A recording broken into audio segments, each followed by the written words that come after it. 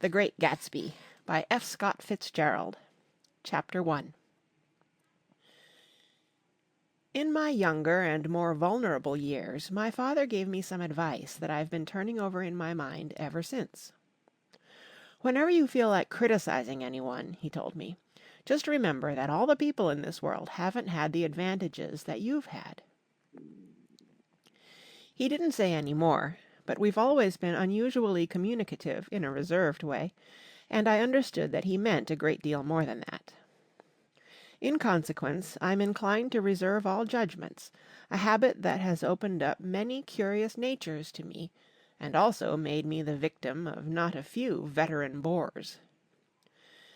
The abnormal mind is quick to detect and attach itself to this quality when it appears in a normal person, and so it came about that in college I was unjustly accused of being a politician, because I was privy to the secret griefs of wild, unknown men. Most of the confidences were unsought. Frequently I have feigned sleep, preoccupation, or a hostile levity when I realized by some unmistakable sign that an intimate revelation was quivering on the horizon.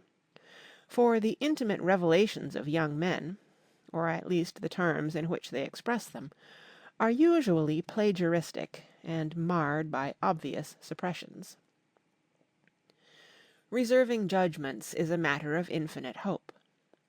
I am still a little afraid of missing something if I forget that, as my father snobbishly suggested, and I snobbishly repeat, a sense of the fundamental decencies is parcelled out unequally at birth.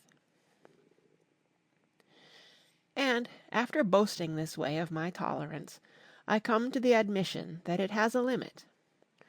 Conduct may be founded on the hard rock or the wet marshes, but after a certain point I don't care what it's founded on. When I came back from the East last autumn, I felt that I wanted the world to be in uniform and at a sort of moral attention forever. I wanted no more riotous excursions with privileged glimpses into the human heart. Only Gatsby, the man who gives his name to this book, was exempt from my reaction. Gatsby, who represented everything for which I have an unaffected scorn. If personality is an unbroken series of successful gestures, then there was something gorgeous about him, some heightened sensitivity to the promises of life, as if he were related to one of those intricate machines that register earthquakes 10,000 miles away. This responsiveness had nothing to do with that flabby impressionability which is dignified under the name of the creative temperament. It was an extraordinary gift for hope, a romantic readiness such as I have never found in any other person, and which it is not likely I shall ever find again. No, Gatsby turned out all right at the end. It is what preyed on Gatsby, what foul dust floated in the wake of his dreams, that temporarily closed out my interest in the abortive sorrows and short-winded elations of men. My family have been prominent, well-to-do people in this middle western city for 3 generations. The Carraways are something of a clan, and we have a tradition that we are descended from the Dukes of Buccleuch, but the actual founder of my line was my grandfather's brother, who came here in '51, sent a substitute to the Civil War, and started the wholesale hardware business that my father carries on today. I never saw this great-uncle, but I'm supposed to look like him, with special reference to the rather hard-boiled painting that hangs in father's office. I graduated from New Haven in 1915, just a quarter of a century after my father, and a little later I participated in that delayed Teutonic migration known as the Great War. I enjoyed the counter-raid so thoroughly that I came back restless. Instead of being the warm center of the world, the Middle West now seemed like the ragged edge of the universe, so I decided to go east and learn the bond business.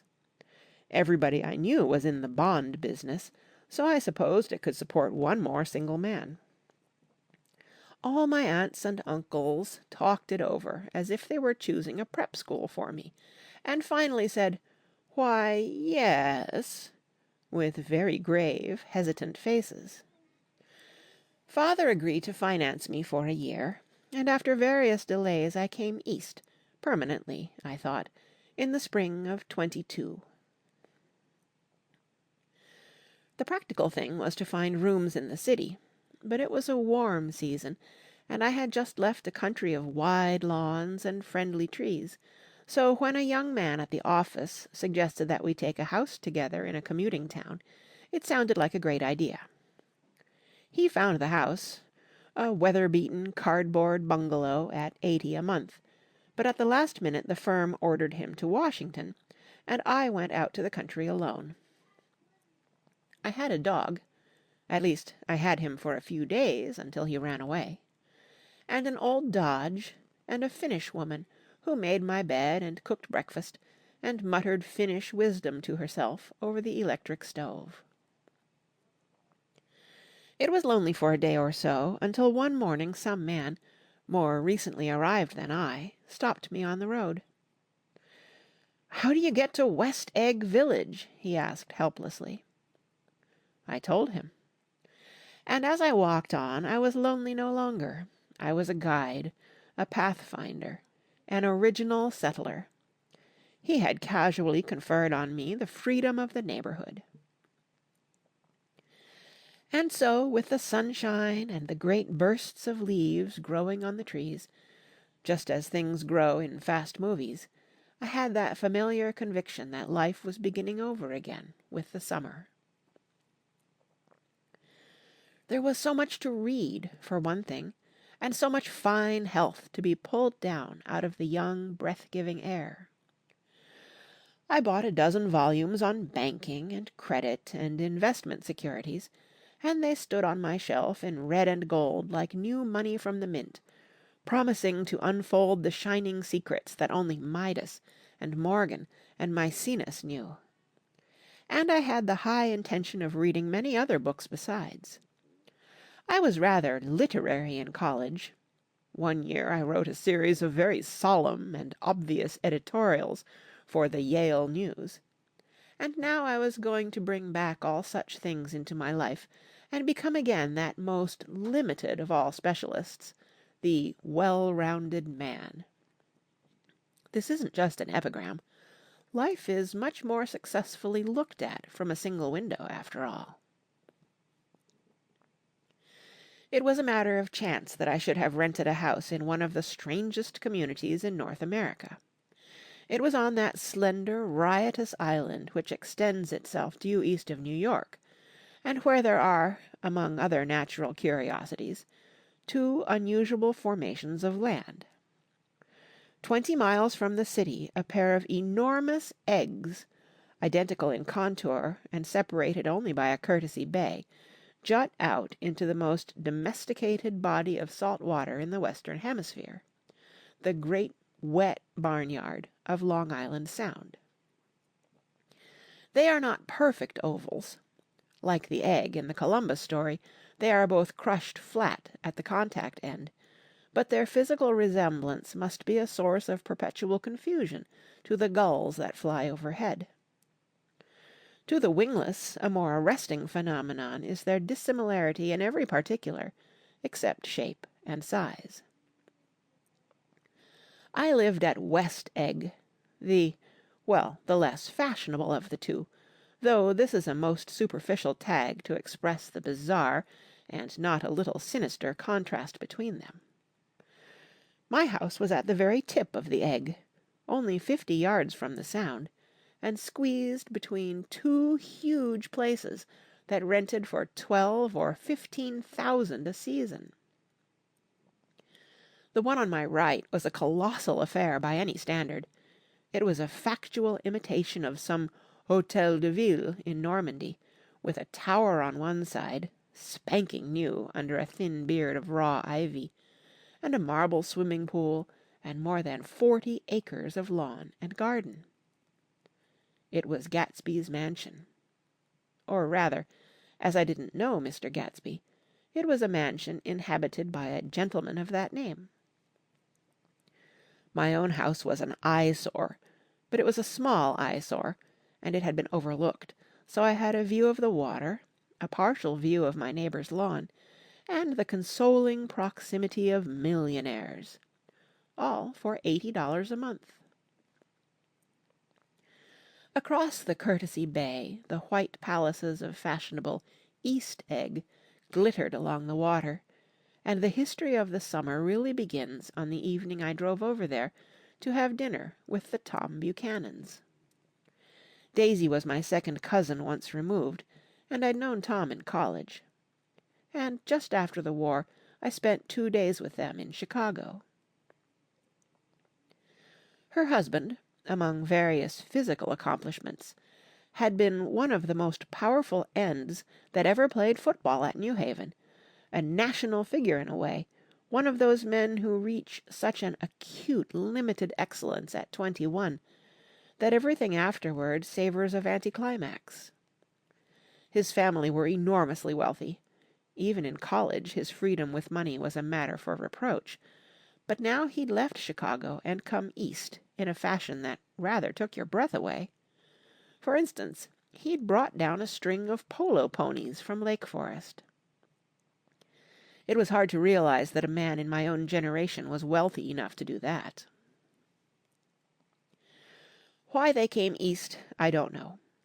They had spent a year in France for no particular reason, and then drifted here and there unrestfully, wherever people played polo and were rich together. This was a permanent move, said Daisy over the telephone, but I didn't believe it. I had no sight into Daisy's heart, but I felt that Tom would drift on forever seeking, a little wistfully, for the dramatic turbulence of some irrecoverable football game. And so it happened that on a warm, windy evening I drove over to East Egg to see 2 old friends whom I scarcely knew at all. Their house was even more elaborate than I expected, a cheerful red and white Georgian colonial mansion overlooking the bay. The lawn started at the beach and ran toward the front door for a quarter of a mile, jumping over sundials and brick walks and burning gardens, finally, when it reached the house, drifting up the side in bright vines, as though from the momentum of its run. The front was broken by a line of French windows, glowing now with reflected gold and wide open to the warm, windy afternoon, and Tom Buchanan in riding clothes was standing with his legs apart on the front porch. He had changed since his New Haven years. Now he was a sturdy, straw-haired man of 30, with a rather hard mouth and a supercilious manner. 2 shining, arrogant eyes had established dominance over his face, and gave him the appearance of always leaning aggressively forward. Not even the effeminate swank of his riding clothes could hide the enormous power of that body. He seemed to fill those glistening boots until he strained the top lacing, and you could see a great pack of muscle shifting when his shoulder moved under his thin coat. It was a body capable of enormous leverage, a cruel body. His speaking voice, a gruff, husky tenor, added to the impression of fractiousness he conveyed. There was a touch of paternal contempt in it, even toward people he liked, and there were men at New Haven who had hated his guts. "Now, don't think my opinion on these matters is final," he seemed to say, "just because I'm stronger and more of a man than you are." We were in the same senior society, and while we were never intimate, I always had the impression that he approved of me and wanted me to like him with some harsh, defiant wistfulness of his own. We talked for a few minutes on the sunny porch. "I've got a nice place here," he said, his eyes flashing about restlessly. Turning me around by one arm, he moved a broad, flat hand along the front vista, including in its sweep a sunken Italian garden, a half-acre of deep, pungent roses, and a snub-nosed motorboat that bumped the tide offshore. It belonged to Demain, the oil man. He turned me around again, politely and abruptly. "We'll go inside." We walked through a high hallway into a bright rosy-coloured space, fragilely bound into the house by French windows at either end. The windows were ajar and gleaming white against the fresh grass outside that seemed to grow a little way into the house. A breeze blew through the room, blew curtains in at one end and out the other like pale flags, twisting them up toward the frosted wedding cake of the ceiling, and then rippled over the wine-coloured rug, making a shadow on it as wind does on the sea.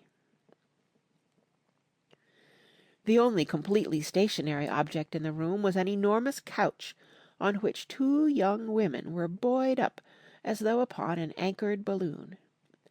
They were both in white, and their dresses were rippling and fluttering as if they had just been blown back in after a short flight around the house. I must have stood for a few moments listening to the whip and snap of the curtains and the groan of a picture on the wall.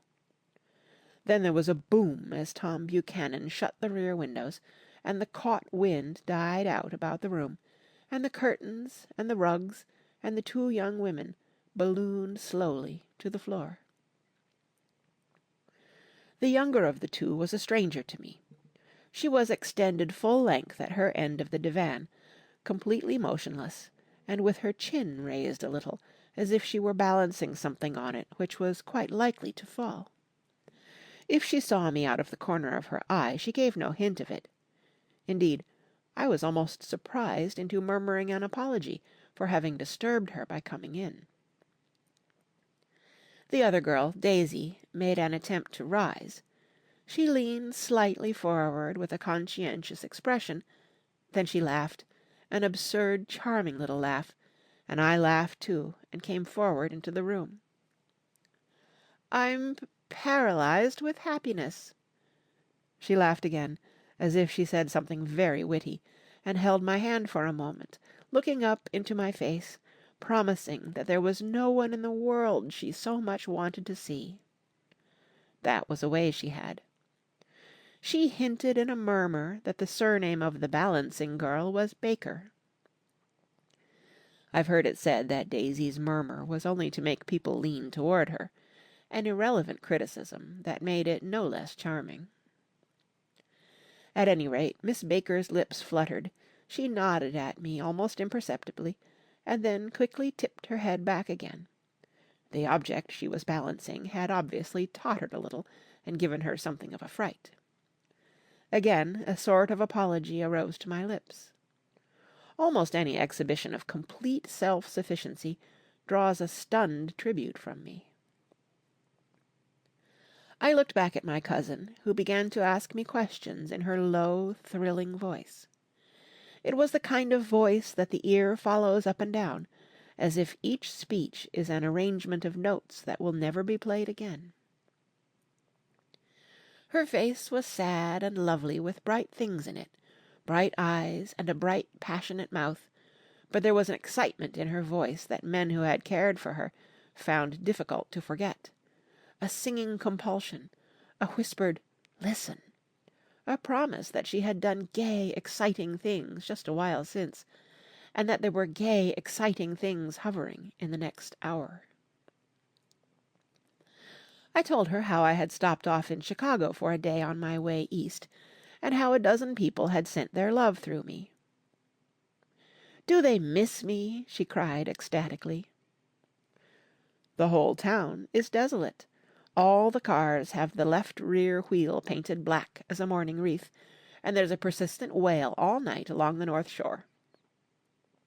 "How gorgeous! Let's go back, Tom, tomorrow."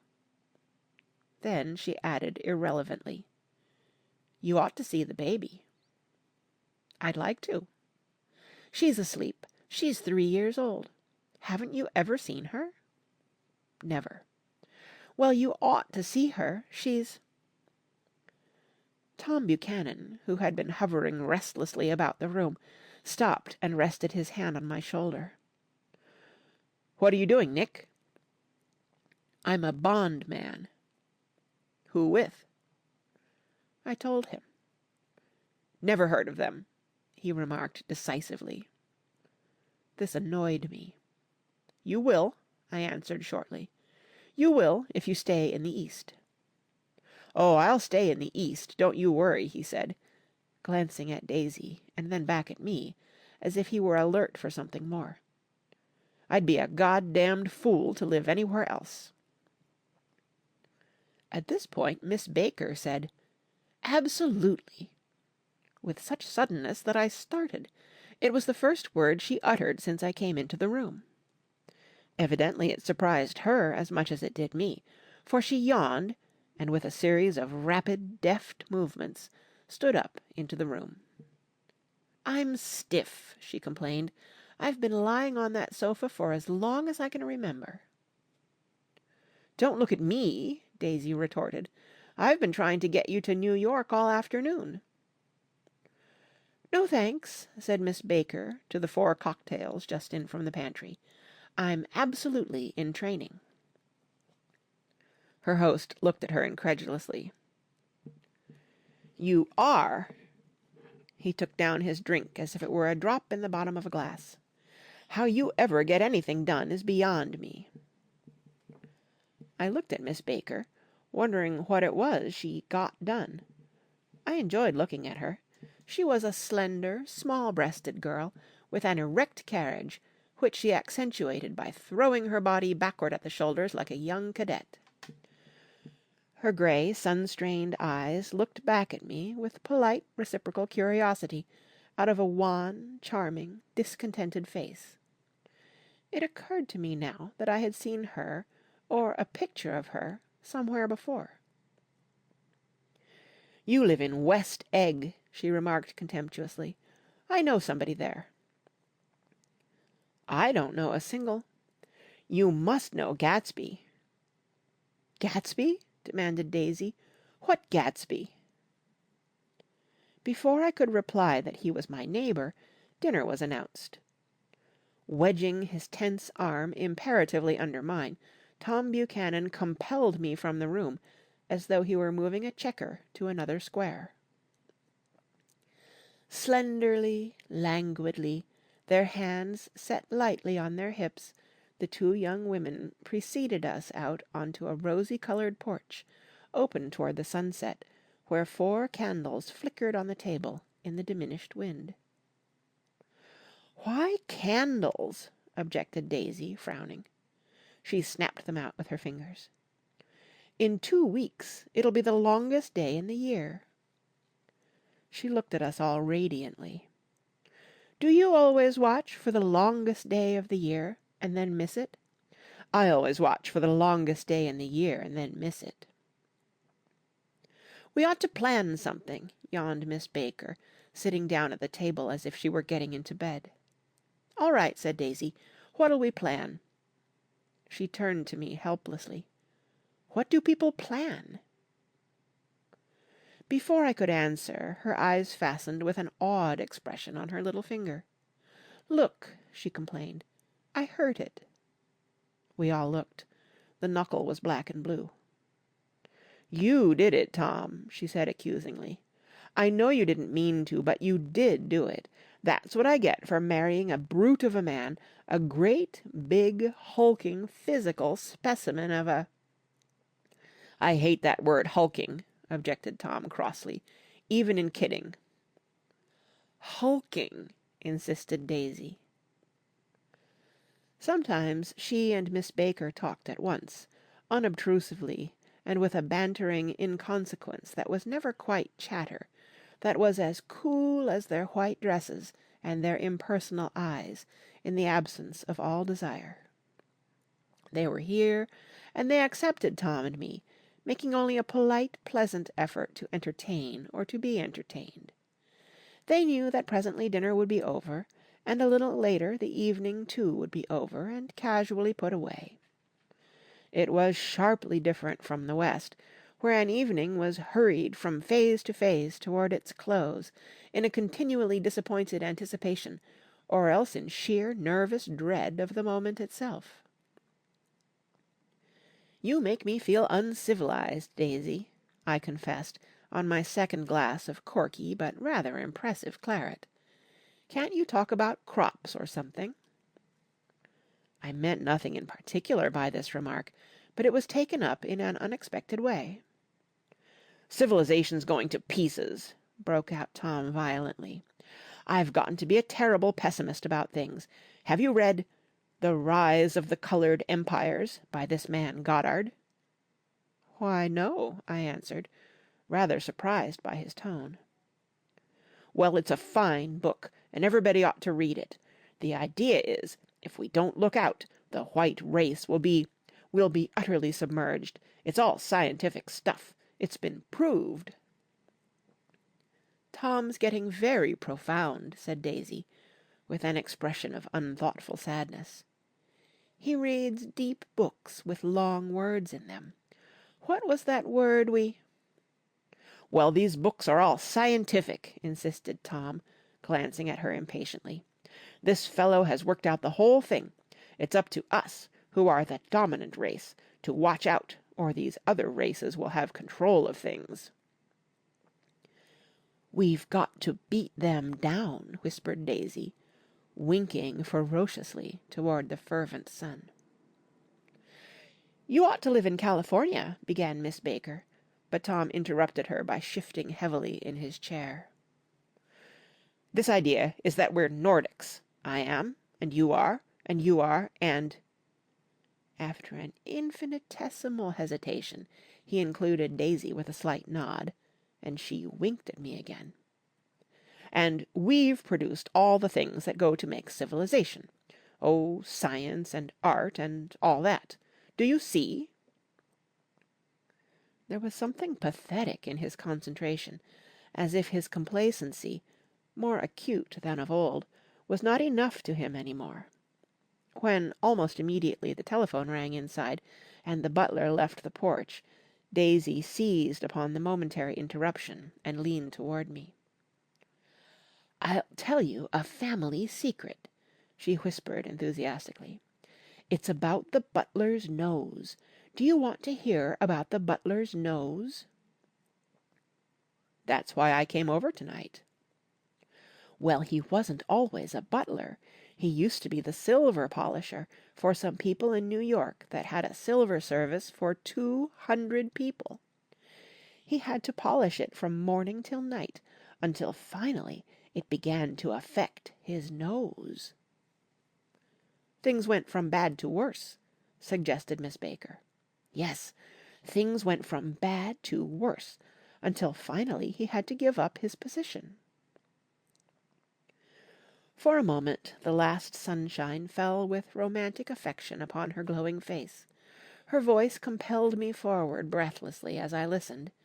Then the glow faded, each light deserting her with lingering regret, like children leaving a pleasant street at dusk. The butler came back and murmured something close to Tom's ear, whereupon Tom frowned, pushed back his chair, and without a word went inside. As if his absence quickened something within her, Daisy leaned forward again, her voice glowing and singing.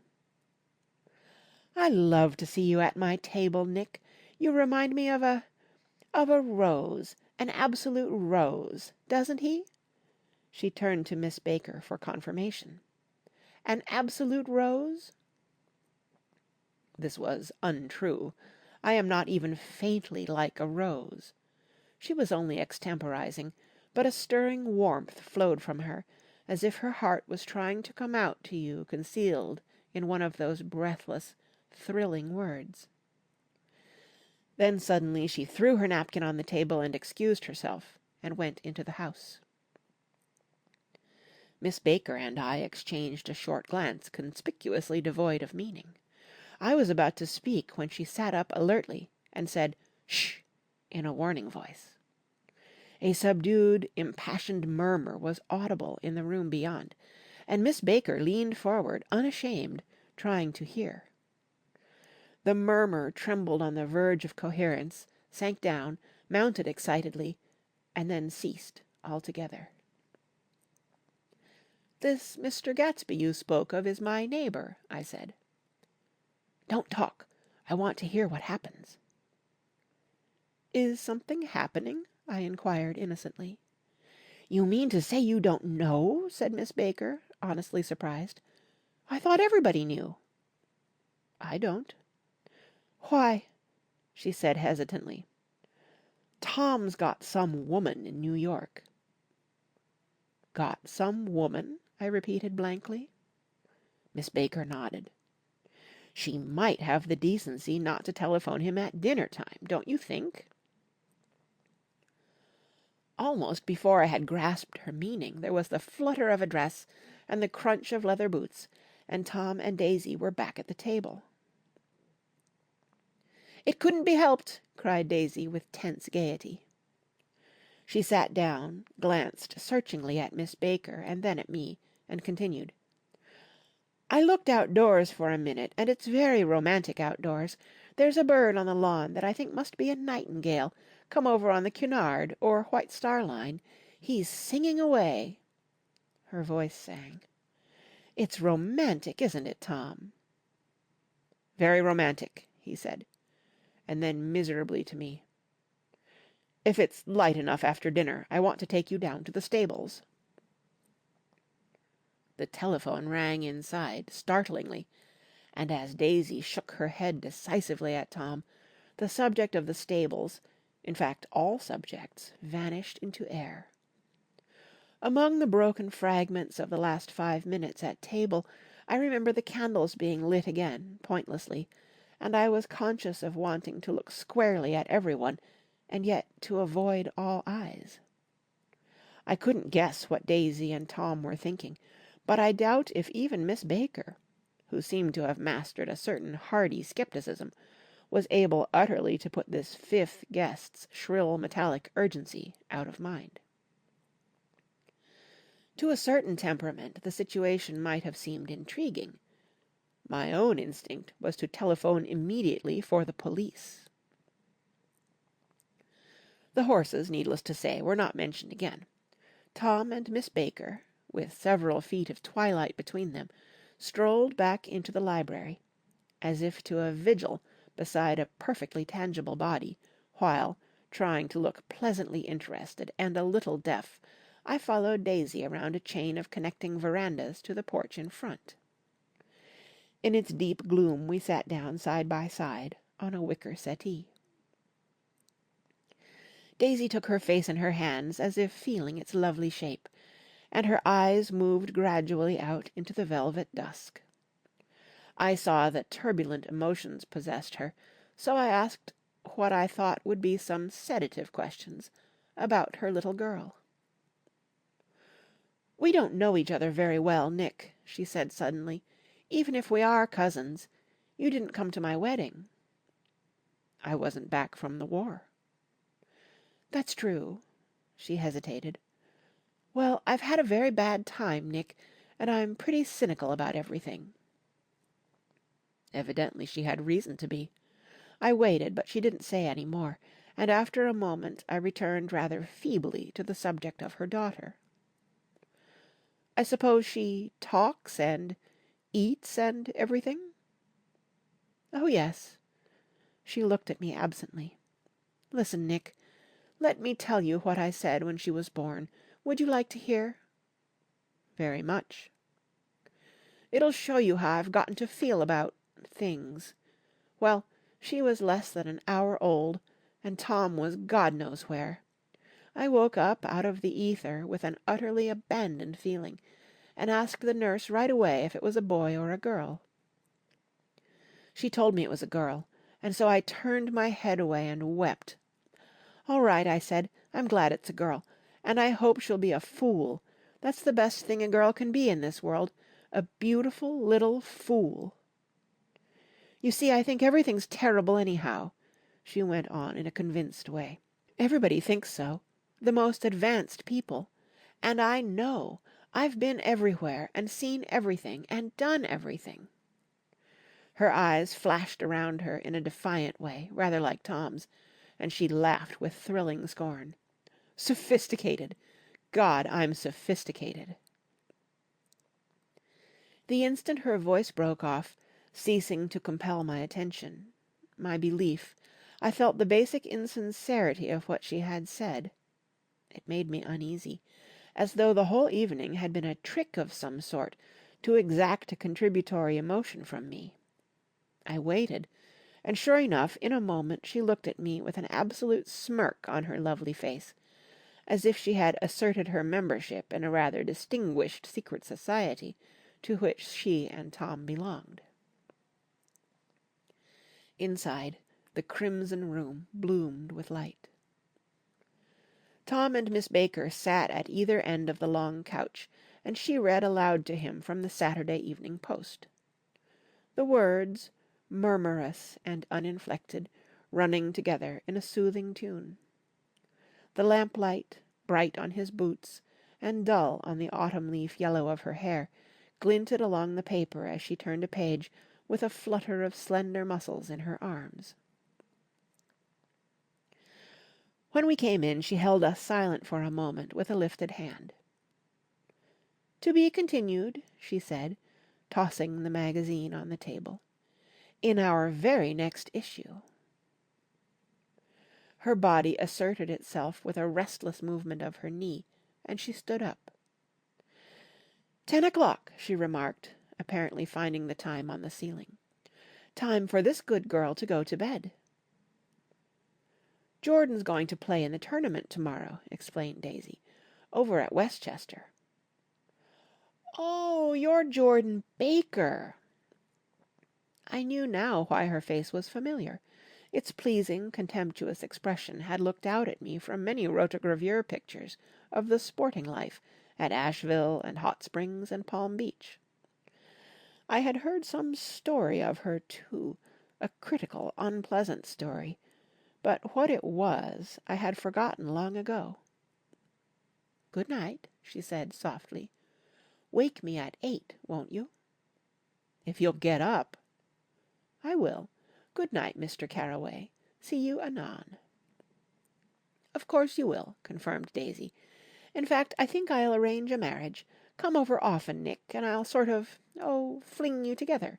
You know, lock you up accidentally in linen closets, and push you out to sea in a boat, and all that sort of thing."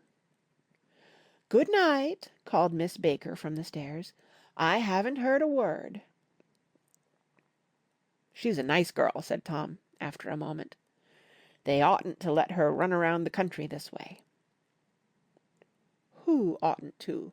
inquired Daisy coldly. "Her family." "Her family is one aunt about 1,000 years old. Besides, Nick's going to look after her, aren't you, Nick? She's going to spend lots of weekends out here this summer. I think the home influence will be very good for her."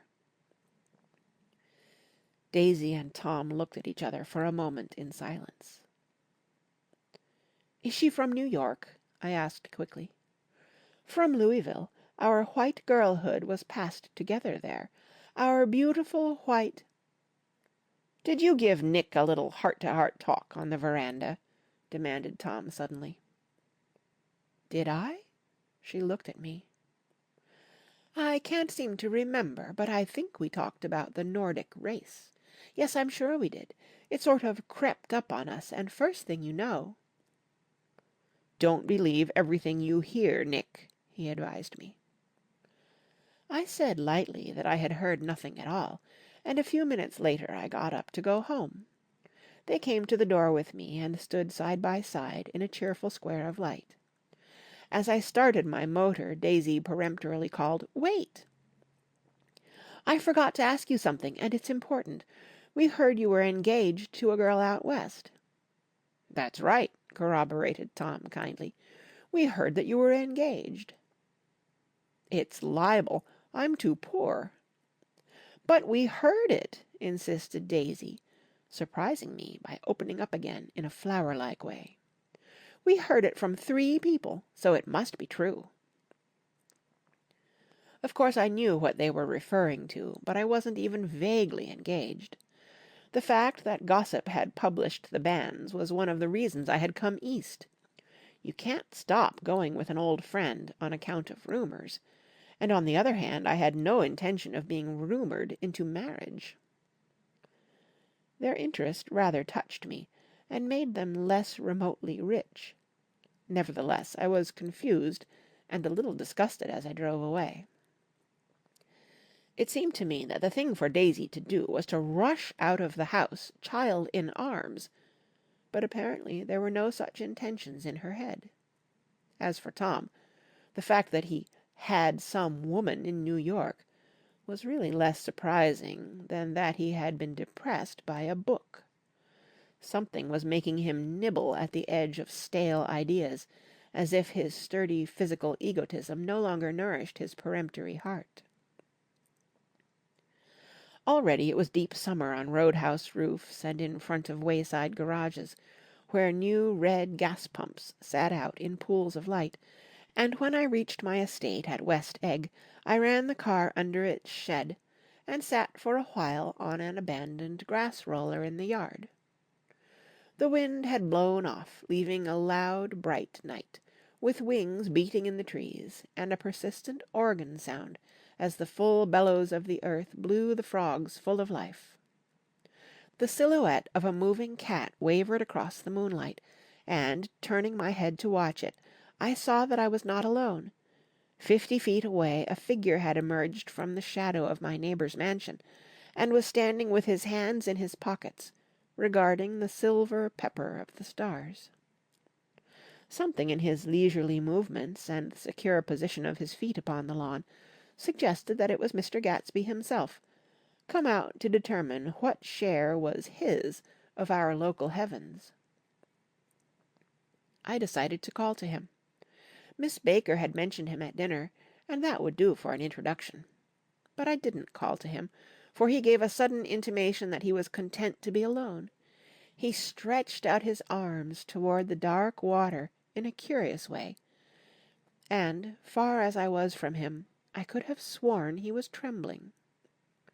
Involuntarily I glanced seaward, and distinguished nothing except a single green light, minute and far away, that might have been at the end of a dock. When I looked once more for Gatsby, he had vanished, and I was alone again in the unquiet darkness. Chapter 2. About halfway between West Egg and New York, the motor road hastily joins the railroad and runs beside it for 1/4 of a mile, so as to shrink away from a certain desolate area of land.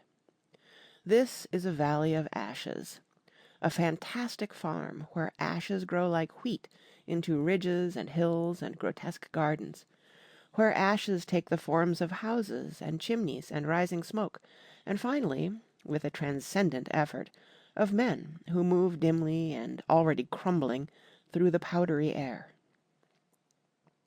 Occasionally a line of grey cars crawls along an invisible track, gives out a ghastly creak, and comes to rest, and immediately the ash-grey men swarm up with leaden spades, and stir up an impenetrable cloud, which screens their obscure operations from your sight.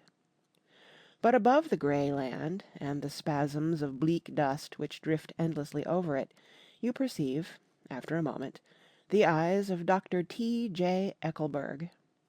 The eyes of Dr. T. J. Eckelberg are blue and gigantic. Their irises are 1 yard high. They look out of no face, but instead from a pair of enormous yellow spectacles which pass over a non-existent nose. Evidently some wild wag of an oculist set them there to fatten his practice in the borough of Queens, and then sank down himself into eternal blindness, or forgot them and moved away. But his eyes, dimmed a little by many paintless days, under sun and rain, brood on over the solemn dumping-ground. The Valley of Ashes is bounded on one side by a small foul river, and when the drawbridge is up to let barges through, the passengers on waiting trains can stare at the dismal scene for as long as a half an hour. There is always a halt there of at least a minute, and it was because of this that I first met Tom Buchanan's mistress. The fact that he had one was insisted upon wherever he was known. His acquaintances resented the fact that he turned up in popular restaurants with her and, leaving her at a table, sauntered about, chatting with whomsoever he knew. Though I was curious to see her, I had no desire to meet her, but I did. I went up to New York with Tom on the train one afternoon, and when we stopped by the ash heaps, he jumped to his feet and, taking hold of my elbow, literally forced me from the car. "We're getting off," he insisted. "I want you to meet my girl." I think he'd tanked up a good deal at luncheon, and his determination to have my company bordered on violence. The supercilious assumption was that on Sunday afternoon I had nothing better to do. I followed him over a low whitewashed railroad fence, and we walked back 100 yards along the road under Dr. Eckelberg's persistent stare. The only building in sight was a small block of yellow brick sitting on the edge of the wasteland, a sort of compact Main Street ministering to it, and contiguous to absolutely nothing. One of the 3 shops it contained was for rent, and another was an all-night restaurant, approached by a trail of ashes. The third was a garage. Repairs, George B. Wilson, cars bought and sold. And I followed Tom inside. The interior was unprosperous and bare. The only car visible was the dust-covered wreck of a Ford, which crouched in a dim corner. It had occurred to me that this shadow of a garage must be a blind, and that sumptuous and romantic apartments were concealed overhead, when the proprietor himself appeared in the door of an office, wiping his hands on a piece of waste. He was a blond, spiritless man, anemic and faintly handsome. When he saw us, a damp gleam of hope sprang into his light blue eyes. "Hello, Wilson, old man," said Tom, slapping him jovially on the shoulder. "How's business?" "I can't complain," answered Wilson unconvincingly. "When are you going to sell me that car?" "Next week. I've got my man working on it now." "Works pretty slow, don't he?" "No, he doesn't," said Tom coldly. "And if you feel that way about it, maybe I'd better sell it somewhere else after all." "I don't mean that," explained Wilson quickly.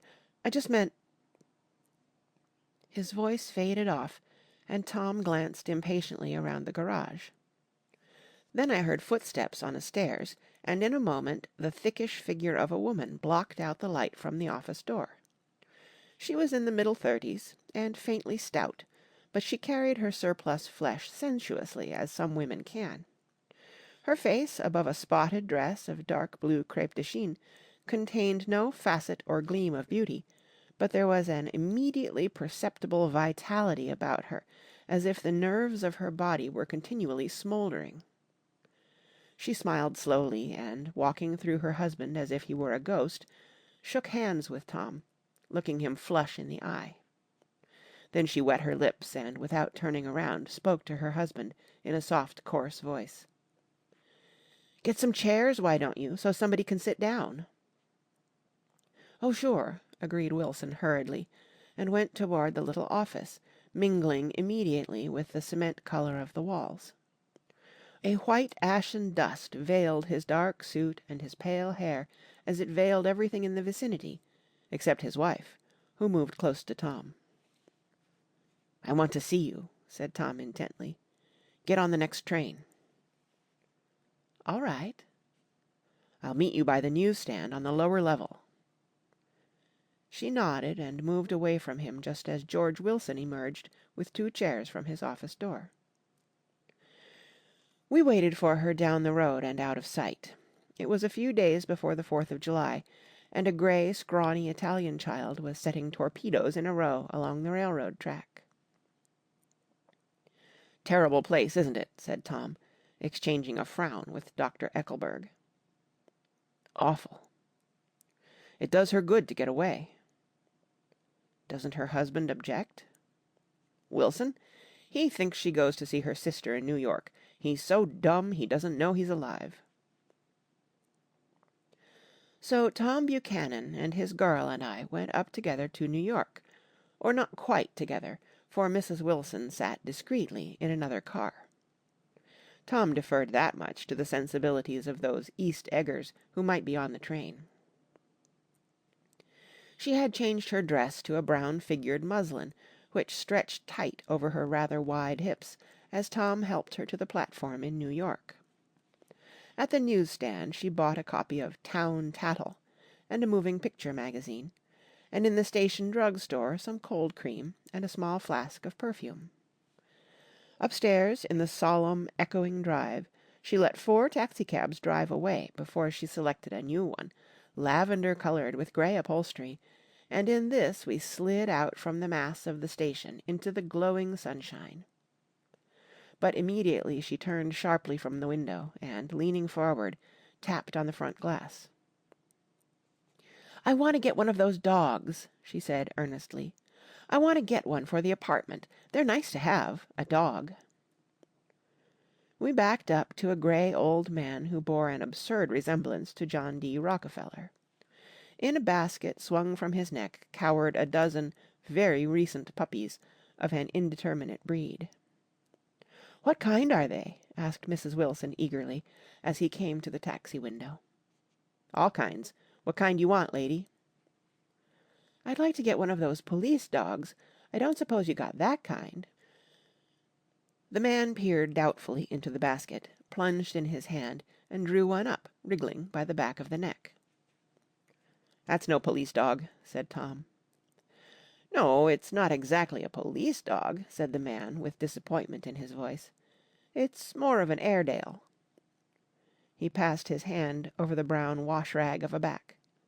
"Look at that coat. Some coat. That's a dog that'll never bother you with catching cold." "I think it's cute," said Mrs. Wilson enthusiastically. "How much is it?" "That dog?" He looked at it admiringly. "That dog will cost you $10.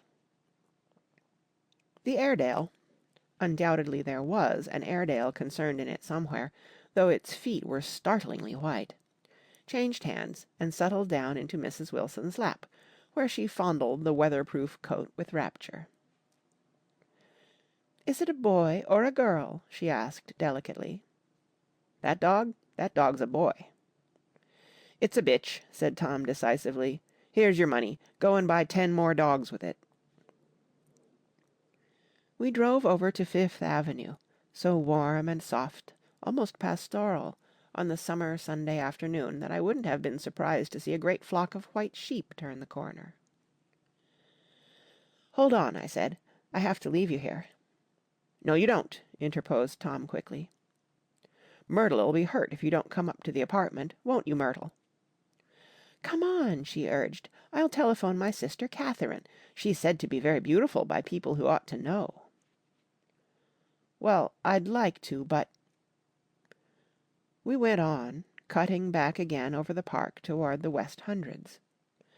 At 158th Street the cab stopped at one slice in a long white cake of apartment houses.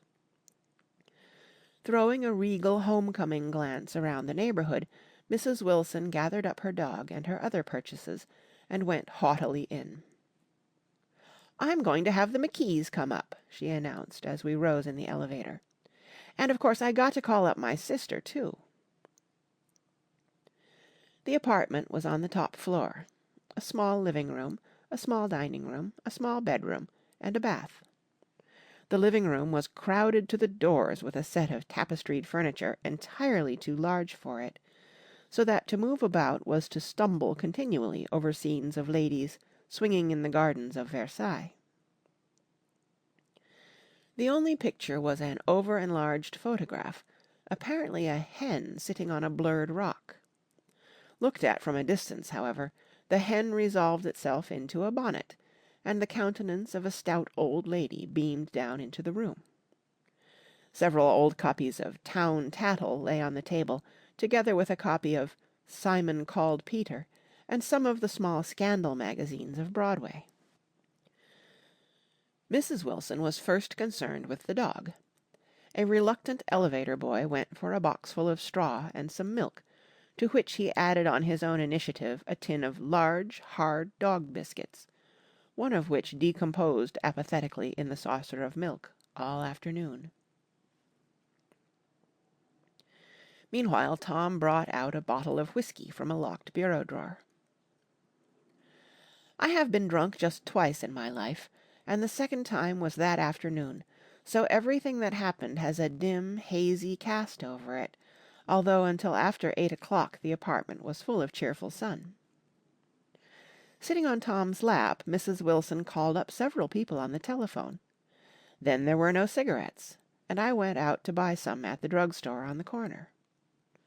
When I came back they had disappeared, so I sat down discreetly in the living room and read a chapter of Simon Called Peter. Either it was terrible stuff or the whiskey distorted things, because it didn't make any sense to me.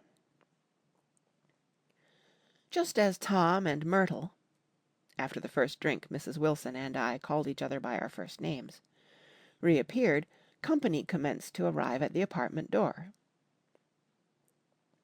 The sister, Catherine, was a slender, worldly girl of about 30, with a solid, sticky bob of red hair and a complexion powdered milky white. Her eyebrows had been plucked and then drawn on again at a more rakish angle, but the efforts of nature toward the restoration of the old alignment gave a blurred air to her face.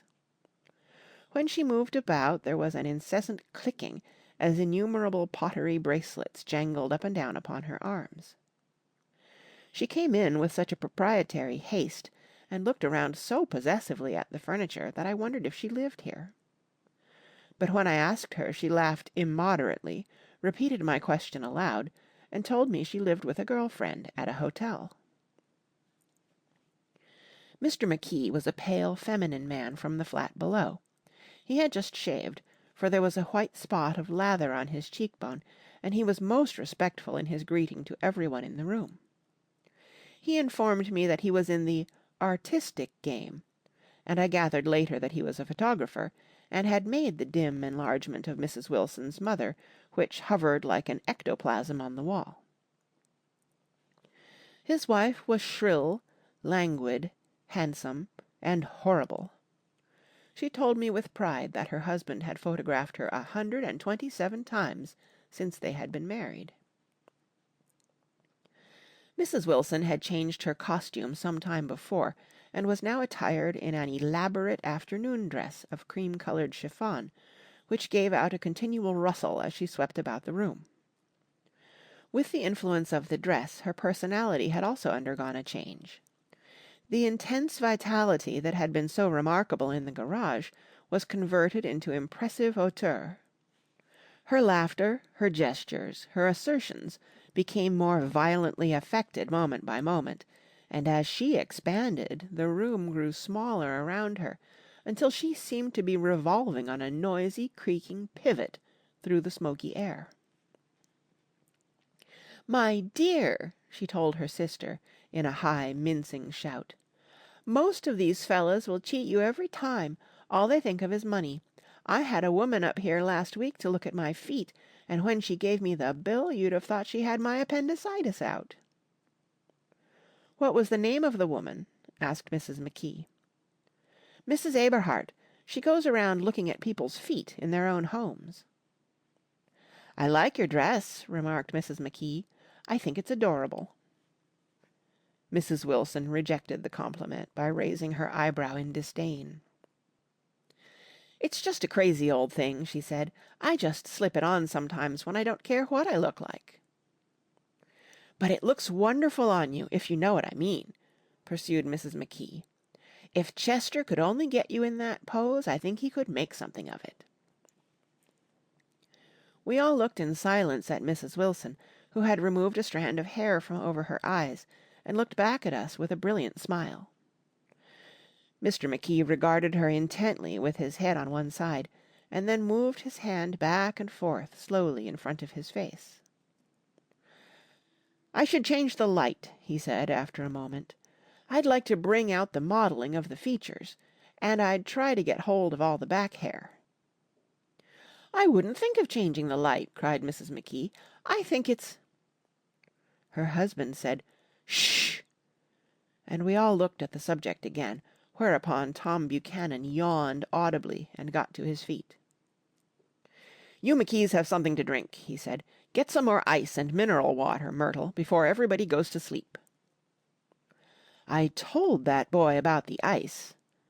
Myrtle raised her eyebrows in despair at the shiftlessness of the lower orders.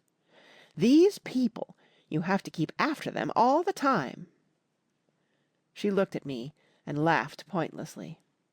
Then she flounced over to the dog, kissed it with ecstasy, and swept into the kitchen, implying that a dozen chefs awaited her orders there. "I've done some nice things out on Long Island," asserted Mr. McKee. Tom looked at him blankly. "Two of them we have framed downstairs." "Two what?" demanded Tom. "Two studies. One of them I call Montauk Point, the Gulls, and the other I call Montauk Point, the Sea." The sister Catherine sat down beside me on the couch. "Do you live down on Long Island, too?" she inquired. "I live at West Egg." "Really? I was down there at a party about a month ago, at a man named Gatsby's. Do you know him?"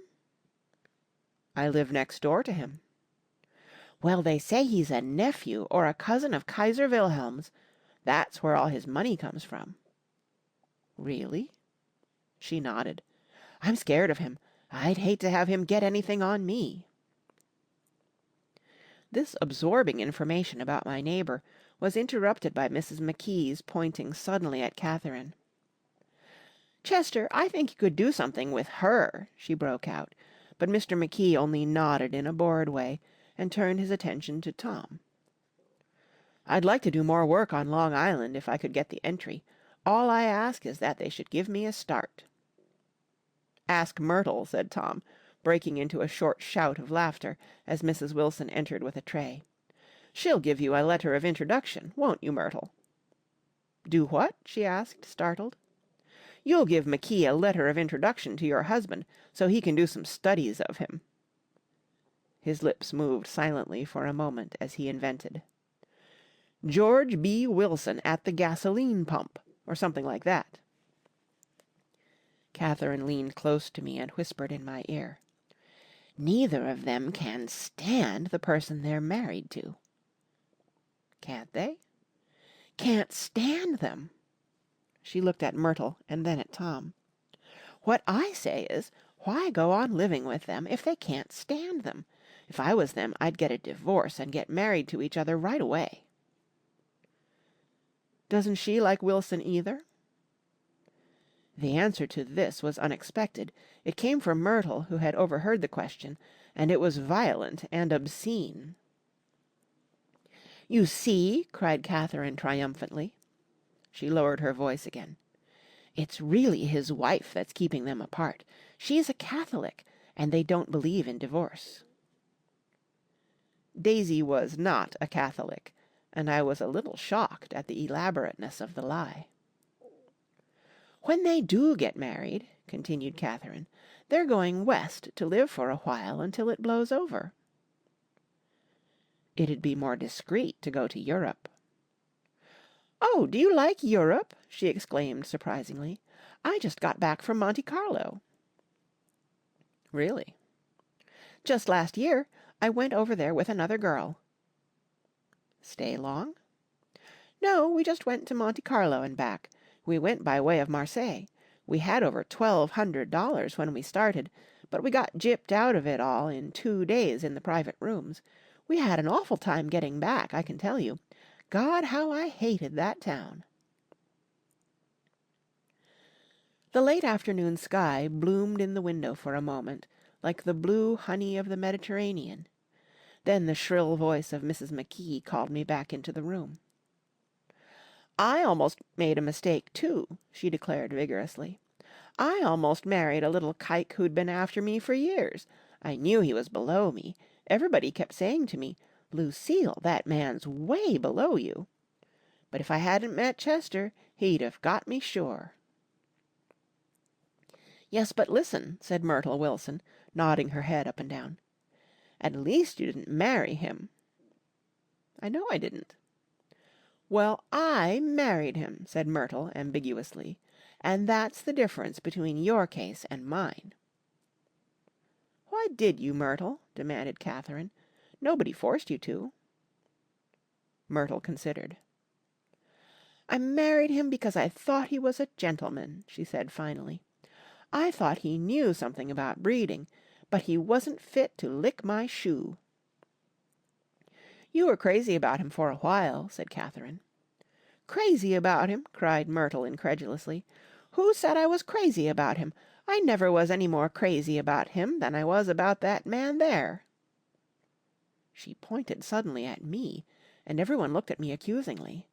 I tried to show by my expression that I had played no part in her past. "The only crazy I was when I married him. I knew right away I made a mistake. He borrowed somebody's best suit to get married in, and never even told me about it, and then the man came after it one day when he was out. 'Oh, is that your suit?' I said. 'This is the first I ever heard about it.' But I gave it to him, and then I lay down and cried to beat the band all afternoon." "She really ought to get away from him," resumed Catherine to me. "They've been living over that garage for 11 years, and Tom's the first sweetie she ever had." The bottle of whiskey, a second one, was now in constant demand by all present, excepting Catherine, who "felt just as good on nothing at all." Tom rang for the janitor, and sent him for some celebrated sandwiches, which were a complete supper in themselves. I wanted to get out and walk southward toward the park through the soft twilight, but each time I tried to go I became entangled in some wild strident argument which pulled me back, as if with ropes, into my chair. Yet high over the city our line of yellow windows must have contributed their share of human secrecy to the casual watcher in the darkening streets, and I was him, too, looking up and wondering. I was within and without, simultaneously enchanted and repelled by the inexhaustible variety of life. Myrtle pulled her chair close to mine, and suddenly her warm breath poured over me the story of her first meeting with Tom. "It was on the two little seats facing each other that are always the last ones left on the train. I was going up to New York to see my sister and spend the night. He had on a dress suit and patent leather shoes, and I couldn't keep my eyes off him, but every time he looked at me I had to pretend to be looking at the advertisement over his head. When we came into the station he was next to me, and his white shirt front pressed against my arm, and so I told him I'd have to call a policeman, but he knew I lied. I was so excited that when I got into a taxi with him, I didn't hardly know I wasn't getting into a subway train. All I kept thinking about over and over was, 'You can't live forever, you can't live forever.'" She turned to Mrs. McKee, and the room rang full of her artificial laughter. "My dear," she cried, "I'm going to give you this dress as soon as I'm through with it. I've got to get another one tomorrow. I'm going to make a list of all the things I've got to get. A massage, and a wave, and a collar for the dog, and one of those cute little ashtrays where you touch a spring, and a wreath with a black silk bow for my mother's grave that'll last all summer. I gotta write down a list so I won't forget all the things I gotta do." It was 9 o'clock. Almost immediately afterward I looked at my watch, and found it was 10. Mr. McKee was asleep on a chair with his fists clenched in his lap, like a photograph of a man of action. Taking out my handkerchief, I wiped from his cheek the remains of the spot of dried lather that had worried me all the afternoon. The little dog was sitting on the table looking with blind eyes through the smoke, and from time to time groaning faintly. People disappeared, reappeared, made plans to go somewhere, and then lost each other, searched for each other, found each other a few feet away. Sometime toward midnight Tom Buchanan and Mrs. Wilson stood face to face discussing, in impassioned voices, whether Mrs. Wilson had any right to mention Daisy's name. "Daisy, Daisy, Daisy," shouted Mrs. Wilson. "I'll say it whenever I want to. Daisy, Making a short, deft movement, Tom Buchanan broke her nose with his open hand. Then there were bloody towels upon the bathroom floor, and women's voices scolding, and high over the confusion a long, broken wail of pain. Mr. McKee awoke from his doze and started in a daze toward the door. When he had gone halfway, he turned around and stared at the scene. His wife and Catherine scolding and consoling as they stumbled here and there among the crowded furniture with articles of aid, and the despairing figure on the couch bleeding fluently and trying to spread a copy of Town Tattle over the tapestry scenes of Versailles. Then Mr. McKee turned and continued on out the door. Taking my hat from the chandelier, I followed. "Come to lunch some day," he suggested, as we groaned down in the elevator. "Where?" "Anywhere." "Keep your hands off the lever," snapped the elevator boy. "I beg your pardon," said Mr. McKee with dignity. "I didn't know I was touching it." "All right," I agreed. "I'll be glad to." I was standing beside his bed, and he was sitting up between the sheets, clad in his underwear, with a great portfolio in his hands. "Beauty and the Beast," "Loneliness," "Old Grocery Horse," "Brooklyn Bridge." Then I was lying half asleep in the cold lower level of the Pennsylvania station, staring at the Morning Tribune, and waiting for the 4 o'clock train. Chapter 3. There was music from my neighbor's house through the summer nights. In his blue gardens men and girls came and went like moths among the whisperings and the champagne and the stars. At high tide in the afternoon I watched his guests diving from the tower of his raft, or taking the sun on the hot sand of his beach, while his 2 motor boats slit the waters of the Sound, drawing aquaplanes over cataracts of foam. On weekends his Rolls-Royce became an omnibus, bearing parties to and from the city between 9 in the morning and long past midnight, while his station wagon scampered like a brisk yellow bug to meet all trains. And on Mondays 8 servants, including an extra gardener, toiled all day with mops and scrubbing brushes and hammers and garden shears, repairing the ravages of the night before. Every Friday 5 crates of oranges and lemons arrived from a fruiterer in New York. Every Monday those same oranges and lemons left his back door in a pyramid of pulpless halves. There was a machine in the kitchen which could extract the juice of 200 oranges in half an hour, if a little button was pressed 200 times by a butler's thumb. At least once a fortnight a corps of caterers came down with several 100 feet of canvas and enough colored lights to make a Christmas tree of Gatsby's enormous garden. On buffet tables, garnished with glistening hors d'oeuvres, spiced baked hams crowded against salads of harlequin designs, and pastry pigs, and turkeys bewitched to a dark gold. In the main hall a bar with a real brass rail was set up, and stocked with gins and liquors, and with cordials so long forgotten that most of his female guests were too young to know one from another. By 7 o'clock the orchestra has arrived. No thin 5-piece affair, but a whole pit full of oboes and trombones and saxophones and viols and cornets and piccolos, and low and high drums. The last swimmers have come in from the beach now, and are dressing upstairs. The cars from New York are parked 5 deep in the drive, and already the halls and salons and verandas are gaudy with primary colors, and hair shorn in strange new ways, and shawls beyond the dreams of Castile.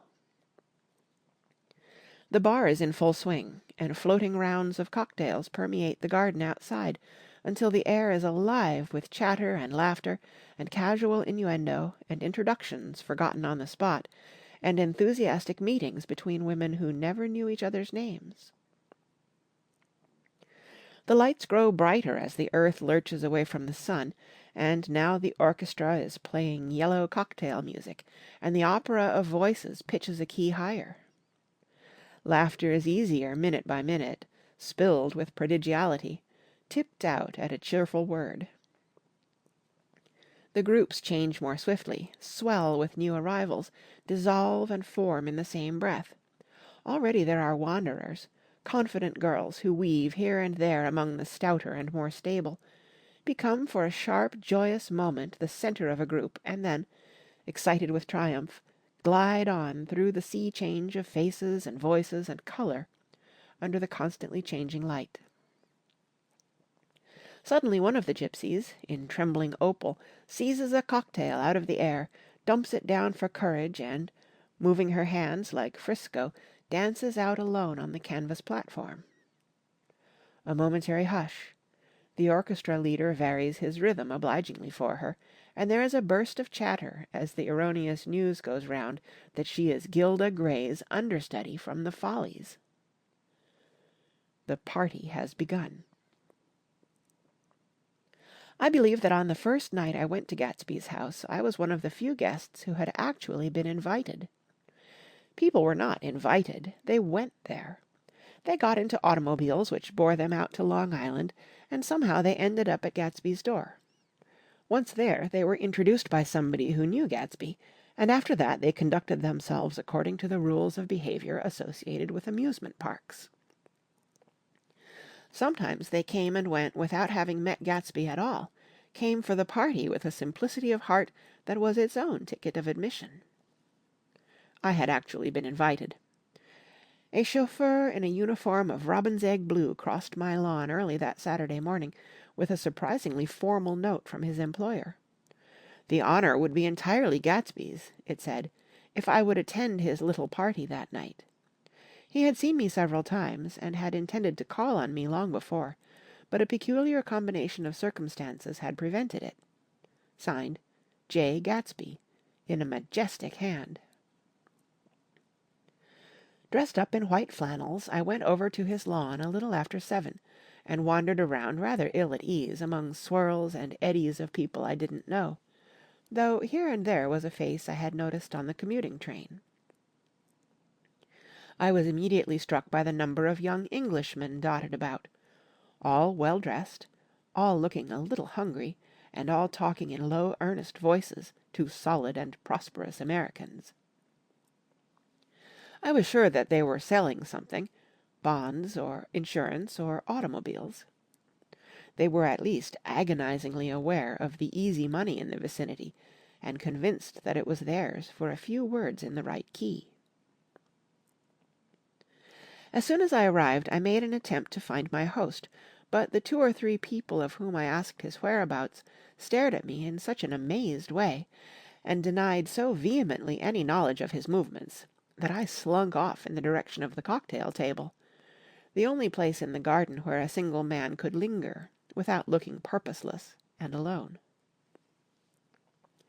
I was on my way to get roaring drunk from sheer embarrassment, when Jordan Baker came out of the house, and stood at the head of the marble steps, leaning a little backward, and looking with contemptuous interest down into the garden.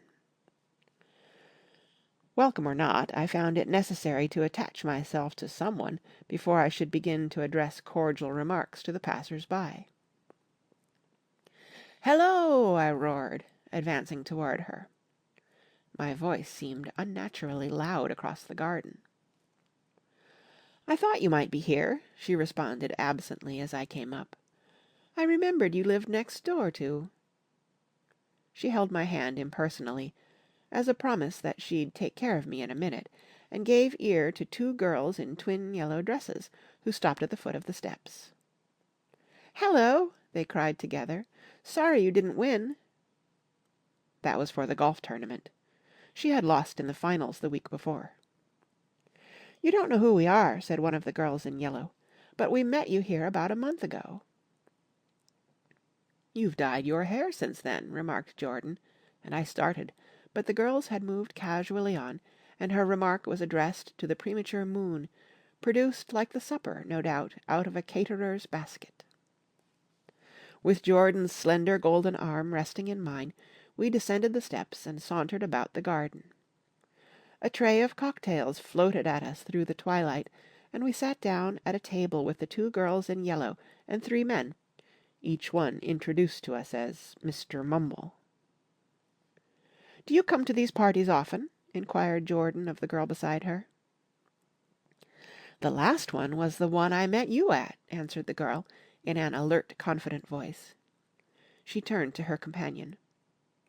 "Wasn't it for you, Lucille?" It was for Lucille, too. "I like to come," Lucille said. "I never care what I do, so I always have a good time. When I was here last I tore my gown on a chair, and he asked me my name and address. Inside of a week I got a package from Crorier's with a new evening gown in it." "Did you keep it?" asked Jordan. "Sure I did. I was going to wear it tonight, but it was too big in the bust and had to be altered. It was gas blue with lavender beads. $265. "There's something funny about a fellow that'll do a thing like that," said the other girl eagerly. "He doesn't want any trouble with anybody." "Who doesn't?" I inquired. "Gatsby. Somebody told me." The 2 girls and Jordan leaned together confidentially. "Somebody told me they thought he killed a man once." A thrill passed over all of us. The 3 Mr. Mumbles bent forward and listened eagerly. "I don't think it's so much that," argued Lucille skeptically. "It's more that he was a German spy during the war." One of the men nodded in confirmation. "I heard that from a man who knew all about him, grew up with him in Germany," he assured us positively. "Oh no," said the first girl, "it couldn't be that, because he was in the American army during the war." As our credulity switched back to her, she leaned forward with enthusiasm. "You look at him sometimes when he thinks nobody's looking at him. I'll bet he killed a man." She narrowed her eyes and shivered. Lucille shivered. We all turned and looked around for Gatsby. It was testimony to the romantic speculation he inspired that there were whispers about him from those who found little that it was necessary to whisper about in this world. The first supper, there would be another one after midnight, was now being served, and Jordan invited me to join her own party, who were spread around a table on the other side of the garden.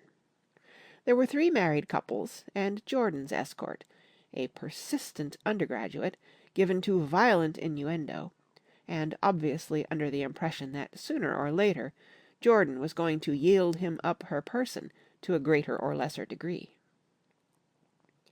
Instead of rambling, this party had preserved a dignified homogeneity, and assumed to itself the function of representing the staid nobility of the countryside. East Egg condescending to West Egg, and carefully on guard against its spectroscopic gaiety. "Let's get out," whispered Jordan, after a somehow wasteful and inappropriate half-hour. "This is much too polite for me." We got up, and she explained that we were going to find the host. I had never met him, she said, and it was making me uneasy. The undergraduate nodded in a cynical, melancholy way. The bar where we glanced first was crowded, but Gatsby was not there. She couldn't find him from the top of the steps, and he wasn't on the veranda.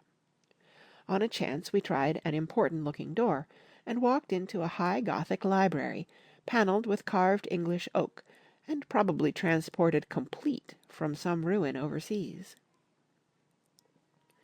A stout, middle-aged man with enormous owl-eyed spectacles was sitting somewhat drunk on the edge of a great table, staring with unsteady concentration at the shelves of books. As we entered, he wheeled excitedly around and examined Jordan from head to foot. "What do you think?" he demanded impetuously. "About what?"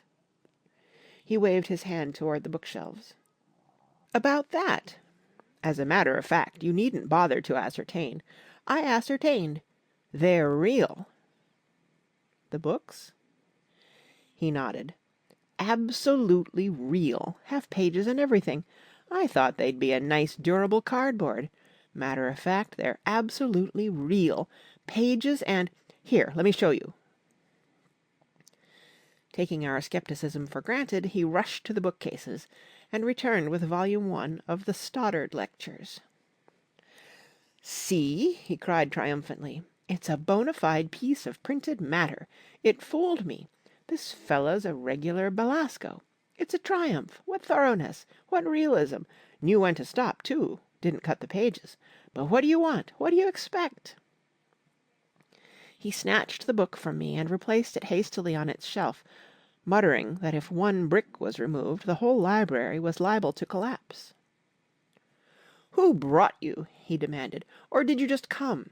I was brought. Most people were brought." Jordan looked at him alertly, cheerfully, without answering. "I was brought by a woman named Roosevelt," he continued. "Mrs. Claude Roosevelt. Do you know her? I met her somewhere last night. I've been drunk for about a week now, and I thought it might sober me up to sit in a library." "Has it?" "A little bit, I think. I can't tell yet. I've only been here an hour. Did I tell you about the books? They're real. They're—" "You told us." We shook hands with him gravely, and went back outdoors. There was dancing now on the canvas in the garden. Old men pushing young girls backward in eternal graceless circles, superior couples holding each other tortuously, fashionably, and keeping in the corners, and a great number of single girls dancing individualistically or relieving the orchestra for a moment of the burden of the banjo or the traps. By midnight the hilarity had increased. A celebrated tenor had sung in Italian, and a notorious contralto had sung in jazz, and between the numbers people were doing stunts all over the garden, while happy, vacuous bursts of laughter rose toward the summer sky. A pair of stage twins, who turned out to be the girls in yellow, did a baby act in costume, and champagne was served in glasses bigger than finger bowls. The moon had risen higher, and floating in the Sound was a triangle of silver scales, trembling a little to the stiff, tinny drip of the banjos on the lawn. I was still with Jordan Baker. We were sitting at a table with a man of about my age and a rowdy little girl, who gave way upon the slightest provocation to uncontrollable laughter. I was enjoying myself now. I had taken 2 finger bowls of champagne, and the scene had changed before my eyes into something significant, elemental, and profound. At a lull in the entertainment, the man looked at me and smiled. "Your face is familiar," he said politely. "Weren't you in the 3rd Division during the war?" "Why, yes. I was in the 9th Machine Gun Battalion." "I was in the 7th Infantry until June 1918. I knew I'd seen you somewhere before." We talked for a moment about some wet, grey little villages in France. Evidently he lived in this vicinity, for he told me that he had just bought a hydroplane and was going to try it out in the morning. "Want to go with me, old sport? Just near the shore along the Sound." "What time?" "Any time that suits you best." It was on the tip of my tongue to ask his name when Jordan looked around and smiled. "Having a gay time now?" she inquired. "Much better." I turned again to my new acquaintance. "This is an unusual party for me. I haven't even seen the host. I live over there." I waved my hand at the invisible hedge in the distance. "And this man Gatsby sent over his chauffeur with an invitation." For a moment he looked at me as if he failed to understand. "I'm Gatsby," he said suddenly. "What?" I exclaimed. "Oh, I beg your pardon." "I thought you knew, old sport. I'm afraid I'm not a very good host." He smiled understandingly, much more than understandingly. It was one of those rare smiles with a quality of eternal reassurance in it that you may come across 4 or 5 times in life. It faced, or seemed to face, the whole external world for an instant, and then concentrated on you with an irresistible prejudice in your favour. It understood you just so far as you wanted to be understood, believed in you as you would like to believe in yourself, and assured you that it had precisely the impression of you that, at your best, you hoped to convey. Precisely at that point it vanished, and I was looking at an elegant young roughneck, a year or two over 30, whose elaborate formality of speech just missed being absurd. Some time before he introduced himself, I'd got a strong impression that he was picking his words with care. Almost at the moment when Mr. Gatsby identified himself, a butler hurried toward him with the information that Chicago was calling him on the wire. He excused himself with a small bow that included each of us in turn. "If you want anything, just ask for it, old sport," he urged me. "Excuse me, I will rejoin you later." When he was gone, I turned immediately to Jordan, constrained to assure her of my surprise. I had expected that Mr. Gatsby would be a florid and corpulent person in his middle years. "Who is he?" I demanded. "Do you know?" "He's just a man named Gatsby." "Where's he from, I mean, and what does he do?" "Now you're started on the subject," she answered with a wan smile. "Well, he told me once he was an Oxford man." A dim background started to take shape behind him, but at her next remark it faded away. "However, I don't believe it." "Why not?" "I don't know," she insisted. "I just don't think he went there." Something in her tone reminded me of the other girl's "I think he killed a man," and had the effect of stimulating my curiosity. I would have accepted without question the information that Gatsby sprang from the swamps of Louisiana or from the Lower East Side of New York. That was comprehensible. But young men didn't, at least in my provincial inexperience I believed they didn't, drift coolly out of nowhere and buy a palace on Long Island Sound. "Anyhow, he gives large parties," said Jordan, changing the subject with an urbane distaste for the concrete. "And I like large parties. They're so intimate. At small parties there isn't any privacy." There was the boom of a bass drum, and the voice of the orchestra leader rang out suddenly above the echolalia of the garden. "Ladies and gentlemen," he cried, "at the request of Mr. Gatsby, we are going to play for you Mr. Vladimir Tostof's latest work, which attracted so much attention at Carnegie Hall last May. If you read the papers, you know there was a big sensation." He smiled with jovial condescension, and added, "Some sensation," whereupon everybody laughed. "The piece is known," he concluded lustily, "as Vladimir Tostof's Jazz History of the World." The nature of Mr. Tostof's composition eluded me, because just as it began my eyes fell on Gatsby, standing alone on the marble steps, and looking from one group to another with approving eyes. His tanned skin was drawn attractively tight on his face, and his short hair looked as though it were trimmed every day. I could see nothing sinister about him. I wondered if the fact that he was not drinking helped to set him off from his guests, for it seemed to me that he grew more correct as the fraternal hilarity increased. When the Jazz History of the World was over, girls were putting their heads on men's shoulders in a puppyish convivial way. Girls were swooning backward playfully into men's arms, even into groups, knowing that someone would arrest their falls. But no one swooned backward on Gatsby, and no French bob touched Gatsby's shoulder, and no singing quartets were formed with Gatsby's head for one link. "I beg your pardon." Gatsby's butler was suddenly standing beside us. "Miss Baker," he inquired, "I beg your pardon, but Mr. Gatsby would like to speak to you alone."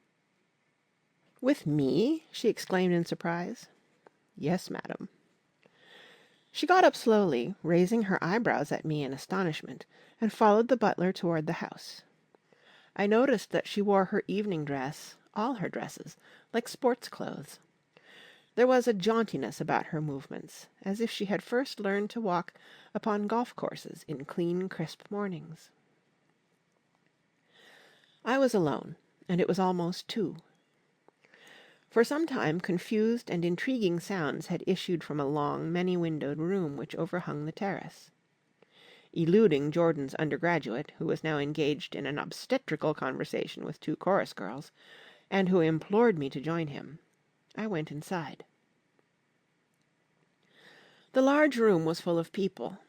One of the girls in yellow was playing the piano, and beside her stood a tall, red-haired young lady from a famous chorus, engaged in song. She had drunk a quantity of champagne, and during the course of her song she had decided, ineptly, that everything was very, very sad. She was not only singing, she was weeping too. Whenever there was a pause in the song, she filled it with gasping, broken sobs, and then took up the lyric again in a quavering soprano. The tears coursed down her cheeks, not freely, however, for when they came into contact with her heavily beaded eyelashes, they assumed an inky color, and pursued the rest of their way in slow, black rivulets. A humorous suggestion was made that she sing the notes on her face, whereupon she threw up her hands, sank into a chair, and went off into a deep, vinous sleep. "She had a fight with a man who says he's her husband," explained a girl at my elbow. I looked around. Most of the remaining women were now having fights with men said to be their husbands. Even Jordan's party, the quartet from East Egg, were rent asunder by dissension. One of the men was talking with curious intensity to a young actress, and his wife, after attempting to laugh at the situation in a dignified and indifferent way, broke down entirely and resorted to flank attacks. At intervals she appeared suddenly at his side like an angry diamond, and hissed, "You promised!" into his ear. The reluctance to go home was not confined to wayward men. The hall was at present occupied by two deplorably sober men and their highly indignant wives. The wives were sympathizing with each other in slightly raised voices. "Whenever he sees I'm having a good time, he wants to go home." "Never heard anything so selfish in my life." "We're always the first ones to leave." "So are we." "Well, we're almost the last tonight," said one of the men sheepishly. "The orchestra left half an hour ago." In spite of the wives' agreement that such malevolence was beyond credibility, the dispute ended in a short struggle, and both wives were lifted, kicking, into the night. As I waited for my hat in the hall, the door of the library opened, and Jordan Baker and Gatsby came out together. He was saying some last word to her, but the eagerness in his manner tightened abruptly into formality as several people approached him to say good-bye. Jordan's party were calling impatiently to her from the porch, but she lingered for a moment to shake hands. "I've just heard the most amazing thing," she whispered. "How long were we in there?" "Why, about an hour." "It was simply amazing," she repeated abstractedly. "But I swore I wouldn't tell it, and here I am tantalizing you." She yawned gracefully in my face. "Please come and see me. Phone book. Under the name of Mrs. Sigourney Howard, my aunt." She was hurrying off as she talked. Her brown hand waved a jaunty salute as she melted into her party at the door. Rather ashamed that on my first appearance I had stayed so late, I joined the last of Gatsby's guests, who were clustered around him. I wanted to explain that I'd hunted for him early in the evening, and to apologize for not having known him in the garden. "Don't mention it," he enjoined me eagerly. "Don't give it another thought, old sport." The familiar expression held no more familiarity than the hand which reassuringly brushed my shoulder. "And don't forget we're going up in the hydroplane tomorrow morning at 9 o'clock." Then the butler, behind his shoulder. "Philadelphia wants you on the phone, sir." "All right, in a minute. Tell them I'll be right there. Good night." "Good night." "Good night." He smiled, and suddenly there seemed to be a pleasant significance in having been among the last to go, as if he had desired it all the time. "Good night, old sport. Good night." But as I walked down the steps I saw that the evening was not quite over. 50 feet from the door a dozen headlights illuminated a bizarre and tumultuous scene. In the ditch beside the road, right side up but violently shorn of one wheel, rested a new coupe which had left Gatsby's drive not 2 minutes before. The sharp jut of a wall accounted for the detachment of the wheel, which was now getting considerable attention from half a dozen curious chauffeurs. However, as they had left their cars blocking the road, a harsh, discordant din from those in the rear had been audible for some time, and added to the already violent confusion of the scene. A man in a long duster had dismounted from the wreck, and now stood in the middle of the road, looking from the car to the tire, and from the tire to the observers, in a pleasant, puzzled way. "See," he explained, "it went in the ditch." The fact was infinitely astonishing to him, and I recognized first the unusual quality of wonder, and then the man.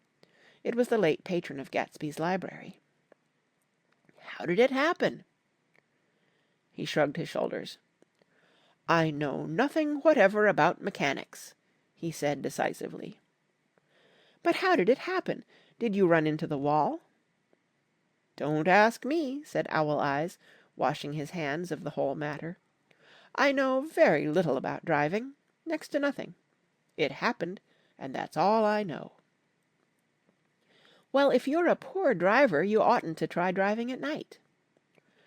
"But I wasn't even trying," he explained indignantly. "I wasn't even trying." An awed hush fell upon the bystanders. "Do you want to commit suicide?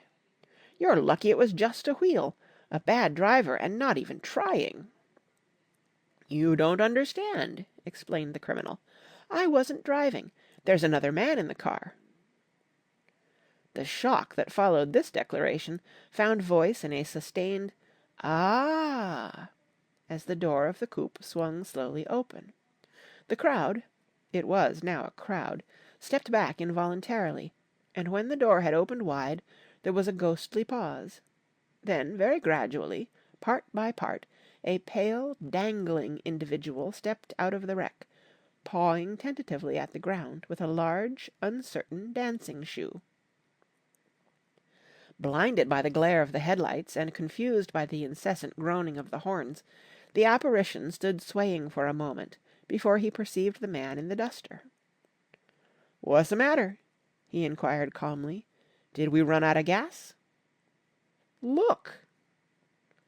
Half a dozen fingers pointed at the amputated wheel. He stared at it for a moment, and then looked upward, as though he suspected that it had dropped from the sky. "It came off," someone explained. He nodded. "At first I didn't notice we'd stopped." A pause. Then, taking a long breath and straightening his shoulders, he remarked in a determined voice, "Wonder if tell me where there's a gasoline station." At least a dozen men, some of them little better off than he was, explained to him that wheel and car were no longer joined by any physical bond. "Back out," he suggested after a moment. "Put her in reverse." "But the wheel's off." He hesitated. "No harm in trying," he said. The caterwauling horns had reached a crescendo, and I turned away and cut across the lawn toward home. I glanced back once. A wafer of a moon was shining over Gatsby's house, making the night fine as before, and surviving the laughter and the sound of his still glowing garden. A sudden emptiness seemed to flow now from the windows and the great doors, endowing with complete isolation the figure of the host, who stood on the porch, his hand up in a formal gesture of farewell. Reading over what I have written so far, I see I have given the impression that the events of 3 nights several weeks apart were all that absorbed me. On the contrary, they were merely casual events in a crowded summer, and until much later they absorbed me infinitely less than my personal affairs. Most of the time I worked, In the early morning the sun threw my shadow westward as I hurried down the white chasms of lower New York to the Probity Trust. I knew the other clerks and young bond salesmen by their first names, and lunched with them in dark, crowded restaurants on little pig sausages and mashed potatoes and coffee. I even had a short affair with a girl who lived in Jersey City and worked in the accounting department. But her brother began throwing mean looks in my direction, so when she went on her vacation in July, I let it blow quietly away. I took dinner usually at the Yale Club. For some reason it was the gloomiest event of my day, and then I went upstairs to the library and studied investments and securities for a conscientious hour. There were generally a few rioters around, but they never came into the library, so it was a good place to work. After that, if the night was mellow, I strolled down Madison Avenue past the old Murray Hill Hotel and over 33rd Street to the Pennsylvania Station. I began to like New York, the racy, adventurous feel of it at night, and the satisfaction that the constant flicker of men and women and machines gives to the restless eye. I liked to walk up Fifth Avenue and pick out romantic women from the crowd, and imagine that in a few minutes I was going to enter into their lives, and no one would ever know or disapprove. Sometimes in my mind I followed them to their apartments on the corners of hidden streets, and they turned and smiled back at me before they faded through a door into warm darkness. At the enchanted metropolitan twilight I felt a haunting loneliness sometimes, and felt it in others, poor young clerks who loitered in front of windows, waiting until it was time for a solitary restaurant dinner. Young clerks in the dusk, wasting the most poignant moments of night and life. Again at 8 o'clock, when the dark lanes of the 40s were 5 deep with throbbing taxicabs bound for the theatre district, I felt a sinking in my heart. Forms leaned together in the taxis as they waited, and voices sang, and there was laughter from unheard jokes, and lighted cigarettes outlined unintelligible gestures inside. Imagining that I too was hurrying toward gaiety and sharing their intimate excitement, I wished them well.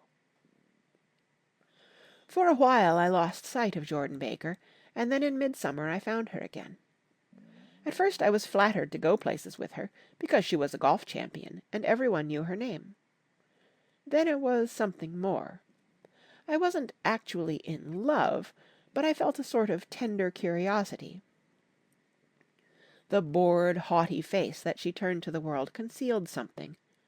Most affectations conceal something eventually, even though they don't in the beginning. And one day I found what it was.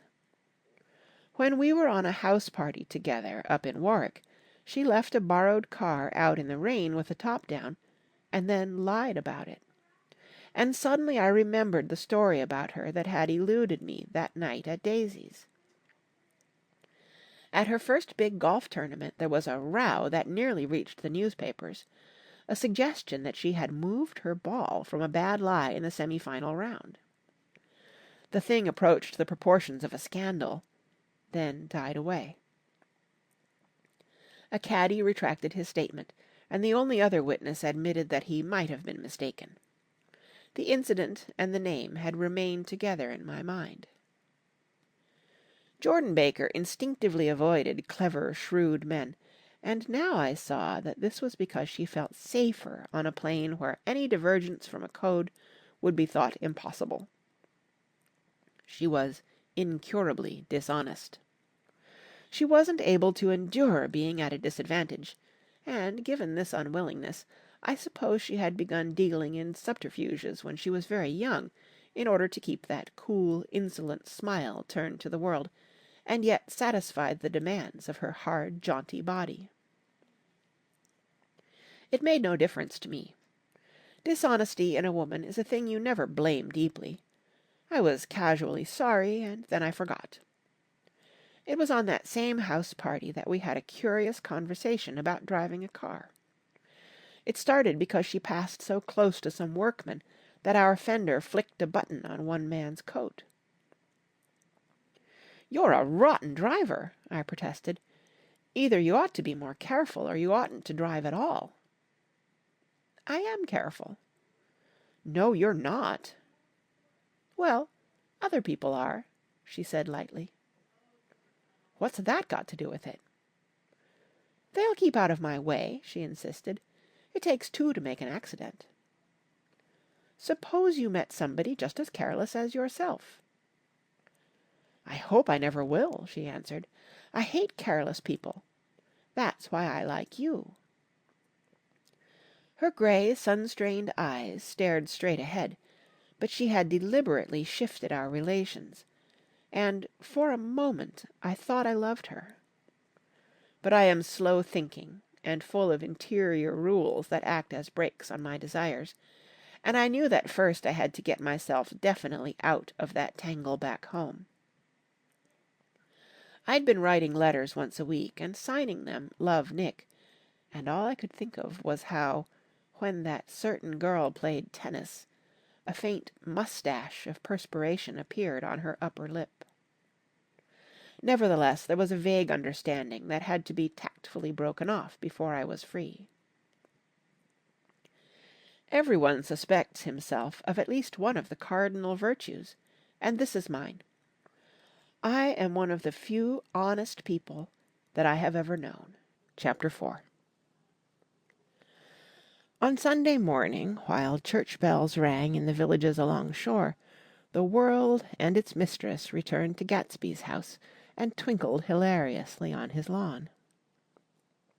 "He's a bootlegger," said the young ladies, moving somewhere between his cocktails and his flowers. "One time he killed a man who had found out that he was nephew to von Hindenburg and second cousin to the devil. Reach me a rose, honey, and pour me a last drop into that there crystal glass." Once I wrote down on the empty spaces of a timetable the names of those who came to Gatsby's house that summer. It is an old timetable now, disintegrating at its folds, and headed, "This schedule in effect July 5th, 1922. But I can still read the grey names, and they will give you a better impression than my generalities of those who accepted Gatsby's hospitality and paid him the subtle tribute of knowing nothing whatever about him. From East Egg, then, came the Chester Beckers and the Leaches, and a man named Bunsen, whom I knew at Yale, and Dr. Webster Civet, who was drowned last summer up in Maine, and the Hornbeams, and the Willie Voltaires, and a whole clan named Blackbuck, who always gathered in a corner and flipped up their noses like goats at whosoever came near. And the Ismays and the Christies, or rather Hubert Auerbach and Mr. Christie's wife, and Edgar Beaver, whose hair, they say, turned cotton white one winter afternoon for no good reason at all. Clarence Endive was from East Egg, as I remember. He came only once, in white knickerbockers, and had a fight with a bum named Etty in the garden. From farther out on the island came the Cheadles, and the O.R.P. Schraders, and the Stonewall Jackson Abrams of Georgia, and the Fishguards, and the Ripley Snells. Snell was there 3 days before he went to the penitentiary, so drunk out on the gravel drive that Mrs. Ulysses Sweat's automobile ran over his right hand. The Danceys came too, and S.B. Whitebait, who was well over 60, and Maurice A. Flink, and the Hammerheads, and Beluga, the tobacco importer, and Beluga's girls. From West Egg came the Poles, and the Mulreadys, and Cecil Roebuck, and Cecil Schoen, and Gulick, the state senator, and Newton Orchid, who controlled films par excellence, and Eckhouse, and Clyde Cohen, and Don S. Schwartze, the son, and Arthur McCarty, all connected with the movies in one way or another. And the Catlips, and the Bembergs, and G. Earl Muldoon, brother to that Muldoon who afterward strangled his wife. Da Fontano, the promoter, came there, and Ed Legros, and James B. Rotgut Ferret, and the De Jongs, and Ernest Lilly. They came to gamble, and when Ferret wandered into the garden it meant he was cleaned out, and Associated Traction would have to fluctuate profitably the next day. A man named Klipspringer was there so often and so long that he became known as the Boarder. I doubt if he had any other home. Of theatrical people there were Gus Weyse and Horace O'Donovan and Lester Meyer and George Duckweed and Francis Bull.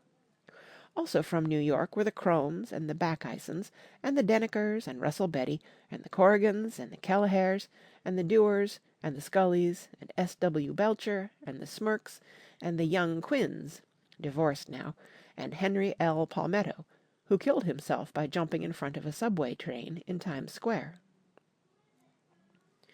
Benny McClenahan arrived always with 4 girls. They were never quite the same ones in physical person, but they were so identical one with another that it inevitably seemed they had been there before. I have forgotten their names, Jacqueline, I think, or else Consuela, or Gloria, or Judy, or June, and their last names were either the melodious names of flowers and months, or the sterner ones of the great American capitalists, whose cousins, if pressed, they would confess themselves to be.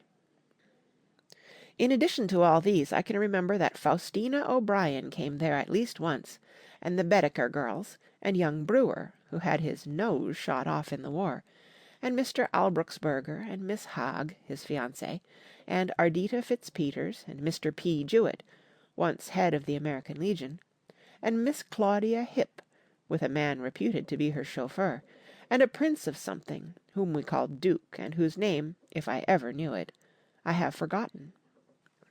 All these people came to Gatsby's house in the summer. At 9 o'clock one morning late in July, Gatsby's gorgeous car lurched up the rocky drive to my door and gave out a burst of melody from its 3-noted horn. It was the first time he had called on me, though I had gone to 2 of his parties, mounted in his hydroplane, and at his urgent invitation made frequent use of his beach. "Good morning, old sport. You're having lunch with me today, and I thought we'd ride up together." He was balancing himself on the dashboard of his car with that resourcefulness of movement that is so peculiarly American. That comes, I suppose, with the absence of lifting work or rigid sitting in youth, and, even more, with the formless grace of our nervous, sporadic games. This quality was continually breaking through his punctilious manner in the shape of restlessness. He was never quite still. There was always a tapping foot somewhere, or the impatient opening and closing of a hand. He saw me looking with admiration at his car. "It's pretty, isn't it, old sport?" He jumped off to give me a better view. "Haven't you ever seen it before?" I'd seen it. Everybody had seen it. It was a rich cream color, bright with nickel, swollen here and there in its monstrous length with triumphant hat boxes and supper boxes and tool boxes, and terraced with a labyrinth of wind shields that mirrored a dozen suns. Sitting down behind many layers of glass in a sort of green leather conservatory, we started to town. I had talked with him perhaps half a dozen times in the past month, and found, to my disappointment, that he had little to say. So my first impression, that he was a person of some undefined consequence, had gradually faded, and he had become simply the proprietor of an elaborate roadhouse next door. And then came that disconcerting ride. We hadn't reached West Egg Village before Gatsby began leaving his elegant sentences unfinished and slapping himself indecisively on the knee of his caramel-colored suit. "Look here, old sport," he broke out surprisingly. "What's your opinion of me, anyhow?" A little overwhelmed, I began the generalized evasions which that question deserves. "Well, I'm going to tell you something about my life," he interrupted. "I don't want you to get a wrong idea of me from all these stories you hear." So he was aware of the bizarre accusations that flavored conversation in his halls. "I'll tell you God's truth." His right hand suddenly ordered divine retribution to stand by. "I am the son of some wealthy people in the Middle West, all dead now. I was brought up in America, but educated at Oxford, because all my ancestors have been educated there for many years. It is a family tradition." He looked at me sideways, and I knew why Jordan Baker had believed he was lying. He hurried the phrase, "educated at Oxford," or swallowed it, or choked on it, as though it had bothered him before. And with this doubt, his whole statement fell to pieces, and I wondered if there wasn't something a little sinister about him after all. "What part of the Middle West?" I inquired casually. "San Francisco." "I see." "My family all died, and I came into a good deal of money." His voice was solemn, as if the memory of that sudden extinction of a clan still haunted him. For a moment I suspected that he was pulling my leg, but a glance at him convinced me otherwise. "After that I lived like a young Rajah in all the capitals of Europe, Paris, Venice, Rome, collecting jewels, chiefly rubies, hunting big game, painting a little, things for myself only, and trying to forget something very sad that had happened to me long ago." With an effort I managed to restrain my incredulous laughter. The very phrases were worn so threadbare that they evoked no image except that of a turbaned character leaking sawdust at every pore as he pursued a tiger through the Bois de Boulogne. "Then came the war, old sport. It was a great relief, and I tried very hard to die, but I seemed to bear an enchanted life. I accepted a commission as first lieutenant when it began. In the Argonne Forest I took 2 machine-gun detachments so far forward that there was a half-mile gap on either side of us where the infantry couldn't advance. We stayed there 2 days and 2 nights, 130 men with 16 Lewis guns, and when the infantry came up at last they found the insignia of 3 German divisions among the piles of dead. I was promoted to be a major, and every Allied government gave me a decoration, even Montenegro, little Montenegro down on the Adriatic Sea." Little Montenegro.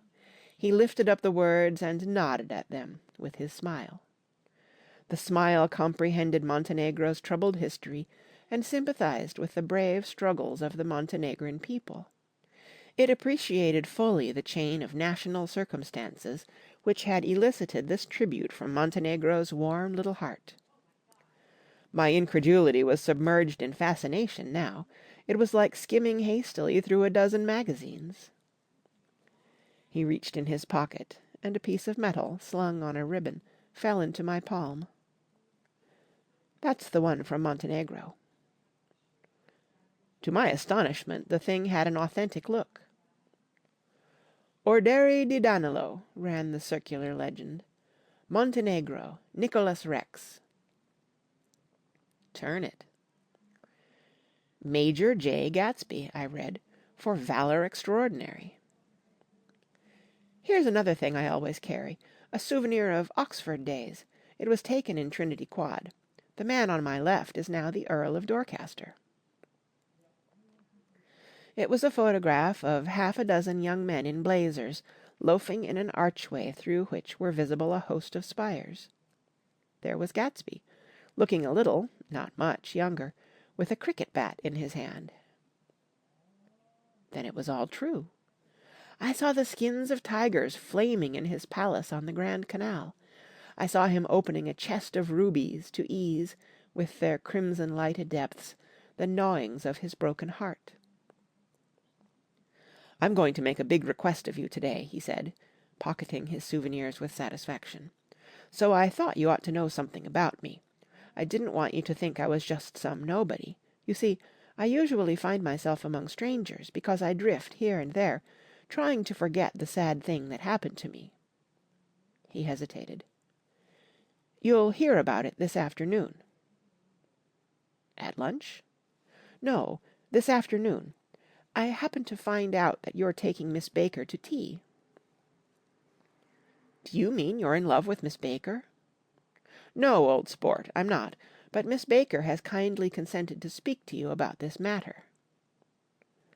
I hadn't the faintest idea what "this matter" was, but I was more annoyed than interested.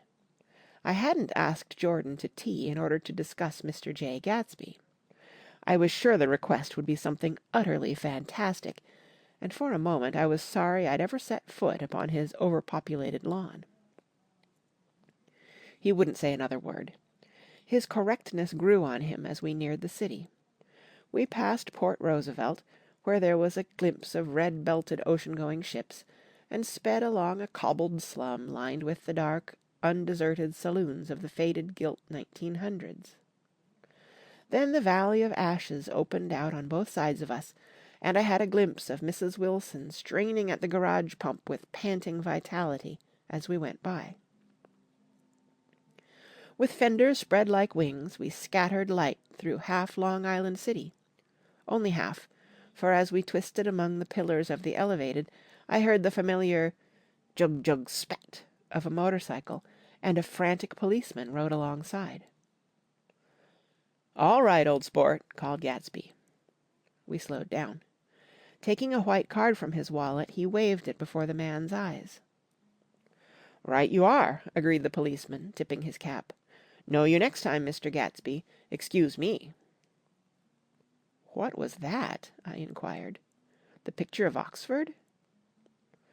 "I was able to do the commissioner a favour once, and he sends me a Christmas card every year."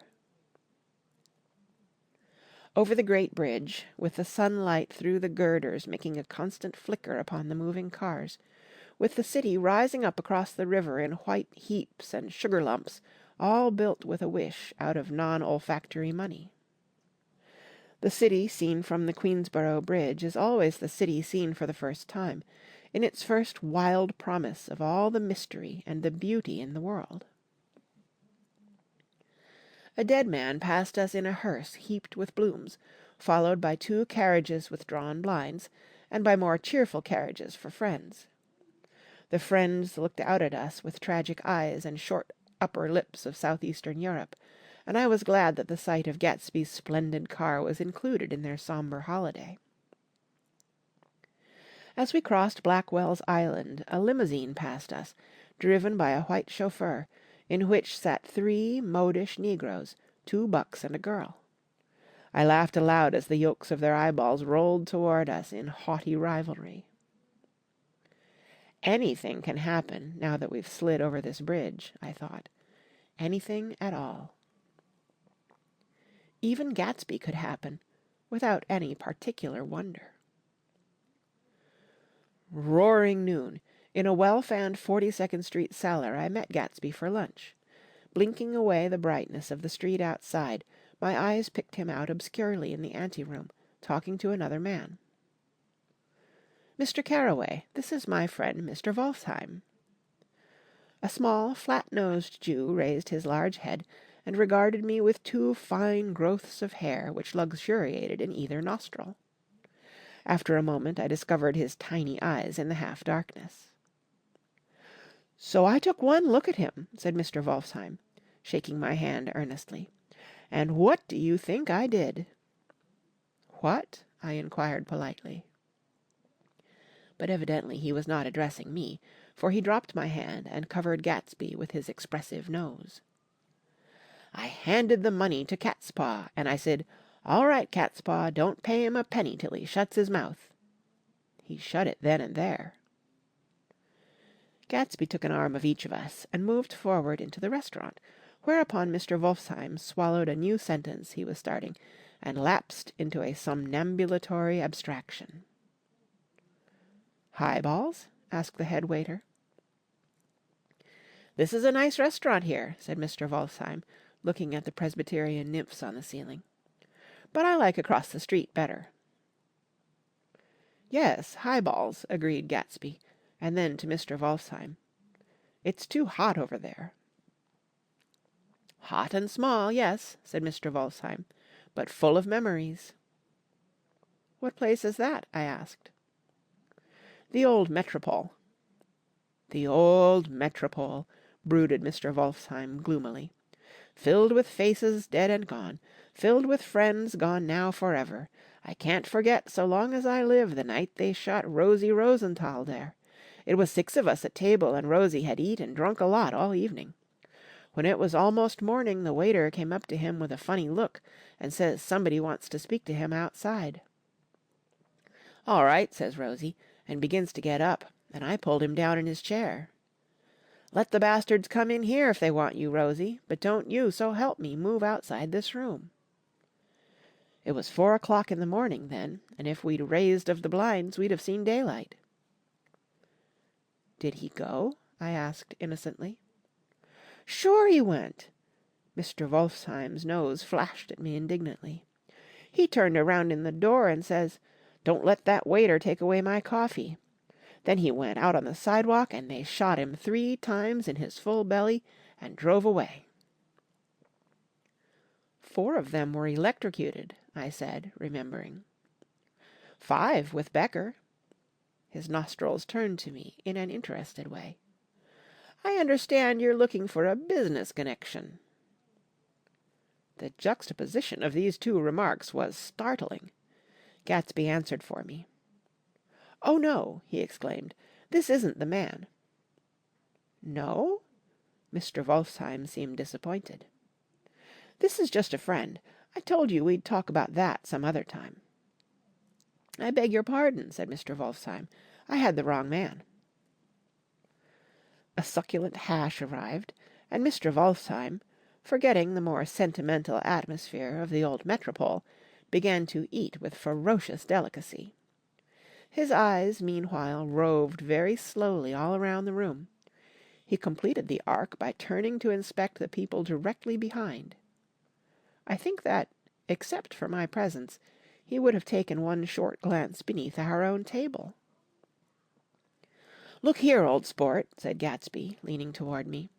"I'm afraid I made you a little angry this morning in the car." There was the smile again, but this time I held out against it. "I don't like mysteries," I answered, "and I don't understand why you won't come out frankly and tell me what you want. Why has it all got to come through Miss Baker?" "Oh, it's nothing underhand," he assured me. "Miss Baker's a great sportswoman, you know, and she'd never do anything that wasn't all right." Suddenly he looked at his watch, jumped up, and hurried from the room, leaving me with Mr. Wolfsheim at the table. "He has to telephone," said Mr. Wolfsheim, following him with his eyes. "Fine fellow, isn't he? Handsome to look at, and a perfect gentleman." "Yes." "He's an Oxford man." "Oh." "He went to Oxford College in England. You know Oxford College?" "I've heard of it." "It's one of the most famous colleges in the world." "Have you known Gatsby for a long time?" I inquired. "Several years," he answered in a gratified way. "I made the pleasure of his acquaintance just after the war, but I knew I had discovered a man of fine breeding after I talked with him an hour. I said to myself, 'There's the kind of man you'd like to take home and introduce to your mother and sister.'" He paused. "I see you're looking at my cuff buttons." I hadn't been looking at them, but I did now. They were composed of oddly familiar pieces of ivory. "Finest specimens of human molars," he informed me. "Well," I inspected them. "That's a very interesting idea." "Yeah." He flipped his sleeves up under his coat. "Yeah, Gatsby's very careful about women. He would never so much as look at a friend's wife." When the subject of this instinctive trust returned to the table and sat down, Mr. Wolfsheim drank his coffee with a jerk and got to his feet. "I have enjoyed my lunch," he said, "and I'm going to run off from you 2 young men before I outstay my welcome." "Don't hurry, Meyer," said Gatsby without enthusiasm. Mr. Wolfsheim raised his hand in a sort of benediction. "You're very polite, but I belong to another generation," he announced solemnly. "You sit here and discuss your sports and your young ladies and your—" He supplied an imaginary noun with another wave of his hand. "As for me, I am 50 years old, and I won't impose myself on you any longer." As he shook hands and turned away, his tragic nose was trembling. I wondered if I had said anything to offend him. "He becomes very sentimental sometimes," explained Gatsby. "This is one of his sentimental days. He's quite a character around New York. A denizen of Broadway." "Who is he, anyhow? An actor?" "No." "A dentist?" "Meyer Wolfsheim? No, he's a gambler." Gatsby hesitated, then added coolly, "He's the man who fixed the World Series back in 1919. "Fixed the World Series?" I repeated. The idea staggered me. I remembered, of course, that the World Series had been fixed in 1919, but if I had thought of it at all, I would have thought of it as a thing that merely happened, the end of some inevitable chain. It never occurred to me that one man could start to play with the faith of 50 million people, with the single-mindedness of a burglar blowing a safe. "How did he happen to do that?" I asked after a minute. "He just saw the opportunity." "Why isn't he in jail?" "They can't get him, old sport. He's a smart man." I insisted on paying the check. As the waiter brought my change, I caught sight of Tom Buchanan across the crowded room. "Come along with me for a minute," I said. "I've got to say hello to someone." When he saw us, Tom jumped up and took a half-dozen steps in our direction. "Where've you been?" he demanded eagerly. "Daisy's furious because you haven't called up." "This is Mr. Gatsby, Mr. Buchanan." They shook hands briefly, and a strained, unfamiliar look of embarrassment came over Gatsby's face. "How've you been, anyhow?" demanded Tom of me. "How'd you happen to come up this far to eat?" "I've been having lunch with Mr. Gatsby." I turned toward Mr. Gatsby, but he was no longer there. "One October day in 1917," said Jordan Baker that afternoon, sitting up very straight on a straight chair in the tea garden at the Plaza Hotel, "I was walking along from one place to another, half on the sidewalks and half on the lawns. I was happier on the lawns because I had on shoes from England with rubber knobs on the soles that bit into the soft ground. I had on a new plaid skirt, also, that blew a little in the wind, and whenever this happened the red, white, and blue banners in front of all the houses stretched out stiff and said, 'Tut, tut, tut, tut,' in a disapproving way. The largest of the banners and the largest of the lawns belonged to Daisy Fay's house. She was just 18, 2 years older than me, and by far the most popular of all the young girls in Louisville. She dressed in white and had a little white roadster, and all day long the telephone rang in her house, and excited young officers from Camp Taylor demanded the privilege of monopolizing her that night. Anyways, for an hour. When I came opposite her house that morning, her white roadster was beside the curb, and she was sitting in it with a lieutenant I had never seen before. They were so engrossed in each other that she didn't see me until I was 5 feet away. "Hello, Jordan," she called unexpectedly. "Please come here." I was flattered that she wanted to speak to me, because of all the older girls I admired her most. She asked me if I was going to the Red Cross and make bandages. I was. Well, then, would I tell them that she couldn't come that day? The officer looked at Daisy while she was speaking, in a way that every young girl wants to be looked at sometime, and because it seemed romantic to me I have remembered the incident ever since. His name was Jay Gatsby, and I didn't lay eyes on him again for over 4 years. Even after I'd met him on Long Island, I didn't realize it was the same man. That was 1917. By the next year I had a few beaux myself, and I began to play in tournaments, so I didn't see Daisy very often. She went with a slightly older crowd, when she went with anyone at all. Wild rumors were circulating about her, how her mother had found her packing her bag one winter night to go to New York and say good-bye to a soldier who was going overseas. She was effectually prevented, but she wasn't on speaking terms with her family for several weeks. After that she didn't play around with the soldiers any more, but only with a few flat-footed, short-sighted young men in town who couldn't get into the army at all. By the next autumn she was gay again, gay as ever. She had a debut after the armistice, and in February she was presumably engaged to a man from New Orleans. In June she married Tom Buchanan of Chicago, with more pomp and circumstance than Louisville ever knew before. He came down with 100 people in 4 private cars, and hired a whole floor of the Seelbach Hotel, and the day before the wedding he gave her a string of pearls valued at $350,000. I was bridesmaid. I came into her room half an hour before the bridal dinner, and found her lying on her bed as lovely as the June night in her flowered dress, and as drunk as a monkey. She had a bottle of Sauterne in one hand, and a letter in the other. "Gratulate me," she muttered. "Never had a drink before, but oh, how I do enjoy it." "What's the matter, Daisy?" I was scared, I can tell you. I'd never seen a girl like that before. "Here, dears." She groped around in a waste-basket that she had with her on the bed, and pulled out the string of pearls. "Take 'em downstairs and give 'em back to whoever they belong to. Tell 'em all daisies change your mind. Say, daisies change your mind." She began to cry. She cried and cried. I rushed out and found her mother's maid, and we locked the door and got her into a cold bath.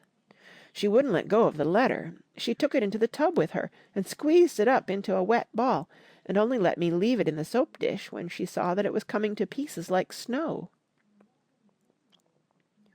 But she didn't say another word. We gave her spirits of ammonia, and put ice on her forehead, and hooked her back into her dress, and half an hour later, when we walked out of the room, the pearls were around her neck, and the incident was over. Next day at 5 o'clock she married Tom Buchanan without so much as a shiver, and started off on a 3 months' trip to the South Seas. I saw them in Santa Barbara when they came back, and I thought I'd never seen a girl so mad about her husband. If he left the room for a minute, she'd look around uneasily and say, "Where's Tom gone?" and wear the most abstracted expression until she saw him coming in the door. She used to sit on the sand with his head in her lap by the hour, rubbing her fingers over his eyes and looking at him with unfathomable delight.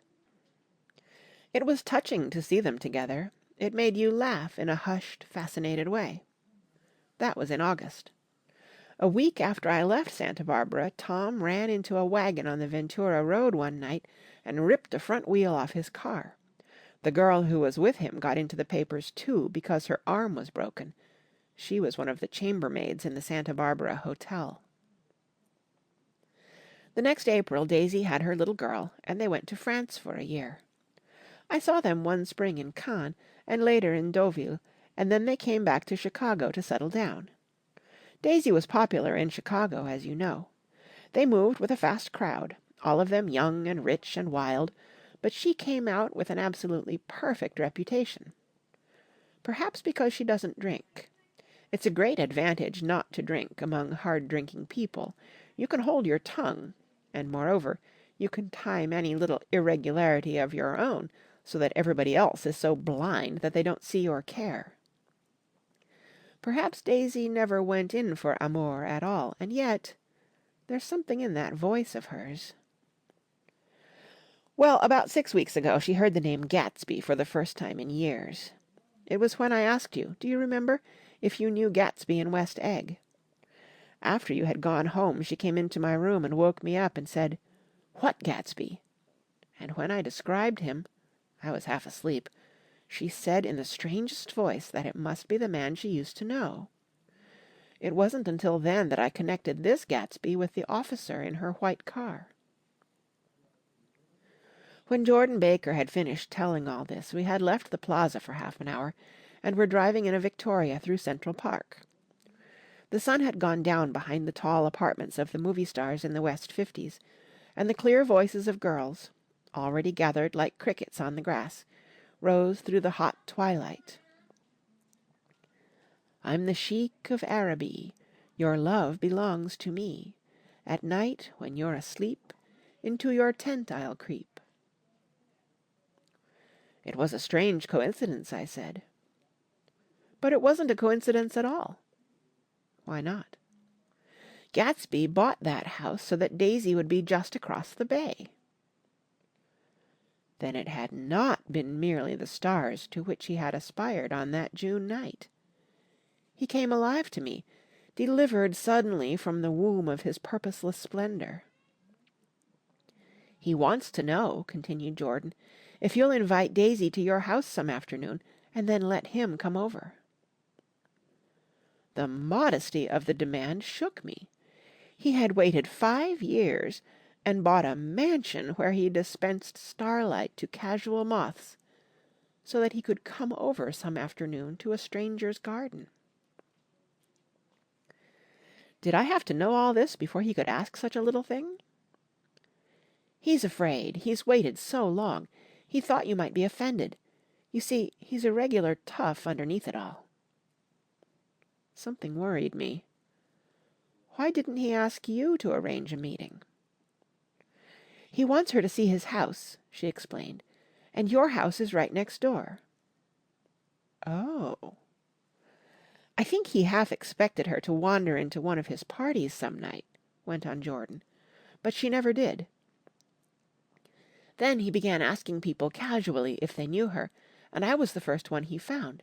It was that night he sent for me at his dance, and you should have heard the elaborate way he worked up to it. Of course, I immediately suggested a luncheon in New York, and I thought he'd go mad. 'I don't want to do anything out of the way,' he kept saying. 'I want to see her right next door.'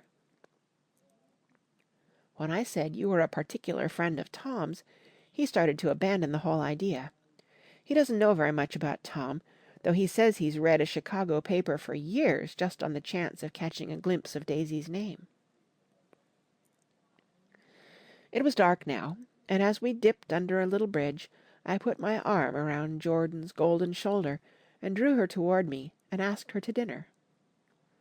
Suddenly I wasn't thinking of Daisy and Gatsby any more, but of this clean, hard, limited person who dealt in universal skepticism, and who leaned back jauntily just within the circle of my arm.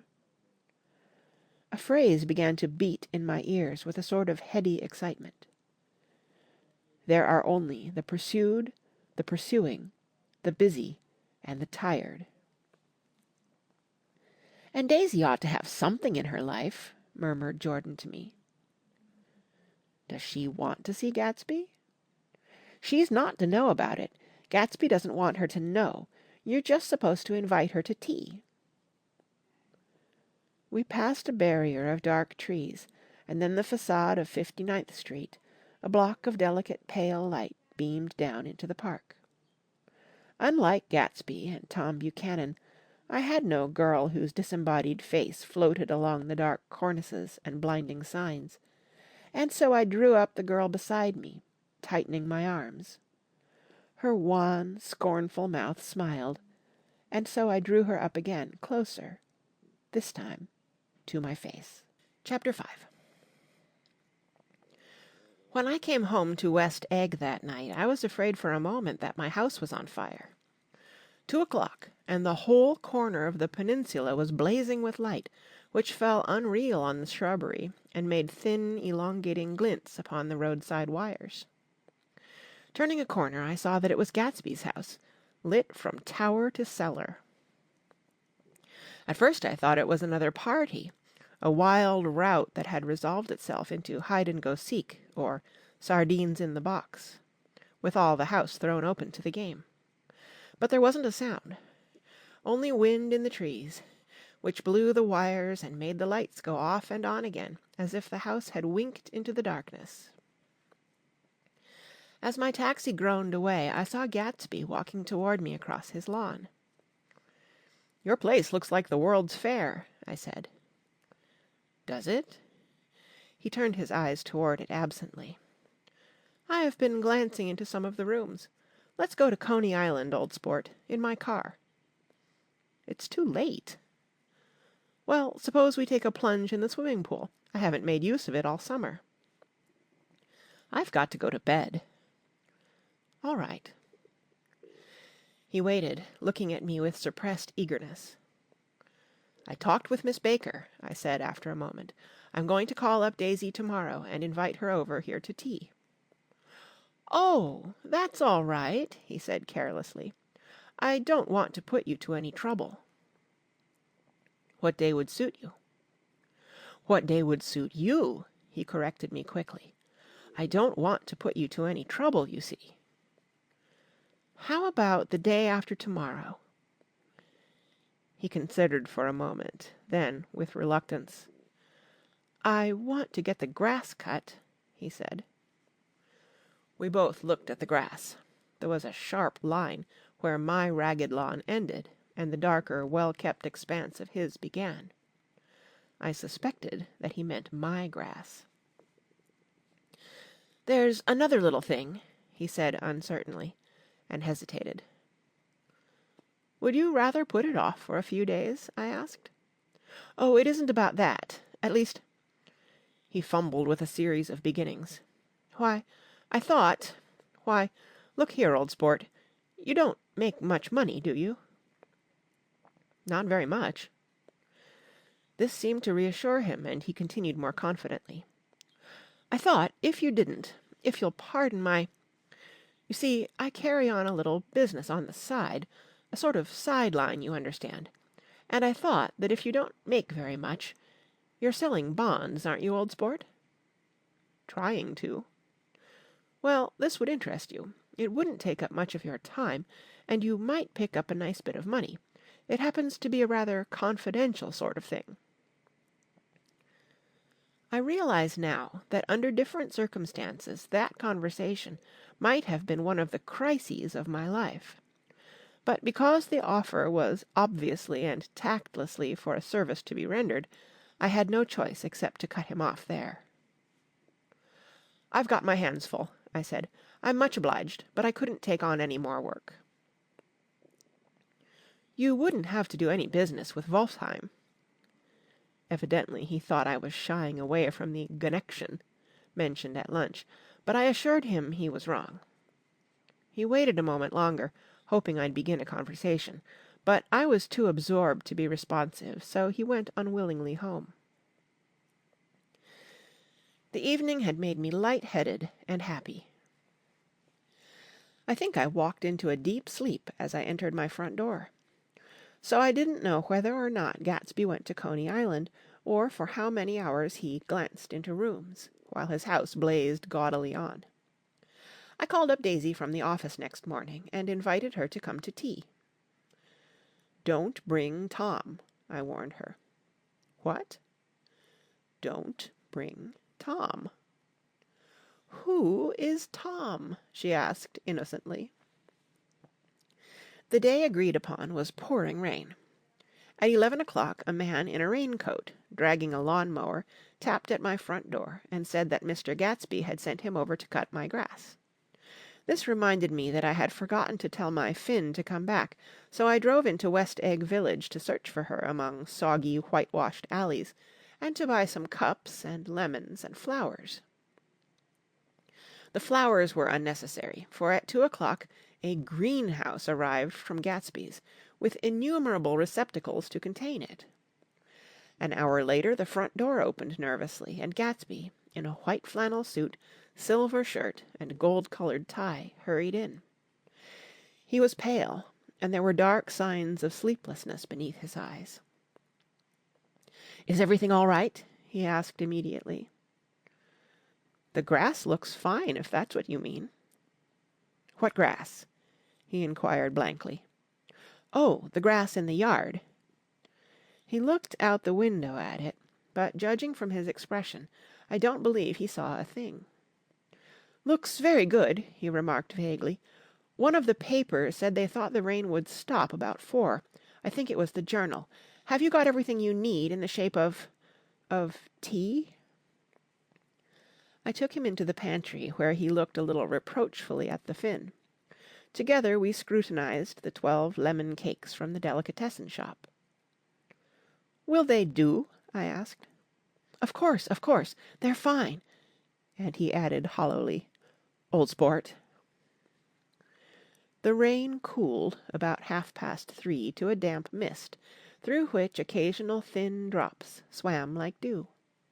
Gatsby looked with vacant eyes through a copy of Clay's Economics, starting at the finished tread that shook the kitchen floor, and peering toward the bleared windows from time to time, as if a series of invisible but alarming happenings were taking place outside. Finally he got up and informed me, in an uncertain voice, that he was going home. "Why's that?" "Nobody's coming to tea. It's too late." He looked at his watch, as if there was some pressing demand on his time elsewhere. "I can't wait all day." "Don't be silly. It's just 2 minutes to 4." He sat down miserably, as if I had pushed him, and simultaneously there was the sound of a motor turning into my lane. We both jumped up, and, a little harrowed myself, I went out into the yard. Under the dripping bare lilac trees a large open car was coming up the drive. It stopped. Daisy's face, tipped sideways beneath a three-cornered lavender hat, looked out at me with a bright, ecstatic smile. "Is this absolutely where you live, my dearest one?" The exhilarating ripple of her voice was a wild tonic in the rain. I had to follow the sound of it for a moment, up and down, with my ear alone, before any words came through. A damp streak of hair lay like a dash of blue paint across her cheek, and her hand was wet with glistening drops as I took it to help her from the car. "Are you in love with me?" she said, low in my ear. "Or why did I have to come alone?" "That's the secret of Castle Rackrent. Tell your chauffeur to go far away and spend an hour." "Come back in an hour, Ferdy." Then, in a grave murmur, "His name is Ferdy." "Does the gasoline affect his nose?" "I don't think so," she said innocently. "Why?" We went in. To my overwhelming surprise, the living room was deserted. "Well, that's funny," I exclaimed. "What's funny?" She turned her head as there was a light, dignified knocking at the front door. I went out and opened it. Gatsby, pale as death, with his hands plunged like weights in his coat pockets, was standing in a puddle of water glaring tragically into my eyes. With his hands still in his coat pockets, he stalked by me into the hall, turned sharply as if he were on a wire, and disappeared into the living room. It wasn't a bit funny. Aware of the loud beating of my own heart, I pulled the door to against the increasing rain. For half a minute there wasn't a sound. Then from the living room I heard a sort of choking murmur and part of a laugh, followed by Daisy's voice on a clear, artificial note. "I certainly am awfully glad to see you again." A pause. It endured horribly. I had nothing to do in the hall, so I went into the room. Gatsby, his hands still in his pockets, was reclining against the mantelpiece in a strained counterfeit of perfect ease, even of boredom. His head leaned back so far that it rested against the face of a defunct mantelpiece clock, and from this position his distraught eyes stared down at Daisy, who was sitting, frightened but graceful, on the edge of a stiff chair. "We've met before," muttered Gatsby. His eyes glanced momentarily at me, and his lips parted with an abortive attempt at a laugh. Luckily the clock took this moment to tilt dangerously at the pressure of his head, whereupon he turned and caught it with trembling fingers and set it back in place. Then he sat down, rigidly, his elbow on the arm of the sofa and his chin in his hand. "I'm sorry about the clock," he said. My own face had now assumed a deep tropical burn. I couldn't muster up a single commonplace out of the 1,000 in my head. "It's an old clock," I told them idiotically. I think we all believed for a moment that it had smashed in pieces on the floor. "We haven't met for many years," said Daisy, her voice as matter-of-fact as it could ever be. 5 years next November." The automatic quality of Gatsby's answer set us all back at least another minute. I had them both on their feet with the desperate suggestion that they help me make tea in the kitchen, when the demoniac Finn brought it in on a tray. Amid the welcome confusion of cups and cakes, a certain physical decency established itself. Gatsby got himself into a shadow, and, while Daisy and I talked, looked conscientiously from one to the other of us with tense, unhappy eyes. However, as calmness wasn't an end in itself, I made an excuse at the first possible moment, and got to my feet. "Where are you going?" demanded Gatsby in immediate alarm. "I'll be back." "I've got to speak to you about something before you go."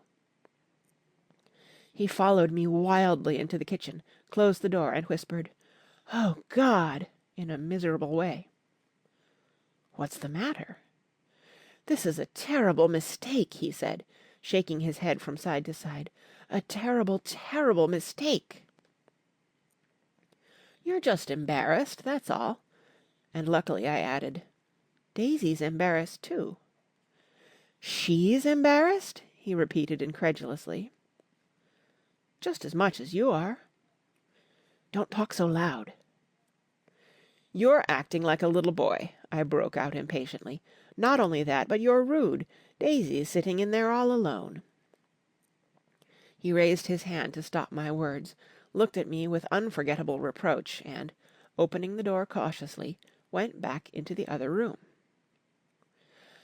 I walked out the back way, just as Gatsby had when he had made his nervous circuit of the house half an hour before, and ran for a huge black knotted tree, whose massed leaves made a fabric against the rain. Once more it was pouring, and my irregular lawn, well shaved by Gatsby's gardener, abounded in small muddy swamps and prehistoric marshes. There was nothing to look at from under the tree except Gatsby's enormous house, so I stared at it, like Kant at his church steeple, for half an hour. A brewer had built it early in the period craze, a decade before, and there was a story that he'd agreed to pay 5 years' taxes on all the neighbouring cottages if the owners would have their roofs thatched with straw. Perhaps their refusal took the heart out of his plan to found a family. He went into an immediate decline. His children sold his house with the black wreath still on the door.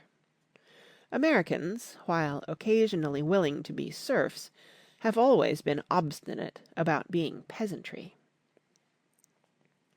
After half an hour the sun shone again, and the grocer's automobile rounded Gatsby's drive with the raw material for his servant's dinner.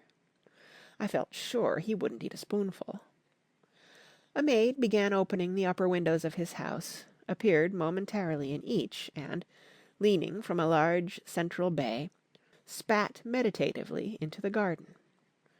It was time I went back.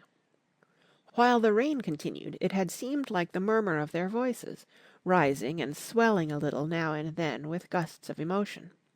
But in the new silence I felt that silence had fallen within the house too. I went in, after making every possible noise in the kitchen, short of pushing over the stove, but I don't believe they heard a sound. They were sitting at either end of the couch, looking at each other as if some question had been asked, or was in the air, and every vestige of embarrassment was gone. Daisy's face was smeared with tears, and when I came in she jumped up and began wiping at it with her handkerchief before a mirror. But there was a change in Gatsby that was simply confounding. He literally glowed. Without a word or a gesture of exultation, a new well-being radiated from him and filled the little room. "Oh, hello, old sport," he said, as if he hadn't seen me for years. I thought for a moment he was going to shake hands. "It's stopped raining." "Has it?" When he realized what I was talking about, that there were twinkle bells of sunshine in the room, he smiled like a weather-man, like an ecstatic patron of recurrent light, and repeated the news to Daisy. "What do you think of that? It's stopped raining." "I'm glad, Jay." Her throat, full of aching, grieving beauty, told only of her unexpected joy. "I want you and Daisy to come over to my house," he said. "I'd like to show her around." "You're sure you want me to come?" "Absolutely, old sport." Daisy went upstairs to wash her face. Too late, I thought with humiliation of my towels, while Gatsby and I waited on the lawn. "My house looks well, doesn't it?" he demanded. "See how the whole front of it catches the light." I agreed that it was splendid. "Yes." His eyes went over it, over every arched door and square tower. "It took me just 3 years to earn the money that bought it." "I thought you inherited your money." "I did, old sport," he said automatically. "But I lost most of it in the big panic, the panic of the war." I think he hardly knew what he was saying, for when I asked him what business he was in, he answered, "That's my affair," before he realized that it wasn't the appropriate reply. "Oh, I've been in several things," he corrected himself. "I was in the drug business, and then I was in the oil business. But I'm not in either one now." He looked at me with more attention. "Do you mean you've been thinking over what I proposed the other night?" Before I could answer, Daisy came out of the house, and 2 rows of brass buttons on her dress gleamed in the sunlight. "That huge place there?" she cried, pointing. "Do you like it?" "I love it, but I don't see how you live there all alone." "I keep it always full of interesting people, night and day. People who do interesting things. Celebrated people." Instead of taking the short cut along the Sound, we went down the road and entered by the big postern. With enchanting murmurs Daisy admired this aspect or that of the feudal silhouette against the sky, admired the gardens, the sparkling odour of jonquils and the frothy odour of hawthorn and plum blossoms, and the pale gold odour of kiss-me-at-the-gate. It was strange to reach the marble steps and find no stir of bright dresses in and out the door, and hear no sound but bird voices in the trees. And inside, as we wandered through Marie Antoinette music rooms and Restoration salons, I felt that there were guests concealed behind every couch and table, under orders to be breathlessly silent until we had passed through. As Gatsby closed the door of the Merton College Library, I could have sworn I heard the owl-eyed man break into ghostly laughter. We went upstairs, through period bedrooms swathed in rose and lavender silk and vivid with new flowers, through dressing rooms and pool rooms and bathrooms with sunken baths, intruding into one chamber where a dishevelled man in pyjamas was doing liver exercises on the floor. It was Mr. Klipspringer, the boarder. I had seen him wandering hungrily about the beach that morning. Finally we came to Gatsby's own apartment, a bedroom and a bath and an Adam study, where we sat down and drank a glass of some chartreuse he took from a cupboard in the wall. He hadn't once ceased looking at Daisy, and I think he revalued everything in his house according to the measure of response it drew from her well-loved eyes. Sometimes, too, he stared around at his possessions in a dazed way, as though in her actual and astounding presence none of it was any longer real. Once he nearly toppled down a flight of stairs. His bedroom was the simplest room of all, except where the dresser was garnished with a toilet set of pure, dull gold.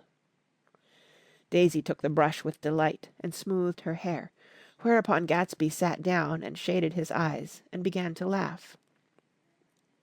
"It's the funniest thing, old sport," he said hilariously. "I can't. When I try to—" He had passed visibly through 2 states and was entering upon a third. After his embarrassment and his unreasoning joy, he was consumed with wonder at her presence. He had been full of the idea so long, dreamed it right through to the end, waited with his teeth set, so to speak, at an inconceivable pitch of intensity. Now, in the reaction, He was running down like an overwound clock. Recovering himself in a minute, he opened for us 2 hulking patent cabinets, which held his massed suits and dressing-gowns and ties, and his shirts, piled like bricks in stacks a dozen high. "I've got a man in England who buys me clothes. He sends over a selection of things at the beginning of each season, spring and fall." He took out a pile of shirts and began throwing them, one by one, before us, shirts of sheer linen and thick silk and fine flannel, which lost their folds as they fell and covered the table in many-coloured disarray. While we admired, he brought more, and the soft, rich heap mounted higher. Shirts with stripes and scrolls, and plaids in coral, and apple green, and lavender, and faint orange, and monograms of Indian blue. Suddenly, with a strained sound, Daisy bent her head into the shirts, and began to cry stormily. "They're such beautiful shirts," she sobbed, her voice muffled in the thick folds. "It makes me sad, because I've never seen such beautiful shirts before." After the house, we were to see the grounds, and the swimming pool, and the hydroplane, and the midsummer flowers. But outside Gatsby's window it began to rain again, so we stood in a row looking at the corrugated surface of the Sound. "If it wasn't for the mist, we could see your home across the bay," said Gatsby. "You always have a green light that burns all night at the end of your dock." Daisy put her arm through his abruptly, but he seemed absorbed in what he had just said. Possibly it had occurred to him that the colossal significance of that light had now vanished forever. Compared to the great distance that had separated him from Daisy, it had seemed very near to her, almost touching her. It had seemed as close as a star to the moon. Now it was again a green light on a dock. His count of enchanted objects had diminished by 1. I began to walk about the room, examining various indefinite objects in the half-darkness. A large photograph of an elderly man in yachting costume attracted me, hung on the wall over his desk. "Who's this?" That's Mr. Dan Cody, old sport." The name sounded faintly familiar. "He's dead now. He used to be my best friend years ago." There was a small picture of Gatsby, also in yachting costume, on the bureau. Gatsby with his head thrown back defiantly, taken, apparently, when he was about 18. "I adore it!" exclaimed Daisy. "The pompadour! You never told me you had a pompadour, or a yacht." "Look at this," said Gatsby quickly. "Here's a lot of clippings about you." They stood side by side, examining it. I was going to ask to see the rubies when the phone rang, and Gatsby took up the receiver. "Yes? Well, I can't talk now." "I can't talk now, old sport." "I said a small town. He must know what a small town is." "Well, he's no use to us if Detroit is his idea of a small town." He rang off. "Come here quick!" cried Daisy at the window.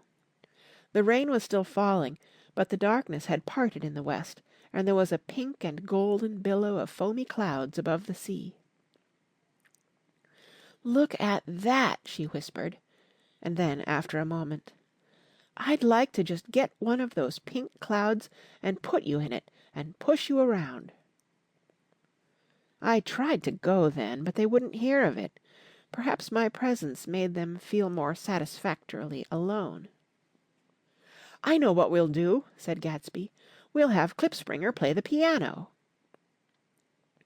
He went out of the room, calling "Ewing!" and returned in a few minutes, accompanied by an embarrassed, slightly worn young man with shell-rimmed glasses and scanty blonde hair. He was now decently clothed in a sport shirt, open at the neck, sneakers, and duck trousers of a nebulous hue. "Did we interrupt your exercises?" inquired Daisy politely. "I was asleep!" cried Mr. Klipspringer, in a spasm of embarrassment. "That is, I'd been asleep. Then I got up." "Klipspringer plays the piano," said Gatsby, cutting him off. "Don't you, Ewing, old sport?" "I don't play well. I hardly play at all. I'm all out of "We'll go downstairs," interrupted Gatsby.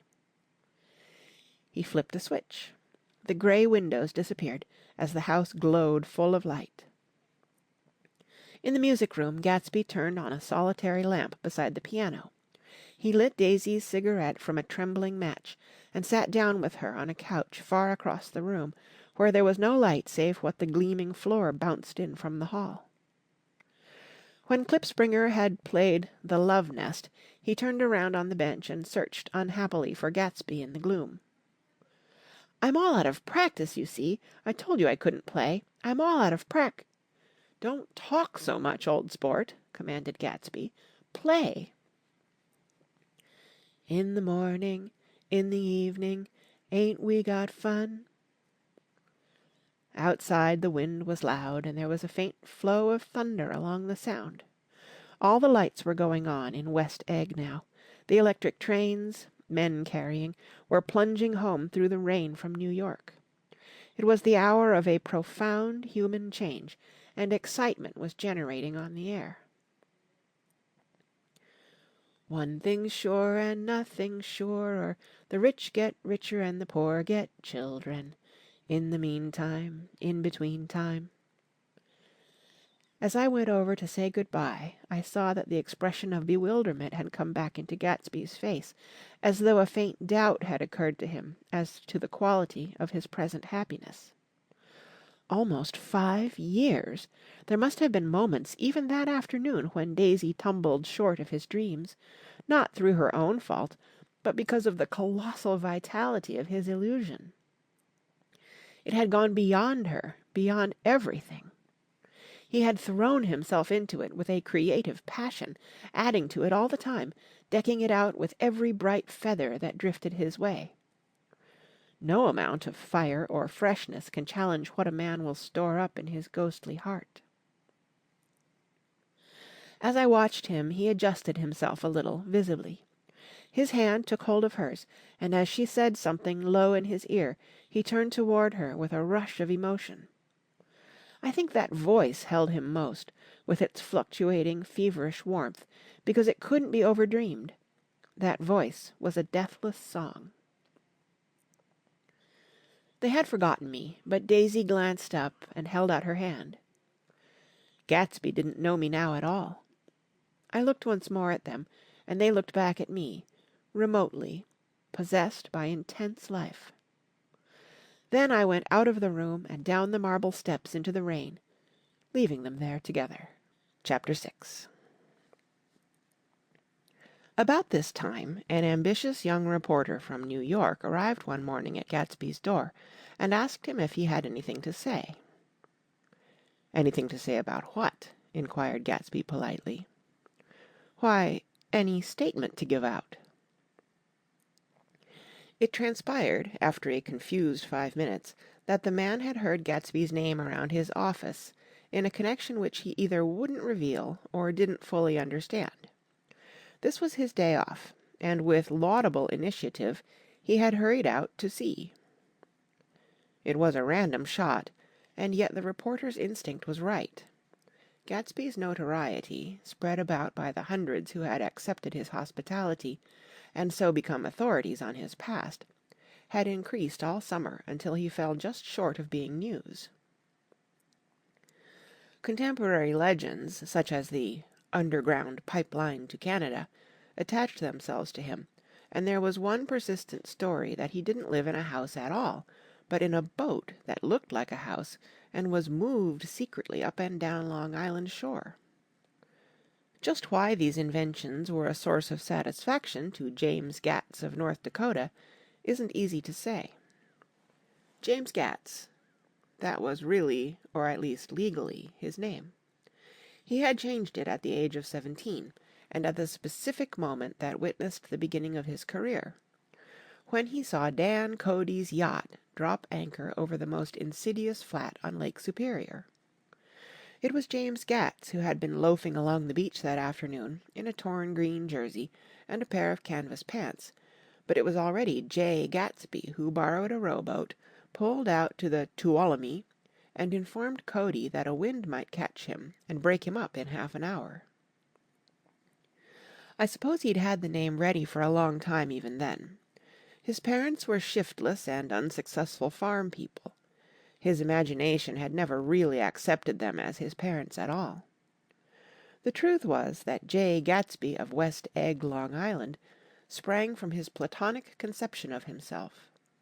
He was a son of God, a phrase which, if it means anything, means just that, and he must be about his father's business, the service of a vast, vulgar, and meretricious beauty. So he invented just the sort of Jay Gatsby that a 17-year-old boy would be likely to invent, and to this conception he was faithful to the end. For over a year he had been beating his way along the south shore of Lake Superior as a clam digger and a salmon fisher, or in any other capacity that brought him food and bed. His brown, hardening body lived naturally through the half-fierce, half-lazy work of the bracing days. He knew women early, and since they spoiled him, he became contemptuous of them, of young virgins because they were ignorant, of the others because they were hysterical about things which in his overwhelming self-absorption he took for granted. But his heart was in a constant turbulent riot. The most grotesque and fantastic conceits haunted him in his bed at night. A universe of ineffable gaudiness spun itself out in his brain, while the clock ticked on the washstand, and the moon soaked with wet light his tangled clothes upon the floor. Each night he added to the pattern of his fancies until drowsiness closed down upon some vivid scene with an oblivious embrace. For a while these reveries provided an outlet for his imagination. They were a satisfactory hint of the unreality of reality, a promise that the rock of the world was founded securely on a fairy's wing. An instinct toward his future glory had led him, some months before, to the small Lutheran college of St. Olaf in southern Minnesota. He stayed there 2 weeks, dismayed at its ferocious indifference to the drums of his destiny, to destiny itself, and despising the janitor's work with which he was to pay his way through. Then he drifted back to Lake Superior, and he was still searching for something to do on the day that Dan Cody's yacht dropped anchor in the shallows alongshore. Cody was 50 years old then, a product of the Nevada silver fields, of the Yukon, of every rush for metal since '75. The transactions in Montana copper that made him many times a millionaire found him physically robust but on the verge of soft-mindedness, and, suspecting this, an infinite number of women tried to separate him from his money. The none too savory ramifications by which Ella Kay, the newspaper woman, played Madame de Maintenon to his weakness and sent him to sea in a yacht were common knowledge to the turgid sub-journalism of 1902. He had been coasting along all too hospitable shores for 5 years when he turned up as James Gats's destiny at Little Girl's Point. To the young Gatz, resting on his oars and looking up at the railed deck, the yacht represented all the beauty and glamour in the world. I suppose he smiled at Cody. He had probably discovered that people liked him when he smiled. At any rate, Cody asked him a few questions, one of them elicited the brand new name, and found that he was quick and extravagantly ambitious. A few days later he took him to Duluth and bought him a blue coat, 6 pair of white duck trousers, and a yachting cap. And when the Tuolumne left for the West Indies and the Barbary Coast, Gatsby left too. He was employed in a vague personal capacity. While he remained with Cody, he was in turn steward, mate, skipper, secretary, and even jailer, for Dan Cody sober knew what lavish doings Dan Cody drunk might soon be about, and he provided for such contingencies by reposing more and more trust in Gatsby. The arrangement lasted 5 years, during which the boat went 3 times around the continent. It might have lasted indefinitely except for the fact that Ella K. came on board one night in Boston, and a week later Dan Cody inhospitably died. I remember the portrait of him up in Gatsby's bedroom, a gray, florid man with a hard, empty face, the pioneer debauchee who, during one phase of American life, brought back to the eastern seaboard the savage violence of the frontier brothel and saloon. It was indirectly due to Cody that Gatsby drank so little. Sometimes, in the course of gay parties, women used to rub champagne into his hair. For himself, he formed the habit of letting liquor alone. And it was from Cody that he inherited money, a legacy of $25,000. He didn't get it. He never understood the legal device that was used against him, but what remained of the millions went intact to Ella K. He was left with his singularly appropriate education. The vague contour of Jay Gatsby had filled out to the substantiality of a man. He told me all this very much later, but I've put it down here with the idea of exploding those first wild rumors about his antecedents, which weren't even faintly true. Moreover, he told it to me at a time of confusion, when I had reached the point of believing everything and nothing about him. So I take advantage of this short halt, while Gatsby, so to speak, caught his breath, to clear this set of misconceptions away. It was a halt, too, in my association with his affairs. For several weeks I didn't see him or hear his voice on the phone. Mostly I was in New York, trotting around with Jordan, and trying to ingratiate myself with her senile aunt. But finally I went over to his house one Sunday afternoon. I hadn't been there 2 minutes when somebody brought Tom Buchanan in for a drink. I was startled, naturally, but the really surprising thing was that it hadn't happened before.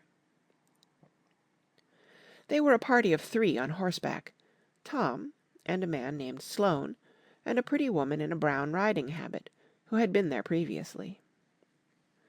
"I'm delighted to see you," said Gatsby, standing on his porch. "I'm delighted that you dropped in." As though they cared. "Sit right down. Have a cigarette or a cigar." He walked around the room quickly, ringing bells. "I'll have something to drink for you in just a minute." He was profoundly affected by the fact that Tom was there, but he would be uneasy anyhow until he had given them something, realizing in a vague way that that was all they came for. Mr. Sloane wanted nothing. A lemonade? No, thanks. A little champagne? Nothing at all, thanks. I'm sorry. Did you have a nice ride? Very good roads around here. I suppose the automobiles... Yeah. Moved by an irresistible impulse, Gatsby turned to Tom, who had accepted the introduction as a stranger. "I believe we've met somewhere before, Mr. Buchanan." "Oh, yes," said Tom, gruffly polite, but obviously not remembering. "So we did. I remember very well." "About 2 weeks ago." "That's right. You were with Nick here." "I know your wife," continued Gatsby almost aggressively. "That so?" Tom turned to me. "You live near here, Nick?" "Next door." "That so?" Mr. Sloane didn't enter into the conversation, but lounged back haughtily in his chair. The woman said nothing either, until unexpectedly after 2 highballs she became cordial. "We'll all come over to your next party, Mr. Gatsby," she suggested. "What do you say?" "Certainly, I'd be delighted to have you." "Be ver' nice," said Mr. Sloane without gratitude. "Well, think ought to be starting home." "Please don't hurry," Gatsby urged them. He had control of himself now, and he wanted to see more of Tom. Why don't you stay for supper? I wouldn't be surprised if some other people dropped in from New York." "You come to supper with me," said the lady enthusiastically. "Both of you." This included me. Mr. Sloane got to his feet. "Come along," he said, but to her only. "I mean it," she insisted. "I'd love to have you. Lots of room." Gatsby looked at me questioningly. He wanted to go, and he didn't see that Mr. Sloane had determined he shouldn't. "I'm afraid I won't be able to," I said. "Well, you come," she urged, concentrating on Gatsby. Mr. Sloane murmured something close to her ear. "We won't be late if we start now," she insisted aloud. "I haven't got a horse," said Gatsby. "I used to ride in the army, but I've never bought a horse. I'll have to follow you in my car. Excuse me for just a minute." The rest of us walked out on the porch, where Sloane and the lady began an impassioned conversation aside. "My God, I believe the man's coming," said Tom. "Doesn't he know she doesn't want him?" "She says she does want him." "She has a big dinner party, and he won't know a soul there." He frowned. "I wonder where in the devil he met Daisy. By God, I may be old-fashioned in my ideas, but women run around too much these days to suit me. They meet all kinds of crazy fish." Suddenly Mr. Sloane and the lady walked down the steps and mounted their horses. "Come on," said Mr. Sloane to Tom. "We're late. We've got to go." And then to me. "Tell him we couldn't wait, will you?" Tom and I shook hands. The rest of us exchanged a cool nod, and they trotted quickly down the drive, disappearing under the August foliage just as Gatsby, with hat and light overcoat in hand, came out the front door. Tom was evidently perturbed at Daisy's running around alone, for on the following Saturday night he came with her to Gatsby's party. Perhaps his presence gave the evening its peculiar quality of oppressiveness. It stands out in my memory from Gatsby's other parties that summer. There were the same people, or at least the same sort of people, the same profusion of champagne, the same many-coloured, many-keyed commotion, but I felt an unpleasantness in the air, a pervading harshness that hadn't been there before. Or perhaps I had merely grown used to it, grown to accept West Egg as a world complete in itself, with its own standards and its own great figures, second to nothing because it had no consciousness of being so, and now I was looking at it again through Daisy's eyes. It is invariably saddening to look through new eyes at things upon which you have expended your own powers of adjustment. They arrived at twilight, and as we strolled out among the sparkling hundreds, Daisy's voice was playing murmurous tricks in her throat. "These things excite me so," she whispered. "If you want to kiss me any time during the evening, Nick, just let me know, and I'll be glad to arrange it for you. Just mention my name. Or present a green card. I'm giving out green—" "Look around," suggested Gatsby. "I'm looking around. I'm having a marvellous—" "You must see the faces of many people you've heard about." Tom's arrogant eyes roamed the crowd. "We don't go around very much," he said. "In fact, I was just thinking I don't know a soul here." "Perhaps you know that lady." Gatsby indicated a gorgeous, scarcely human orchid of a woman who sat in state under a white plum tree. Tom and Daisy stared, with that peculiarly unreal feeling that accompanies the recognition of a hitherto ghostly celebrity of the movies. "She's lovely," said Daisy. "The man bending over her is her director." He took them ceremoniously from group to group. "Mrs. Buchanan and Mr. Buchanan." After an instant's hesitation he added, "The polo player." "Oh, no," objected Tom quickly, "not me." But evidently the sound of it pleased Gatsby, for Tom remained "the polo player" for the rest of the evening. "I've never met so many celebrities," Daisy exclaimed. "I liked that man, what was his name? With the sort of blue nose." Gatsby identified him, adding that he was a small producer. Well, I liked him anyhow. "I'd a little rather not be the polo player," said Tom pleasantly. "I'd rather look at all these famous people in oblivion." Daisy and Gatsby danced. I remember being surprised by his graceful, conservative foxtrot. I had never seen him dance before. Then they sauntered over to my house and sat on the steps for half an hour, while at her request I remained watchfully in the garden. "In case there's a fire or a flood," she explained, "or any act of God." Tom appeared from his oblivion as we were sitting down to supper together. "Do you mind if I eat with some people over here?" he said. "A fellow's getting off some funny stuff." "Go ahead," answered Daisy genially. "And if you want to take down any addresses, here's my little gold pencil." She looked around after a moment, and told me the girl was common but pretty, and I knew that, except for the half hour she'd been alone with Gatsby, she wasn't having a good time. We were at a particularly tipsy table. That was my fault.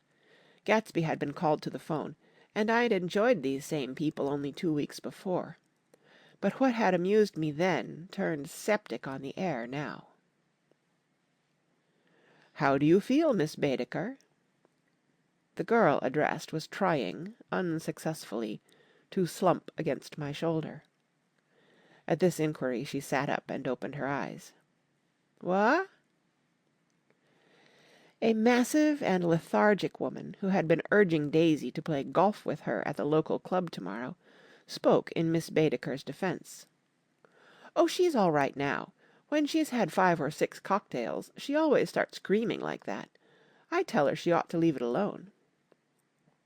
"I do leave it alone," affirmed the accused hollowly.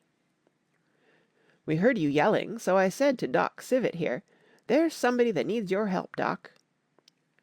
"She's much obliged, I'm sure," said another friend, without gratitude. "But you got her dress all wet when you stuck her head in the pool." "Anything I hate is to get my head stuck in a pool," mumbled Miss Baedeker. "They almost drowned me once over in New Jersey." "Then you ought to leave it alone," countered Dr. Civet. "Speak for yourself," cried Miss Baedeker violently. "Your hand shakes. I wouldn't let you operate on me." It was like that. Almost the last thing I remember was standing with Daisy and watching the moving picture director and his star. They were still under the white plum tree, and their faces were touching except for a pale, thin ray of moonlight between. It occurred to me that he had been very slowly bending toward her all evening to attain this proximity, and even while I watched I saw him stoop one ultimate degree and kiss at her cheek. "I like her," said Daisy. "I think she's lovely." But the rest offended her, and inarguably because it wasn't a gesture but an emotion. She was appalled by West Egg, this unprecedented place, that Broadway had begotten upon a Long Island fishing village, appalled by its raw vigor that chafed under the old euphemisms, and by the too obtrusive fate that herded its inhabitants along a short cut from nothing to nothing. She saw something awful in the very simplicity she failed to understand. I sat on the front steps with them while they waited for their car. It was dark here in front. Only the bright door sent 10 square feet of light volleying out into the soft black morning. Sometimes a shadow moved against a dressing-room blind, gave way to another shadow, an indefinite procession of shadows, who rouged and powdered in an invisible glass. "Who is this Gatsby, anyhow?" demanded Tom suddenly. "Some big bootlegger?" "Where'd you hear that?" I inquired. "I didn't hear it, I imagined it. A lot of these newly rich people are just big bootleggers, you know." "Not Gatsby," I said shortly. He was silent for a moment. The pebbles of the drive crunched under his feet. "Well, he certainly must have strained himself to get this menagerie together." A breeze stirred the grey haze of Daisy's fur collar. "At least they're more interesting than the people we know," she said with an effort. "You didn't look so interested." "Well, I was." Tom laughed and turned to me.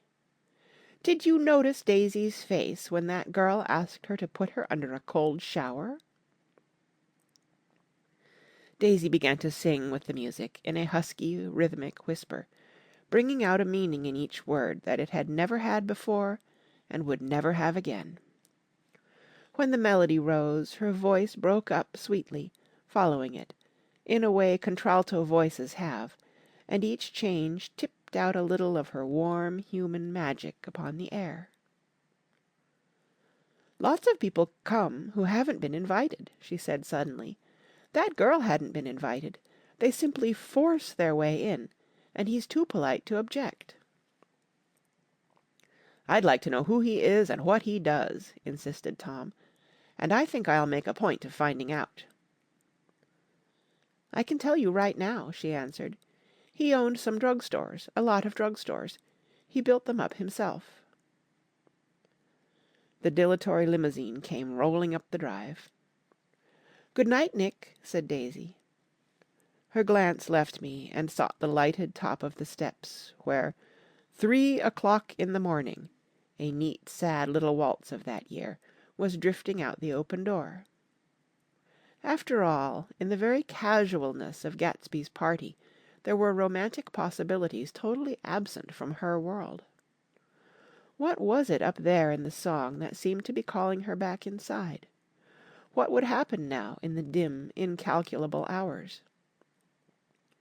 Perhaps some unbelievable guest would arrive, a person infinitely rare and to be marvelled at, some authentically radiant young girl who with one fresh glance at Gatsby, one moment of magical encounter, would blot out those 5 years of unwavering devotion. I stayed late that night.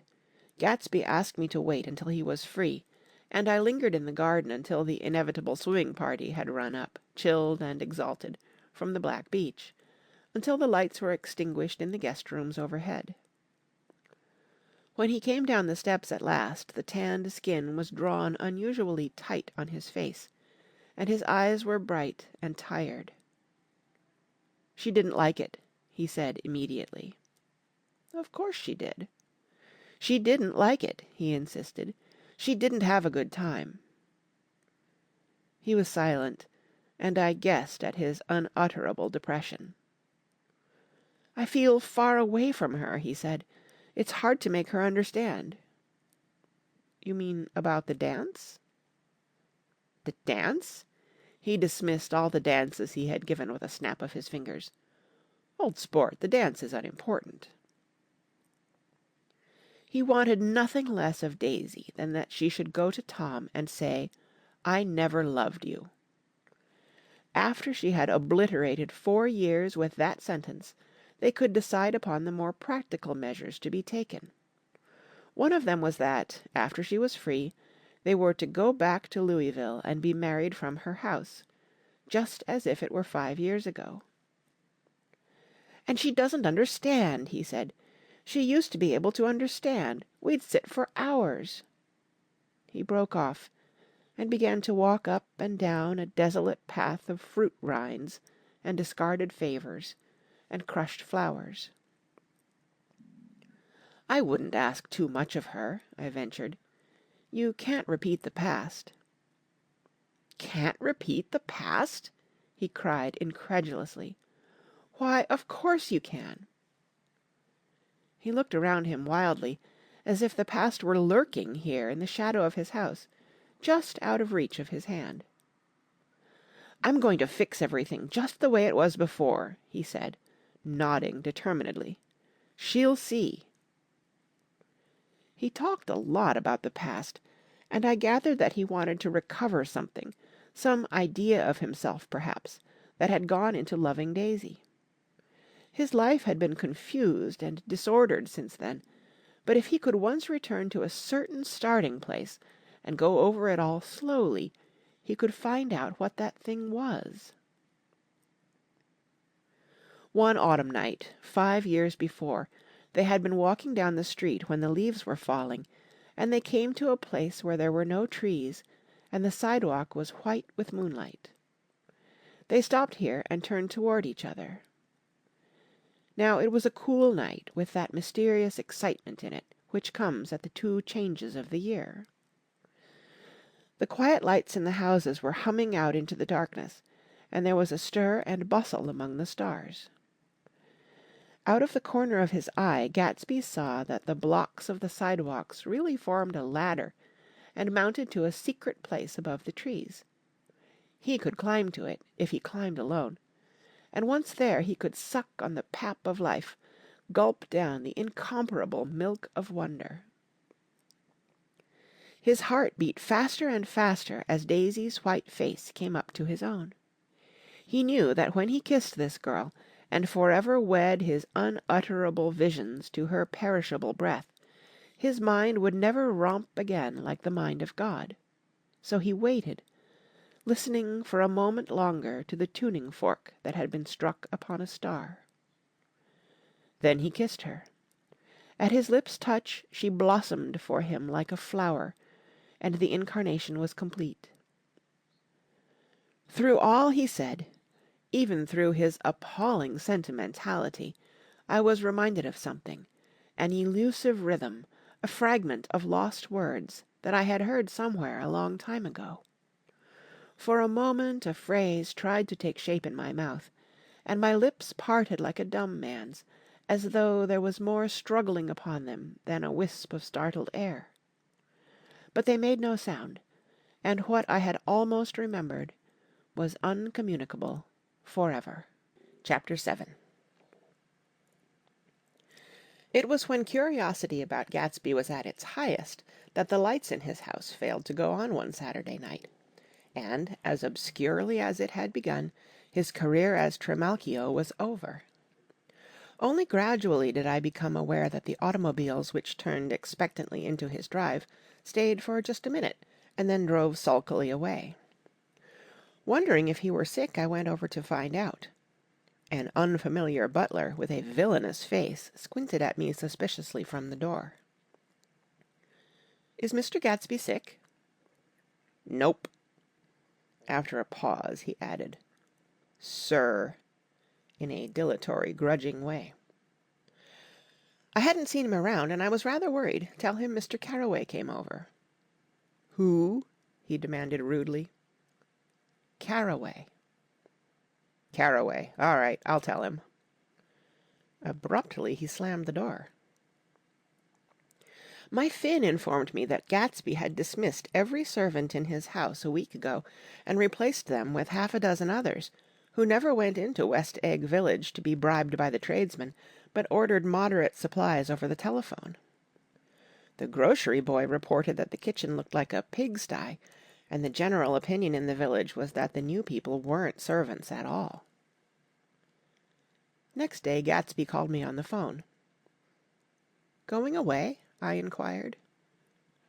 "No, old sport." "I hear you fired all your servants." "I wanted somebody who wouldn't gossip. Daisy comes over quite often, in the afternoons." So the whole caravanserai had fallen in like a card-house at the disapproval in her eyes. "There's some people Wolfsheim wanted to do something for. They're all brothers and sisters. They used to run a small hotel." "I see." He was calling up at Daisy's request. Would I come to lunch at her house tomorrow? Miss Baker would be there. Half an hour later Daisy herself telephoned, and seemed relieved to find that I was coming. Something was up. And yet I couldn't believe that they would choose this occasion for a scene, especially for the rather harrowing scene that Gatsby had outlined in the garden. The next day was broiling, almost the last, certainly the warmest of the summer. As my train emerged from the tunnel into sunlight, only the hot whistles of the National Biscuit Company broke the simmering hush at noon. The straw seats of the car hovered on the edge of combustion. The woman next to me perspired delicately for a while into her white shirtwaist, and then, as her newspaper dampened under her fingers, lapsed despairingly into deep heat with a desolate cry. Her pocket-book slapped to the floor. "Oh, my!" she gasped. I picked it up with a weary bend and handed it back to her, holding it at arm's length and by the extreme tip of the corners to indicate that I had no designs upon it. But every one near by, including the woman, suspected me just the same. "Hot," said the conductor to familiar faces. "Some weather. Hot, hot, hot. Is it hot enough for you? Is it hot? Is it—" My commutation ticket came back to me with a dark stain from his hand. That anyone should care in this heat whose flushed lips he kissed, whose head made damp the pajama pocket over his heart. Through the hall of the Buchanan's house blew a faint wind, carrying the sound of the telephone bell out to Gatsby and me as we waited at the door. "The master's body," roared the butler into the mouthpiece. "I'm sorry, madam, but we can't furnish it. It's far too hot to touch this noon." What he really said was, "Yes, yes, I'll see." He set down the receiver and came toward us, glistening slightly, to take our stiff hats. "Madame expects you in the salon," he cried, needlessly indicating the direction. In this heat, every extra gesture was an affront to the common store of life. The room, shadowed well with awnings, was dark and cool. Daisy and Jordan lay upon an enormous couch, like silver idols weighing down their own white dresses against the singing breeze of the fans. "We can't move," they said together. Jordan's fingers, powdered white over their tan, rested for a moment in mine. "And Mr. Thomas Buchanan, the athlete?" I inquired. Simultaneously I heard his voice, gruff, muffled, husky, at the hall telephone. Gatsby stood in the center of the crimson carpet and gazed around with fascinated eyes. Daisy watched him and laughed, her sweet, exciting laugh. A tiny gust of powder rose from her bosom into the air. "The rumor is," whispered Jordan, "that that's Tom's girl on the telephone." We were silent. The voice in the hall rose high with annoyance. "Very well, then, I won't sell you the car at all. I'm under no obligations to you at all. And as for your bothering me about it at lunchtime, I won't stand that at all." "Holding down the receiver," said Daisy cynically. "No, he's not," I assured her. "It's a bona fide deal. I happen to know about it." Tom flung open the door, blocked out its space for a moment with his thick body, and hurried into the room. "Mr. Gatsby." He put out his broad, flat hand with well-concealed dislike. "I'm glad to see you, sir. Nick." "Make us a cold drink," cried Daisy. As he left the room again, she got up and went over to Gatsby and pulled his face down, kissing him on the mouth. "You know I love you," she murmured. "You forget there's a lady present," said Jordan. Daisy looked around doubtfully. "You kissed Nick, too." "What a low, vulgar girl." "I don't care," cried Daisy, and began to clog on the brick fireplace. Then she remembered the heat and sat down guiltily on the couch, just as a freshly laundered nurse leading a little girl came into the room. "Blessed precious," she crooned, holding out her arms. "Come to your own mother that loves you." The child, relinquished by the nurse, rushed across the room and rooted shyly into her mother's dress. "The blessed precious! Did mother get powder on your old yellowy hair? Stand up now and say howdy-do." Gatsby and I in turn leaned down and took the small reluctant hand. Afterward he kept looking at the child with surprise.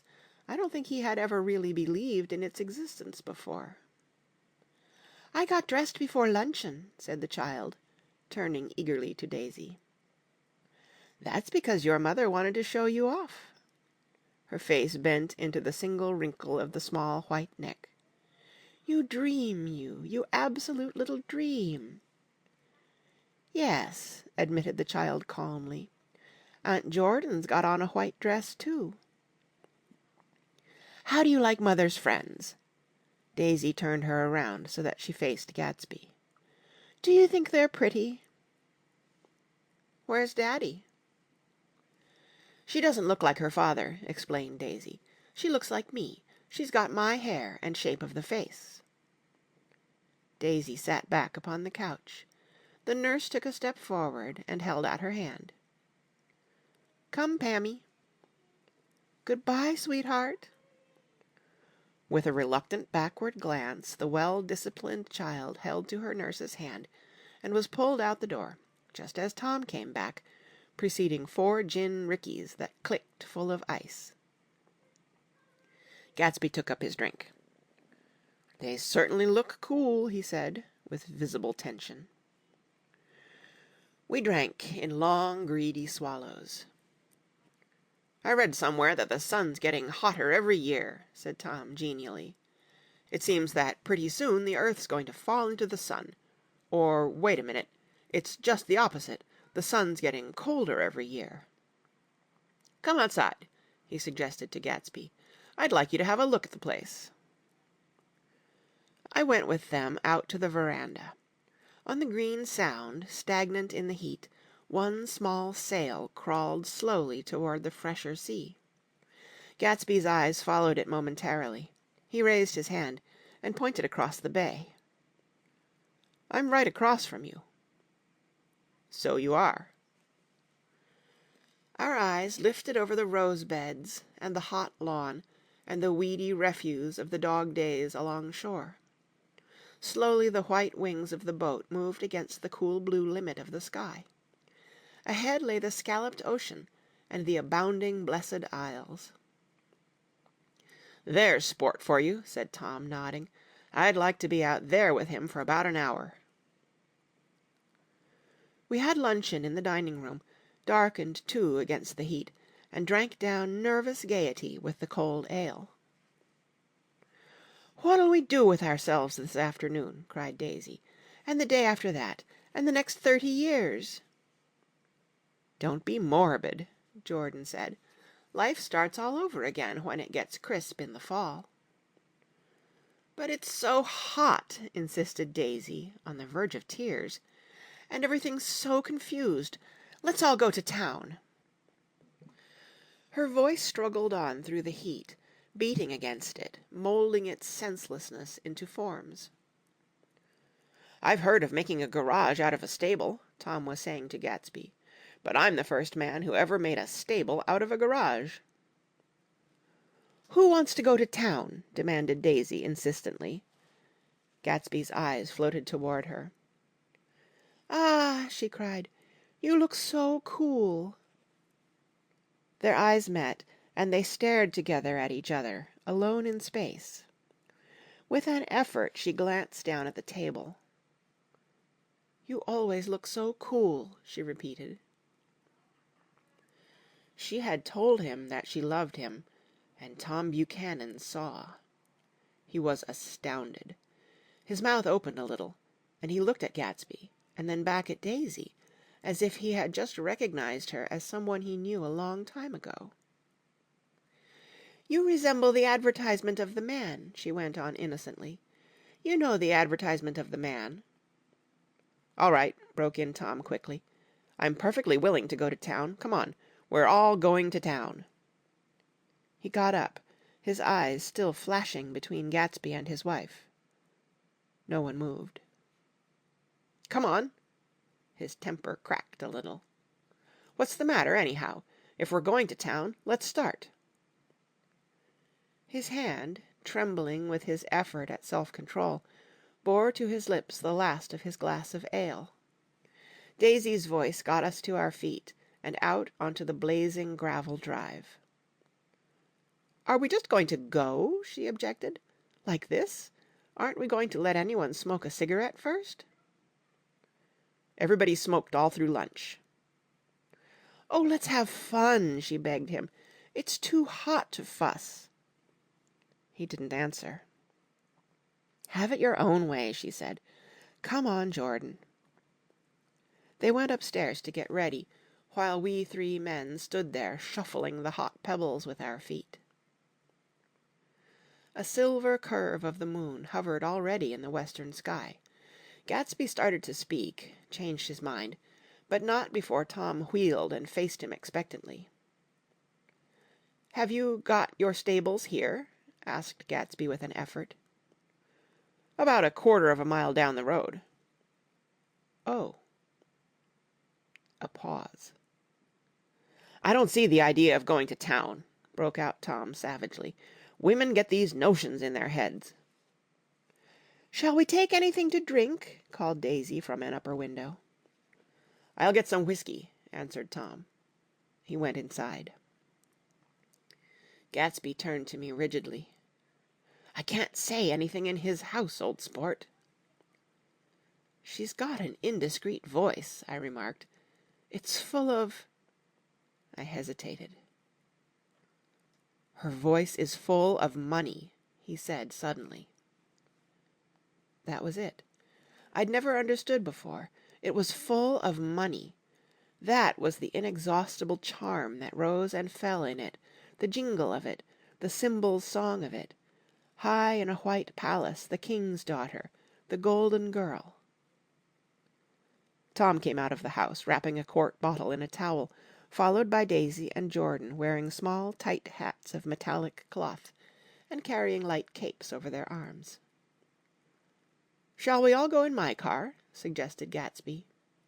He felt the hot green leather of the seat. "I ought to have left it in the shade." "Is it standard shift?" demanded Tom. "Yes." "Well, you take my coupe and let me drive your car to town." The suggestion was distasteful to Gatsby. "I don't think there's much gas," he objected. "Plenty of gas," said Tom boisterously. He looked at the gauge. "And if it runs out, I can stop at a drugstore. You can buy anything at a drugstore nowadays." A pause followed this apparently pointless remark. Daisy looked at Tom frowning, and an indefinable expression, at once definitely unfamiliar and vaguely recognizable, as if I had only heard it described in words, passed over Gatsby's face. "Come on, Daisy," said Tom, pressing her with his hand toward Gatsby's car. "I'll take you in this circus wagon." He opened the door, but she moved out of the circle of his arm. "You take Nick and Jordan. We'll follow you in the coupe." She walked close to Gatsby, touching his coat with her hand. Jordan and Tom and I got into the front seat of Gatsby's car. Tom pushed the unfamiliar gears tentatively, and we shot off into the oppressive heat, leaving them out of sight behind. "Did you see that?" demanded Tom. "See what?" He looked at me keenly, realizing that Jordan and I must have known all along. "You think I'm pretty dumb, don't you?" he suggested. "Perhaps I am, but I have almost a second sight, sometimes, that tells me what to do. Maybe you don't believe that, but science—" He paused. The immediate contingency overtook him, pulled him back from the edge of the theoretical abyss. "I've made a small investigation of this fellow," he continued. "I could have gone deeper if I'd known." "Do you mean you've been to a medium?" inquired Jordan humorously. "What?" Confused, he stared at us as we laughed. "A medium?" "About Gatsby." "About Gatsby? No, I haven't. I said I'd been making a small investigation of his past." "And you found he was an Oxford man," said Jordan helpfully. "An Oxford man!" He was incredulous. "Like hell he is. He wears a pink suit." "Nevertheless, he's an Oxford man." "Oxford, New Mexico," snorted Tom contemptuously. "Or something like that." "Listen, Tom, if you're such a snob, why did you invite him to lunch?" demanded Jordan crossly. "Daisy invited him. She knew him before we were married, God knows where." We were all irritable now with the fading ale, and aware of it we drove for a while in silence. Then, as Dr. T.J. Eckelberg's faded eyes came into sight down the road, I remembered Gatsby's caution about gasoline. "We've got enough to get us to town," said Tom. "But there's a garage right here," objected Jordan. "I don't want to get stalled in this baking heat." Tom threw on both brakes impatiently, and we slid to an abrupt dusty stop under Wilson's sign. After a moment the proprietor emerged from the interior of his establishment and gazed hollow-eyed at the car. "Let us have some gas," cried Tom roughly. "What do you think we stopped for? To admire the view?" "I'm sick," said Wilson, without moving. "Been sick all day." "What's the matter?" "I'm all run down." "Well, shall I help myself?" Tom demanded. "You sounded well enough on the phone." With an effort Wilson left the shade and support of the doorway and, breathing hard, unscrewed the cap of the tank. In the sunlight his face was green. "I didn't mean to interrupt your lunch," he said, "but I need money pretty bad, and I was wondering what you were going to do with your old car." "How do you like this one?" inquired Tom. "I bought it last week." "It's a nice yellow one," said Wilson, as he strained at the handle. "Like to buy it?" "Big chance." Wilson smiled faintly. "No, but I could make some money on the other." "What do you want money for all of a sudden?" "I've been here too long. I want to get away. My wife and I want to go west." "Your wife does?" exclaimed Tom, startled. "She's been talking about it for 10 years." He rested for a moment against the pump, shading his eyes.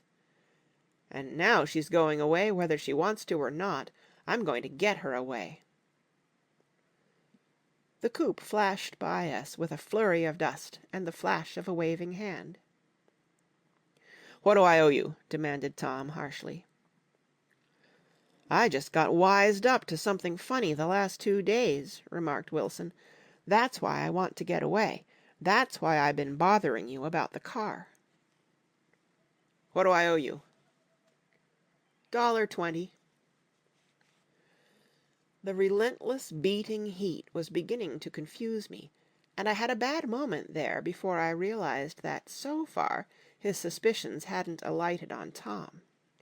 He had discovered that Myrtle had some sort of life apart from him in another world, and the shock had made him physically sick. I stared at him, and then at Tom, who had made a parallel discovery less than an hour before, and it occurred to me that there was no difference between men in intelligence or race so profound as the difference between the sick and the well. Wilson was so sick that he looked guilty, unforgivably guilty, as if he had just got some poor girl with child. "I'll let you have that car," said Tom. "I'll send it over tomorrow afternoon." That locality was always vaguely disquieting, even in the broad glare of afternoon, and now I turned my head as though I had been warned of something behind. Over the ash heaps the giant eyes of Dr. T.J. Eckelberg kept their vigil, but I perceived, after a moment, that other eyes were regarding us with peculiar intensity from less than 20 feet away. In one of the windows over the garage the curtains had been moved aside a little, and Myrtle Wilson was peering down at the car. So engrossed was she that she had no consciousness of being observed, and one emotion after another crept into her face like objects into a slowly developing picture. Her expression was curiously familiar. It was an expression I had often seen on women's faces, but on Myrtle Wilson's face it seemed purposeless and inexplicable until I realized that her eyes, wide with jealous terror, were fixed not on Tom, but on Jordan Baker, whom she took to be his wife. There is no confusion like the confusion of a simple mind, and as we drove away Tom was feeling the hot whips of panic. His wife and his mistress, until an hour ago secure and inviolate, were slipping precipitately from his control. Instinct made him step on the accelerator with the double purpose of overtaking Daisy and leaving Wilson behind, and we sped along toward Astoria at 50 miles an hour until, among the spidery girders of the elevated, we came in sight of the easy-going blue coupe. "Those big movies around 50th Street are cool," suggested Jordan. "I love New York on summer afternoons when everyone's away. There's something very sensuous about it. Overripe, as if all sorts of funny fruits were going to fall into your hands." The word sensuous had the effect of further disquieting Tom, but before he could invent a protest the coupe came to a stop, and Daisy signaled us to draw up alongside. "Where are we going?" she cried. "How about the movies?" "It's so hot," she complained. "You go. We'll ride around and meet you after." With an effort her wit rose faintly. "We'll meet you on some corner.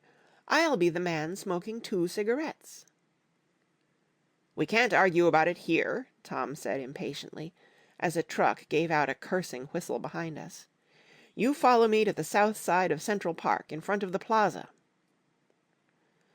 Several times he turned his head and looked back for their car, and if the traffic delayed them he slowed up until they came into sight.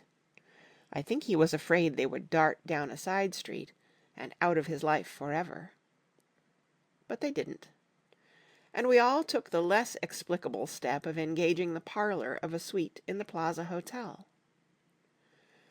The prolonged and tumultuous argument that ended by herding us into that room eludes me, though I have a sharp physical memory that, in the course of it, my underwear kept climbing like a damp snake around my legs, and intermittent beads of sweat raced cool across my back. The notion originated with Daisy's suggestion that we hire 5 bathrooms and take cold baths, and then assumed more tangible form as a place to have a mint julep. Each of us said over and over that it was a crazy idea. We all talked at once to a baffled clerk and thought, or pretended to think, that we were being very funny. The room was large and stifling, and though it was already 4 o'clock, opening the windows admitted only a gust of hot shrubbery from the park. Daisy went to the mirror and stood with her back to us, fixing her hair. "It's a swell suite," whispered Jordan respectfully, and everyone laughed. "Open another window," commanded Daisy, without turning around. "There aren't any more."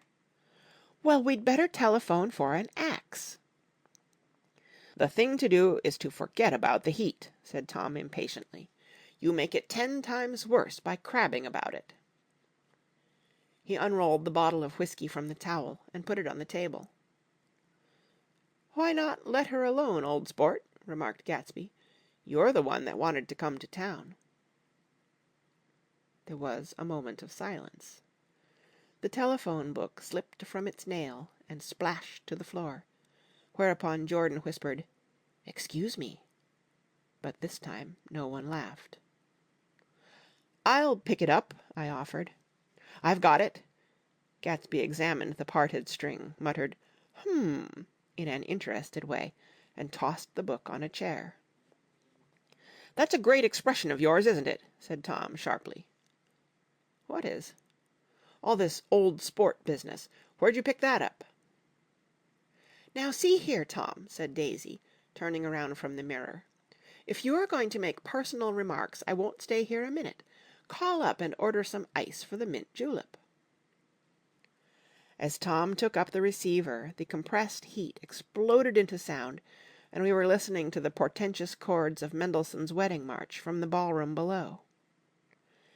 "Imagine marrying anybody in this heat!" cried Jordan dismally. "Still, I was married in the middle of June," Daisy remembered. "Louisville in June. Somebody fainted. Who was it fainted, Tom?" "Biloxi," he answered shortly. A man named Biloxi, Blocks Biloxi, and he made boxes. That's a fact. And he was from Biloxi, Tennessee." "They carried him into my house," appended Jordan, "because we lived just 2 doors from the church, and he stayed 3 weeks, until Daddy told him he had to get out. The day after he left, Daddy died." After a moment she added, as if she might have sounded irreverent, "There wasn't any connection." "I used to know a Bill Biloxi from Memphis," I remarked. "That was his cousin. I knew his whole family history before he left. He gave me an aluminum putter that I use today." The music had died down as the ceremony began, and now a long cheer floated in at the window, followed by intermittent cries of "Yay!" and finally by a burst of jazz as the dancing began. "We're getting old," said Daisy. "If we were young, we'd rise and dance." "Remember Biloxi," Jordan warned her. "Where'd you know him, Tom?" "Biloxi?" He concentrated with an effort. "I didn't know him. He was a friend of Daisy's." "He was not," she denied. "I'd never seen him before. He came down in the private car." "Well, he said he knew you. He said he was raised in Louisville. Asa Bird brought him around at the last minute and asked if we had room for him." Jordan smiled. "He was probably bumming his way home. He told me he was president of your class at Yale." Tom and I looked at each other blankly. "Biloxi? First place, we didn't have any president." Gatsby's foot beat a short, restless tattoo, and Tom eyed him suddenly. "By the way, Mr. Gatsby, I understand you're an Oxford man." "Not exactly." "Oh, yes, I understand you went to Oxford." "Yes, I went there." A pause. Then Tom's voice, incredulous and insulting. "You must have gone there about the time Biloxi went to New Haven." Another pause. A waiter knocked and came in with crushed mint and ice, but the silence was unbroken by his "Thank you," and the soft closing of the door. This tremendous detail was to be cleared up at last. "I told you I went there," said Gatsby. "I heard you, but I'd like to know when." "It was in 1919. I only stayed 5 months. That's why I can't really call myself an Oxford man." Tom glanced around to see if we mirrored his unbelief, but we were all looking at Gatsby. "It was an opportunity they gave to some of the officers after the armistice," he continued. "We could go to any of the universities in England or France." I wanted to get up and slap him on the back. I had one of those renewals of complete faith in him that I'd experienced before. Daisy rose, smiling faintly, and went to the table. "Open the whiskey, Tom," she ordered, "and I'll make you a mint julep. Then you won't seem so stupid to yourself. Look at the mint." "Wait a minute," snapped Tom. "I want to ask Mr. Gatsby one more question." "Go on," Gatsby said politely. "What kind of a row are you trying to cause in my house, anyhow?" "He isn't causing a row." Daisy looked desperately from one to the other. "You're causing a row. Please have a little self-control." "Self-control!" repeated Tom incredulously. "I suppose the latest thing is to sit back and let Mr. Nobody from Nowhere make love to your wife. Well, if that's the idea, you can count me out. Nowadays people begin by sneering at family life and family institutions, and next they'll throw everything overboard and have intermarriage between black and white." Flushed with his impassioned gibberish, he saw himself standing alone on the last barrier of civilization. "We're all white here," murmured Jordan. "I know I'm not very popular. I don't give big parties. I suppose you've got to make your house into a pigsty in order to have any friends in the modern world." Angry as I was, as we all were, I was tempted to laugh whenever he opened his mouth. The transition from libertine to prig was so complete. "I've got something to tell you, old sport," began Gatsby, but Daisy guessed at his intention. "Please don't," she interrupted helplessly. "Please, let's all go home. Why don't we all go home?" "That's a good idea." I got up. "Come on, Tom. Nobody wants a drink." "I want to know what Mr. Gatsby has to tell me." "Your wife doesn't love you," said Gatsby. "She's never loved you. She loves me." "You must be crazy!" exclaimed Tom automatically. Gatsby sprang to his feet, vivid with excitement. "She never loved you. Do you hear?" she cried. "She only married you because I was poor and she was tired of waiting for me. It was a terrible mistake, but in her heart she never loved anyone except me." At this point Jordan and I tried to go, but Tom and Gatsby insisted with competitive firmness that we remain, as though neither of them had anything to conceal, and it would be a privilege to partake vicariously of their emotions. "Sit down, Daisy." Tom's voice groped unsuccessfully for the paternal note. "What's been going on? I want to hear all about it." "I told you what's been going on," said Gatsby. "Going on for 5 years, and you didn't know." Tom turned to Daisy sharply. "You've been seeing this fellow for 5 years?" "Not seeing," said Gatsby. "No, we couldn't meet. But both of us loved each other all that time, old sport, and you didn't know. I used to laugh sometimes." But there was no laughter in his eyes. "To think that you didn't know." "Oh, that's all." Tom tapped his thick fingers together like a clergyman and leaned back in his chair.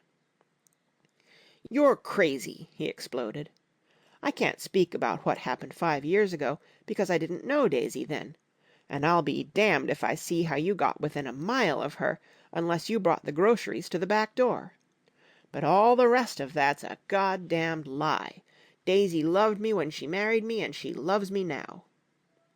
"No," said Gatsby, shaking his head. "She does, though. The trouble is that sometimes she gets foolish ideas in her head and doesn't know what she's doing." He nodded sagely. "And what's more, I love Daisy, too.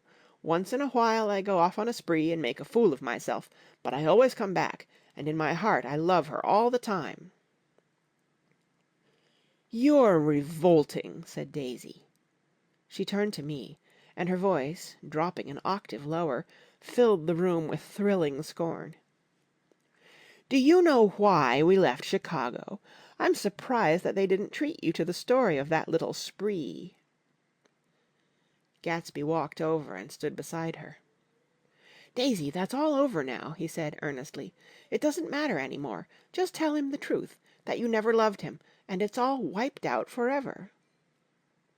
She looked at him blindly. "Why, how could I love him, possibly?" "You never loved him." She hesitated. Her eyes fell on Jordan and me with a sort of appeal, as though she realized at last what she was doing, and as though she had never, all along, intended doing anything at all. But it was done now. It was too late. "I never loved him," she said, with perceptible reluctance. "Not at Kapiolani?" demanded Tom suddenly. "No." From the ballroom beneath, muffled and suffocating chords were drifting up on hot waves of air. "Not that day I carried you down from the punch bowl to keep your shoes dry?" There was a husky tenderness in his tone. "Daisy?" "Please don't." Her voice was cold, but the rancor had gone from it. She looked at Gatsby. "There, Jay," she said, but her hand as she tried to light a cigarette was trembling. Suddenly she threw the cigarette and the burning match on the carpet. "Oh, you want too much!" she cried to Gatsby. "I love you now. Isn't that enough? I can't help what's past." She began to sob helplessly. "I did love him once, but I loved you too." Gatsby's eyes opened and closed. "You loved me too?" he repeated. "Even that's a lie," said Tom savagely. "She didn't know you were alive. Why, there are things between Daisy and me that you'll never know, things that neither of us can ever forget." The words seemed to bite physically into Gatsby. "I want to speak to Daisy alone," he insisted. "She's all excited now."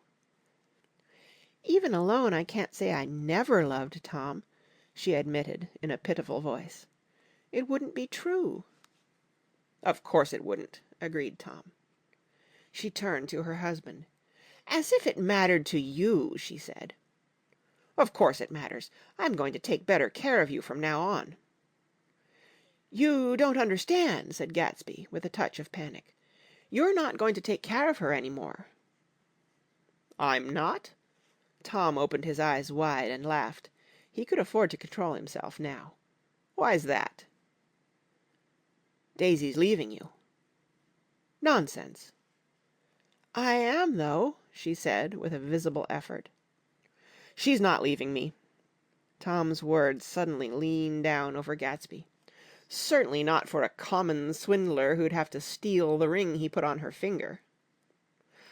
"Oh, I won't stand this," cried Daisy. "Oh, please, let's get out." "Who are you, anyhow?" broke out Tom. "You're one of that bunch that hangs around with Meyer Wolfsheim. That much I happen to know. I've made a little investigation into your affairs, and I'll carry it further tomorrow." "You can suit yourself about that, old sport," said Gatsby steadily. "I found out what your drug stores were." He turned to us and spoke rapidly. "He and this Wolfsheim bought up a lot of side street drug stores here and in Chicago and sold grain alcohol over the counter. That's one of his little stunts. I picked him for a bootlegger the first time I saw him, and I wasn't far wrong." "What about it?" said Gatsby, politely. "I guess your friend Walter Chase wasn't too proud to come in on it." "And you left him in the lurch, didn't you? You let him go to jail for a month over in New Jersey. God, you ought to hear Walter on the subject of you." "He came to us dead broke. He was very glad to pick up some money, old sport." "Don't you call me old sport," cried Tom. Gatsby said nothing. "Walter could have you up on the betting laws, too, but Wolfsheim scared him into shutting his mouth." That unfamiliar yet recognizable look was back again in Gatsby's face. "That drugstore business was just small change," continued Tom slowly. "But you've got something on now that Walter's afraid to tell me about." I glanced at Daisy, who was staring terrified between Gatsby and her husband, and at Jordan, who had begun to balance an invisible but absorbing object on the tip of her chin. Then I turned back to Gatsby, and was startled at his expression. He looked, and this is said in all contempt for the babbled slander of his garden, as if he had killed a man. For a moment the set of his face could be described in just that fantastic way. It passed, and he began to talk excitedly to Daisy, denying everything, defending his name against accusations that had not been made. But with every word she was drawing further and further into herself, so he gave that up, and only the dead dream fought on as the afternoon slipped away, trying to touch what was no longer tangible, struggling unhappily, undespairingly, toward that lost voice across the room. The voice begged again to go. "Please, Tom, I can't stand this any more." Her frightened eyes told that whatever intentions, whatever courage she had had, were definitely gone. "You two start on home, Daisy," said Tom, "in Mr. Gatsby's car." She looked at Tom, alarmed now, but he insisted with magnanimous scorn. "Go on. He won't annoy you. I think he realizes that his presumptuous little flirtation is over." They were gone, without a word, snapped out, made accidental, isolated, like ghosts even from our pity. After a moment Tom got up and began wrapping the unopened bottle of whiskey in the towel. "Want any of this stuff, Jordan? Nick?" I didn't answer. "Nick?" he asked again. "What?" "Want any?" "No. I just remembered that today is my birthday." I was 30. Before me stretched the portentous, menacing road of a new decade. It was 7 o'clock when we got into the coupe with him and started for Long Island. Tom talked incessantly, exulting and laughing, but his voice was as remote from Jordan and me as the foreign clamor on the sidewalk or the tumult of the elevated overhead. Human sympathy has its limits, and we were content to let all their tragic arguments fade with the city lights behind. 30. The promise of a decade of loneliness, a thinning list of single men to know, a thinning briefcase of enthusiasm, thinning hair. But there was Jordan beside me, who, unlike Daisy, was too wise ever to carry well-forgotten dreams from age to age. As we passed over the dark bridge, her wan face fell lazily against my coat's shoulder, and the formidable stroke of 30 died away with the reassuring pressure of her hand. So we drove on toward death through the cooling twilight. The young Greek, Michaelis, who ran the coffee joint beside the ash heaps, was the principal witness at the inquest. He had slept through the heat until after 5, when he strolled over to the garage and found George Wilson sick in his office. Really sick, pale as his own pale hair, and shaking all over. Michaelis advised him to go to bed, but Wilson refused, saying that he'd miss a lot of business if he did. While his neighbor was trying to persuade him, a violent racket broke out overhead. "I've got my wife locked up in there," explained Wilson calmly. "She's going to stay there till the day after tomorrow, and then we're going to move away." Michaelis was astonished. They had been neighbors for 4 years, and Wilson had never seemed faintly capable of such a statement. Generally, he was one of these worn-out men. When he wasn't working, he sat on a chair in the driveway and stared at the people and the cars that passed along the road.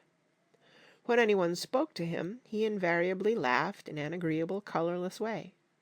He was his wife's man, and not his own. So naturally, Michaelis tried to find out what had happened, but Wilson wouldn't say a word. Instead, he began to throw curious, suspicious glances at his visitor, and ask him what he'd been doing at certain times on certain days. Just as the latter was getting uneasy, some workmen came past the door bound for his restaurant, and Michaelis took the opportunity to get away, intending to come back later. But he didn't. He supposed he forgot to, that's all. When he came outside again, a little after 7, he was reminded of the conversation because he heard Mrs. Wilson's voice, loud and scolding, downstairs in the garage. "Beat me!" he heard her cry. "Throw me down and beat me, you dirty little coward!" A moment later she rushed out into the dusk, waving her hands and shouting. Before he could move from his door, the business was over. The death car, as the newspapers called it, didn't stop. It came out of the gathering darkness, wavered tragically for a moment, and then disappeared around the next bend. Michaelis wasn't even sure of its color. He told the first policeman that it was light green. The other car, the one going toward New York, came to rest 100 yards beyond, and its driver hurried back to where Myrtle Wilson, her life violently extinguished, knelt in the road and mingled her thick, dark blood with the dust. Michaelis and this man reached her first, but when they had torn open her shirtwaist, still damp with perspiration, they saw that her left breast was swinging loose like a flap, and there was no need to listen for the heart beneath. The mouth was wide open and ripped at the corners, as though she had choked a little in giving up the tremendous vitality she had stored so long. We saw the 3 or 4 automobiles and the crowd when we were still some distance away. "Wreck," said Tom. "That's good. Wilson'll have a little business at last."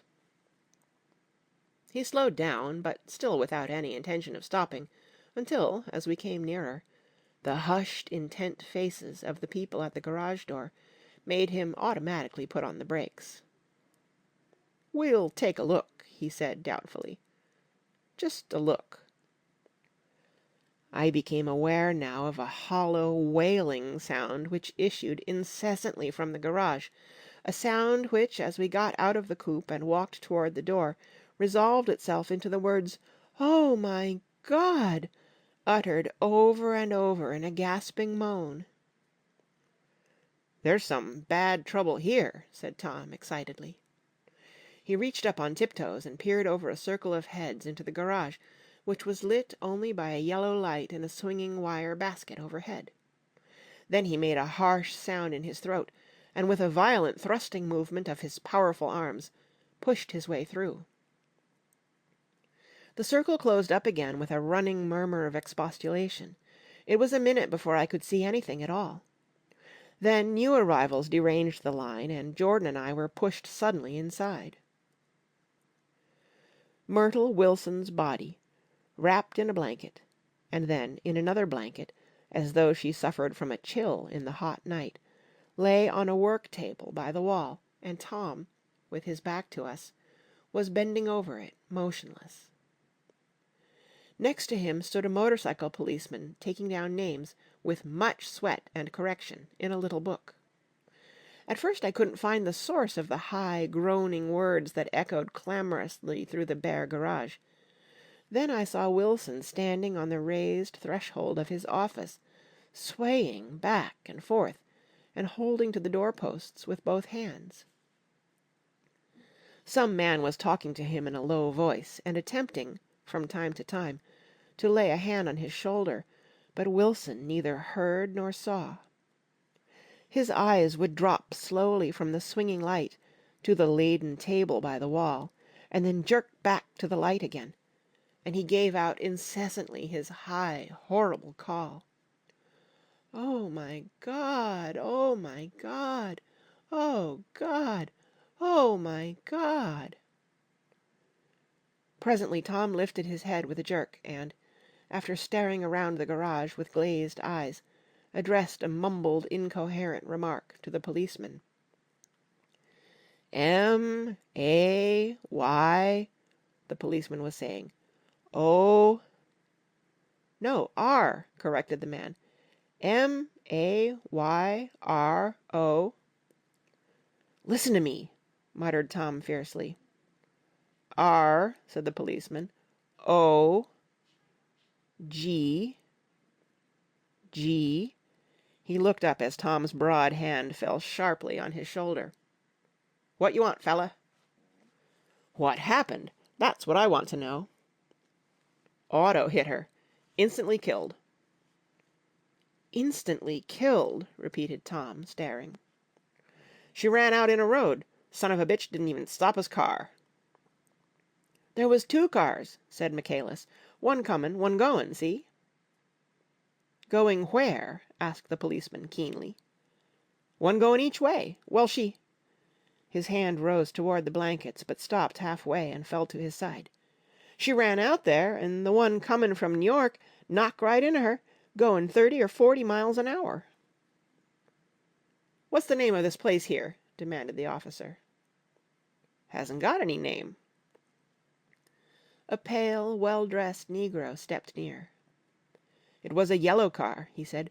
"Big yellow car. New." "See the accident?" asked the policeman. "No, but the car passed me down the road, going faster'n 40, going 50, 60. "Come here and let's have your name. Look out now, I want to get his name." Some words of this conversation must have reached Wilson, swaying in the office door, for suddenly a new theme found voice among his gasping cries. "You don't have to tell me what kind of car it was. I know what kind of car it was." Watching Tom, I saw the wad of muscle back of his shoulder tighten under his coat. He walked quickly over to Wilson, and, standing in front of him, seized him firmly by the upper arms. "You've got to pull yourself together," he said with soothing gruffness. Wilson's eyes fell upon Tom. He started up on his tiptoes, and then would have collapsed to his knees had not Tom held him upright. "Listen," said Tom, shaking him a little. "I just got here a minute ago from New York. I was bringing you that coupe we've been talking about. That yellow car I was driving this afternoon wasn't mine, do you hear? I haven't seen it all afternoon." Only the negro and I were near enough to hear what he said, but the policeman caught something in the tone, and looked over with truculent eyes. "What's all that?" he demanded. "I'm a friend of his." Tom turned his head, but kept his hands firm on Wilson's body. "He says he knows the car that did it. It was a yellow car." Some dim impulse moved the policeman to look suspiciously at Tom. "And what color's your car?" "It's a blue car, a coupe." "We've come straight from New York," I said.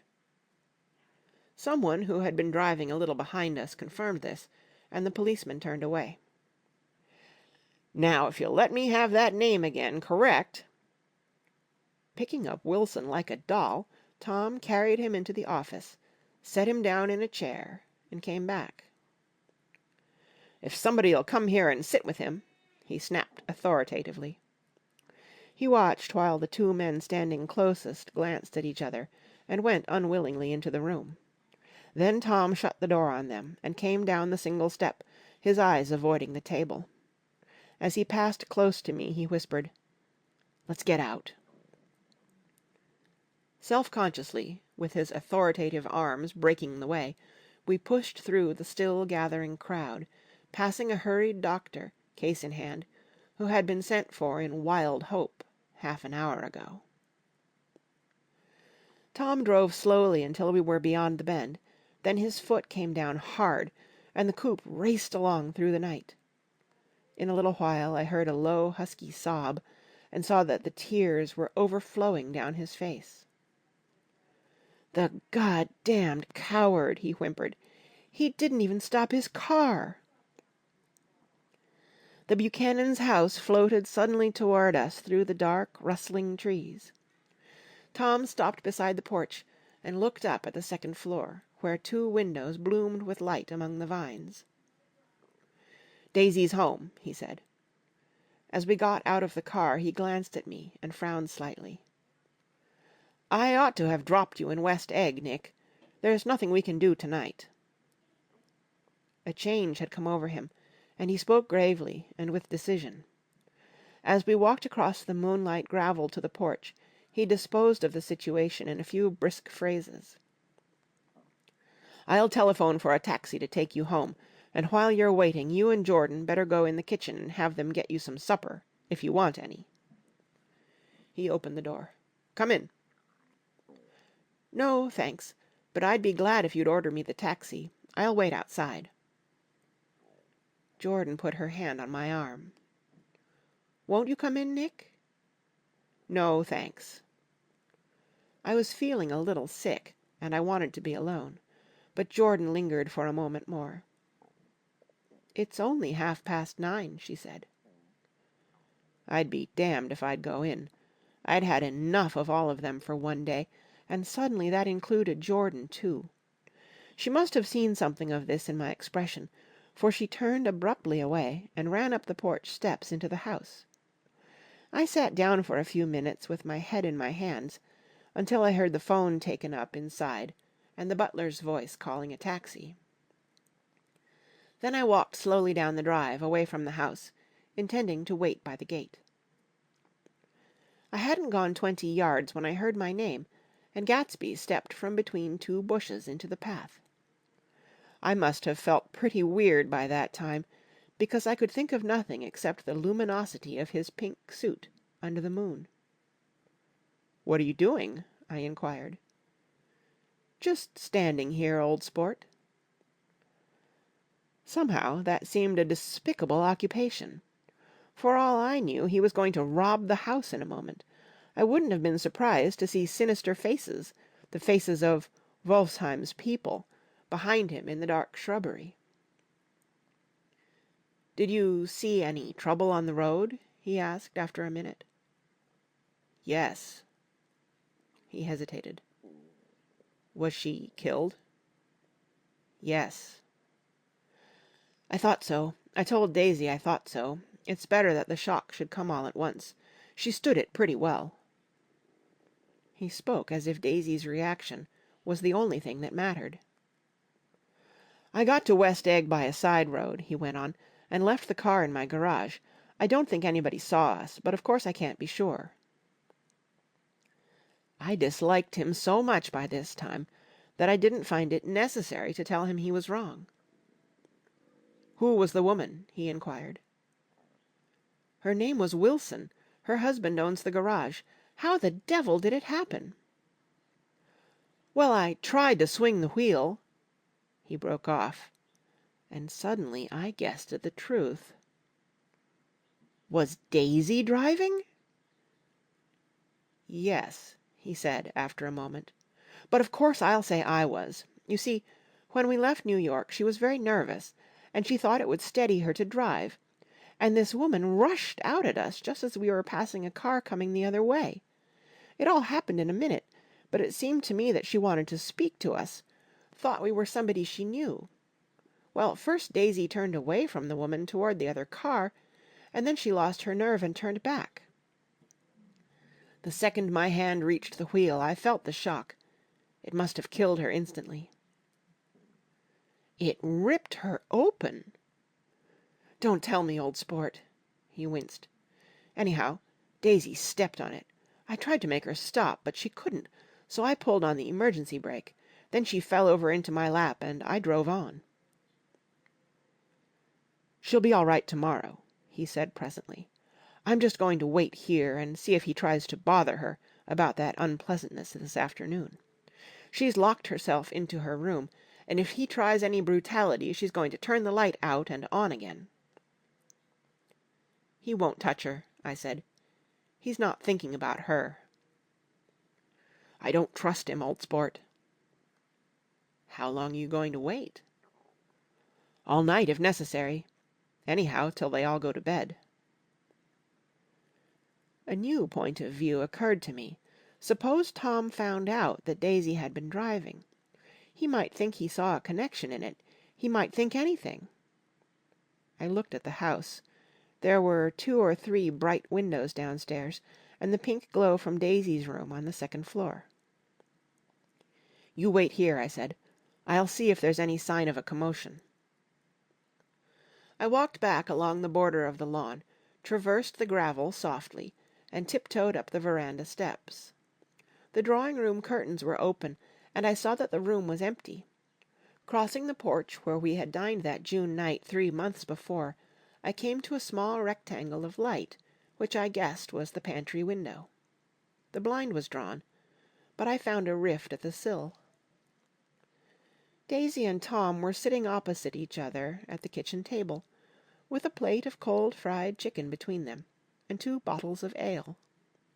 He was talking intently across the table at her, and in his earnestness his hand had fallen upon and covered her own. Once in a while she looked up at him, and nodded in agreement. They weren't happy, and neither of them had touched the chicken or the ale, and yet they weren't unhappy either. There was an unmistakable air of natural intimacy about the picture, and anybody would have said that they were conspiring together. As I tiptoed from the porch, I heard my taxi feeling its way along the dark road toward the house. Gatsby was waiting where I had left him in the drive. "Is it all quiet up there?" he asked anxiously. "Yes, it's all quiet." I hesitated. "You'd better come home and get some sleep." He shook his head. "I want to wait here till Daisy goes to bed. Good night, old sport." He put his hands in his coat pockets, and turned back eagerly to his scrutiny of the house, as though my presence marred the sacredness of the vigil. So I walked away and left him standing there in the moonlight, watching over nothing. Chapter 8. I couldn't sleep all night. A foghorn was groaning incessantly on the sound, and I tossed half sick between grotesque reality and savage, frightening dreams. Toward dawn I heard a taxi go up Gatsby's Drive, and immediately I jumped out of bed and began to dress. I felt that I had something to tell him, something to warn him about, and morning would be too late. Crossing his lawn, I saw that his front door was still open, and he was leaning against a table in the hall, heavy with dejection or sleep. "Nothing happened," he said wanly. I waited, and about 4 o'clock she came to the window and stood there for a minute, and then turned out the light. His house had never seemed so enormous to me as it did that night, when we hunted through the great rooms for cigarettes. We pushed aside curtains that were like pavilions, and felt over innumerable feet of dark wall for electric light switches. Once I tumbled with a sort of splash upon the keys of a ghostly piano. There was an inexplicable amount of dust everywhere, and the rooms were musty, as though they hadn't been aired for many days. I found the humidor on an unfamiliar table, with 2 stale, dry cigarettes inside. Throwing open the French windows of the drawing-room, we sat smoking out into the darkness. "You ought to go away," I said. "It's pretty certain they'll trace your car." "Go away now, old sport?" "Go to Atlantic City for a week, or up to Montreal." He wouldn't consider it. He couldn't possibly leave Daisy until he knew what she was going to do. He was clutching at some last hope, and I couldn't bear to shake him free. It was this night that he told me the strange story of his youth with Dan Cody. Told it to me because Jay Gatsby had broken up like glass against Tom's hard malice, and the long secret extravaganza was played out. I think that he would have acknowledged anything now, without reserve, but he wanted to talk about Daisy. She was the first nice girl he had ever known. In various unrevealed capacities he had come in contact with such people, but always with indiscernible barbed wire between. He found her excitingly desirable. He went to her house, at first with other officers from Camp Taylor, then alone. It amazed him. He had never been in such a beautiful house before, but what gave it an air of breathless intensity was that Daisy lived there. It was as casual a thing to her as his tent out at camp was to him.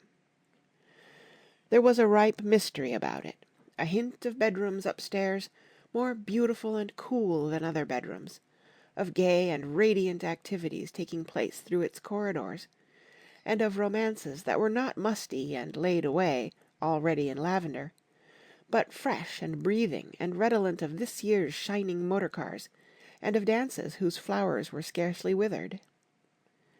It excited him, too, that many men had already loved Daisy. It increased her value in his eyes. He felt their presence all about the house, pervading the air with the shades and echoes of still vibrant emotions. But he knew that he was in Daisy's house by a colossal accident.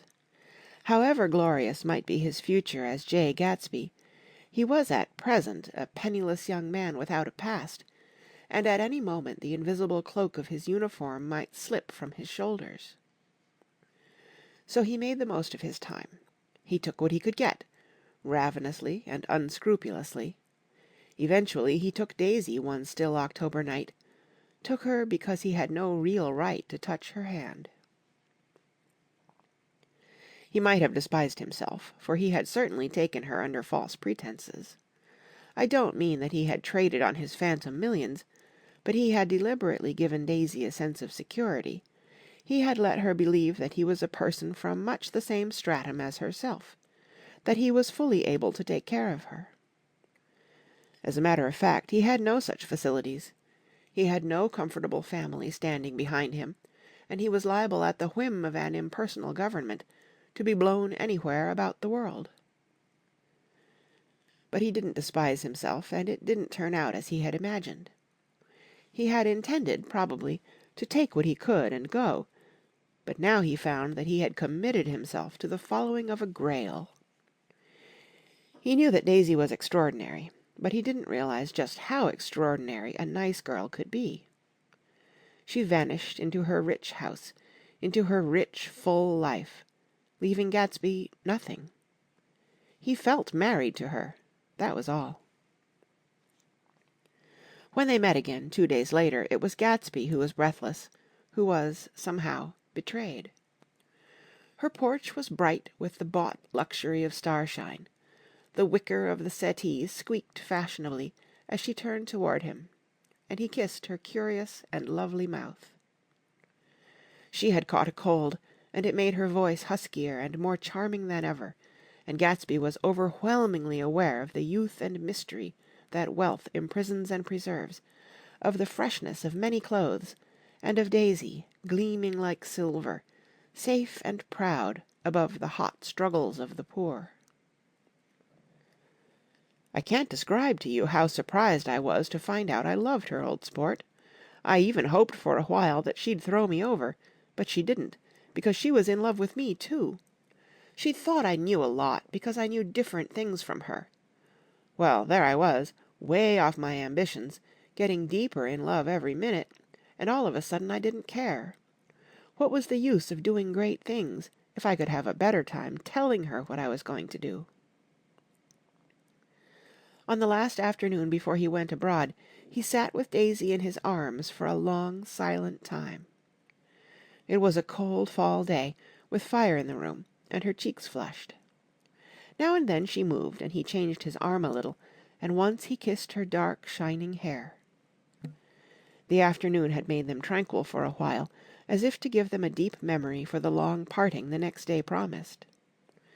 They had never been closer in their month of love, nor communicated more profoundly one with another than when she brushed silent lips against his coat's shoulder, or when he touched the end of her fingers, gently, as though she were asleep. He did extraordinarily well in the war. He was a captain before he went to the front, and following the Argonne battles he got his majority and the command of the divisional machine guns. After the armistice he tried frantically to get home, but some complication or misunderstanding sent him to Oxford instead.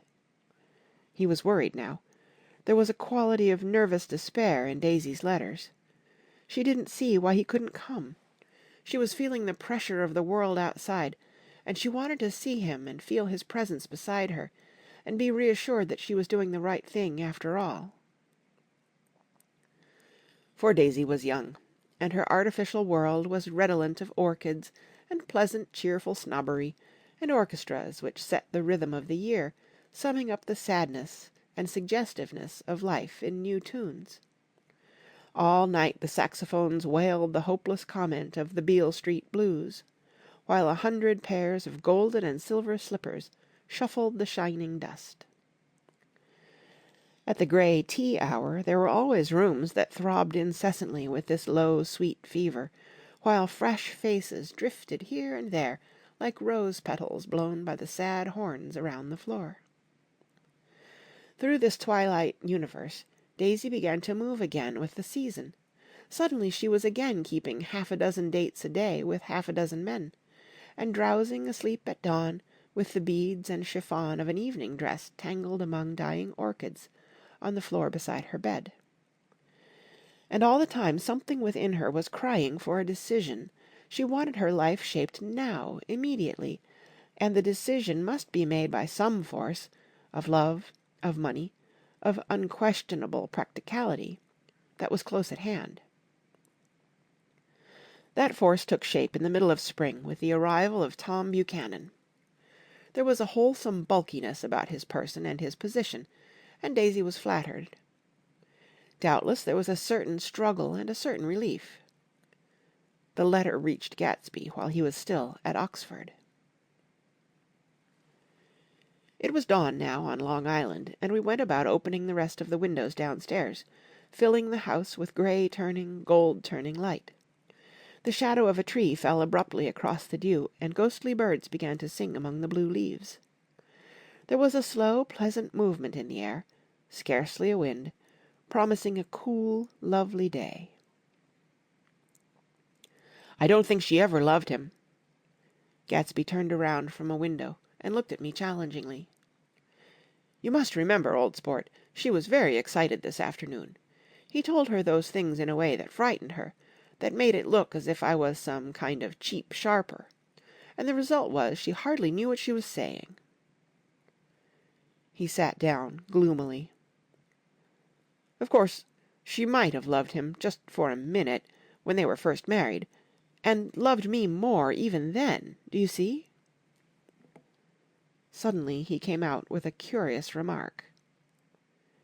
"In any case," he said, "it was just personal." What could you make of that, except to suspect some intensity in his conception of the affair that couldn't be measured? He came back from France when Tom and Daisy were still on their wedding trip, and made a miserable but irresistible journey to Louisville on the last of his army pay. He stayed there a week, walking the streets where their footsteps had clicked together through the November night, and revisiting the out-of-the-way places to which they had driven in her white car. Just as Daisy's house had always seemed to him more mysterious and gay than other houses, so his idea of the city itself, even though she was gone from it, was pervaded with a melancholy beauty. He left feeling that if he had searched harder he might have found her, that he was leaving her behind. The day coach, he was penniless now, was hot. He went out to the open vestibule and sat down on a folding chair, and the station slid away and the backs of unfamiliar buildings moved by. Then out into the spring fields, where a yellow trolley raced them for a minute, with people in it who might once have seen the pale magic of her face along the casual street. The track curved, and now it was going away from the sun, which, as it sank lower, seemed to spread itself in benediction over the vanishing city where she had drawn her breath. He stretched out his hand desperately, as if to snatch only a wisp of air, to save a fragment of the spot that she had made lovely for him. But it was all going by too fast now for his blurred eyes, and he knew that he had lost that part of it, the freshest and the best, forever. It was 9 o'clock when we finished breakfast and went out on the porch. The night had made a sharp difference in the weather, and there was an autumn flavour in the air. The gardener, the last one of Gatsby's former servants, came to the foot of the steps. "I'm going to drain the pool today, Mr. Gatsby. Leaves'll start falling pretty soon, and then there's always trouble with the pipes." "Don't do it today," Gatsby answered. He turned to me apologetically. "You know, old sport, I've never used that pool all summer." I looked at my watch and stood up. 12 minutes to my train." I didn't want to go to the city. I wasn't worth a decent stroke of work, but it was more than that. I didn't want to leave Gatsby. I missed that train, and then another, before I could get myself away. "I'll call you up," I said finally. "Do, old sport." "I'll call you about noon." We walked slowly down the steps. "I suppose Daisy'll call too." He looked at me anxiously, as if he hoped I'd corroborate this. "I suppose so." "Well, good-bye." We shook hands, and I started away. Just before I reached the hedge I remembered something, and turned around. "They're a rotten crowd," I shouted across the lawn. "You're worth the whole damn bunch put together." I've always been glad I said that. It was the only compliment I ever gave him, because I disapproved of him from beginning to end. First he nodded politely, and then his face broke into that radiant and understanding smile, as if we'd been in ecstatic cahoots on that fact all the time. His gorgeous pink rag of a suit made a bright spot of colour against the white steps, and I thought of the night when I first came to his ancestral home, 3 months before. The lawn and drive had been crowded with the faces of those who guessed at his corruption, and he had stood on those steps, concealing his incorruptible dream, as he waved them good-bye. I thanked him for his hospitality. We were always thanking him for that, I and the others. "Good-bye," I called. "I enjoyed breakfast, Gatsby." Up in the city, I tried for a while to list the quotations on an interminable amount of stock. Then I fell asleep in my swivel chair. Just before noon the phone woke me, and I started up with sweat breaking out on my forehead. It was Jordan Baker. She often called me up at this hour, because the uncertainty of her own movements between hotels and clubs and private houses made her hard to find in any other way. Usually her voice came over the wire as something fresh and cool, as if a divot from a green golf links had come sailing in at the office window, but this morning it seemed harsh and dry. "I've left Daisy's house," she said. "I'm at Hempstead, and I'm going down to Southampton this afternoon." Probably it had been tactful to leave Daisy's house, but the act annoyed me, and her next remark made me rigid. "You weren't so nice to me last night." How could it have mattered then? Silence for a moment. Then, "However, I want to see you." "I want to see you too." "Suppose I don't go to Southampton, and come into town this afternoon?" "No, I don't think this afternoon." "Very well." "It's impossible this afternoon. Various—" We talked like that for a while, and then abruptly we weren't talking any longer. I don't know which of us hung up with a sharp click, but I know I didn't care. I couldn't have talked to her across a tea table that day if I'd never talked to her again in this world. I called Gatsby's house a few minutes later, but the line was busy. I tried 4 times. Finally, an exasperated central told me the wire was being kept open for long distance from Detroit. Taking out my timetable, I drew a small circle around the 3:50 train. Then I leaned back in my chair and tried to think. It was just noon. When I passed the ash heaps on the train that morning, I had crossed deliberately to the other side of the car. I supposed there'd be a curious crowd around there all day, with little boys searching for dark spots in the dust, and some garrulous man telling over and over what had happened, until it became less and less real even to him, and he could tell it no longer, and Myrtle Wilson's tragic achievement was forgotten. Now I want to go back a little and tell what happened at the garage after we left there the night before. They had difficulty in locating the sister, Catherine. She must have broken her rule against drinking that night, for when she arrived she was stupid with liquor and unable to understand that the ambulance had already gone to Flushing. When they convinced her of this, she immediately fainted, as if that was the intolerable part of the affair. Someone, kind or curious, took her in his car and drove her in the wake of her sister's body.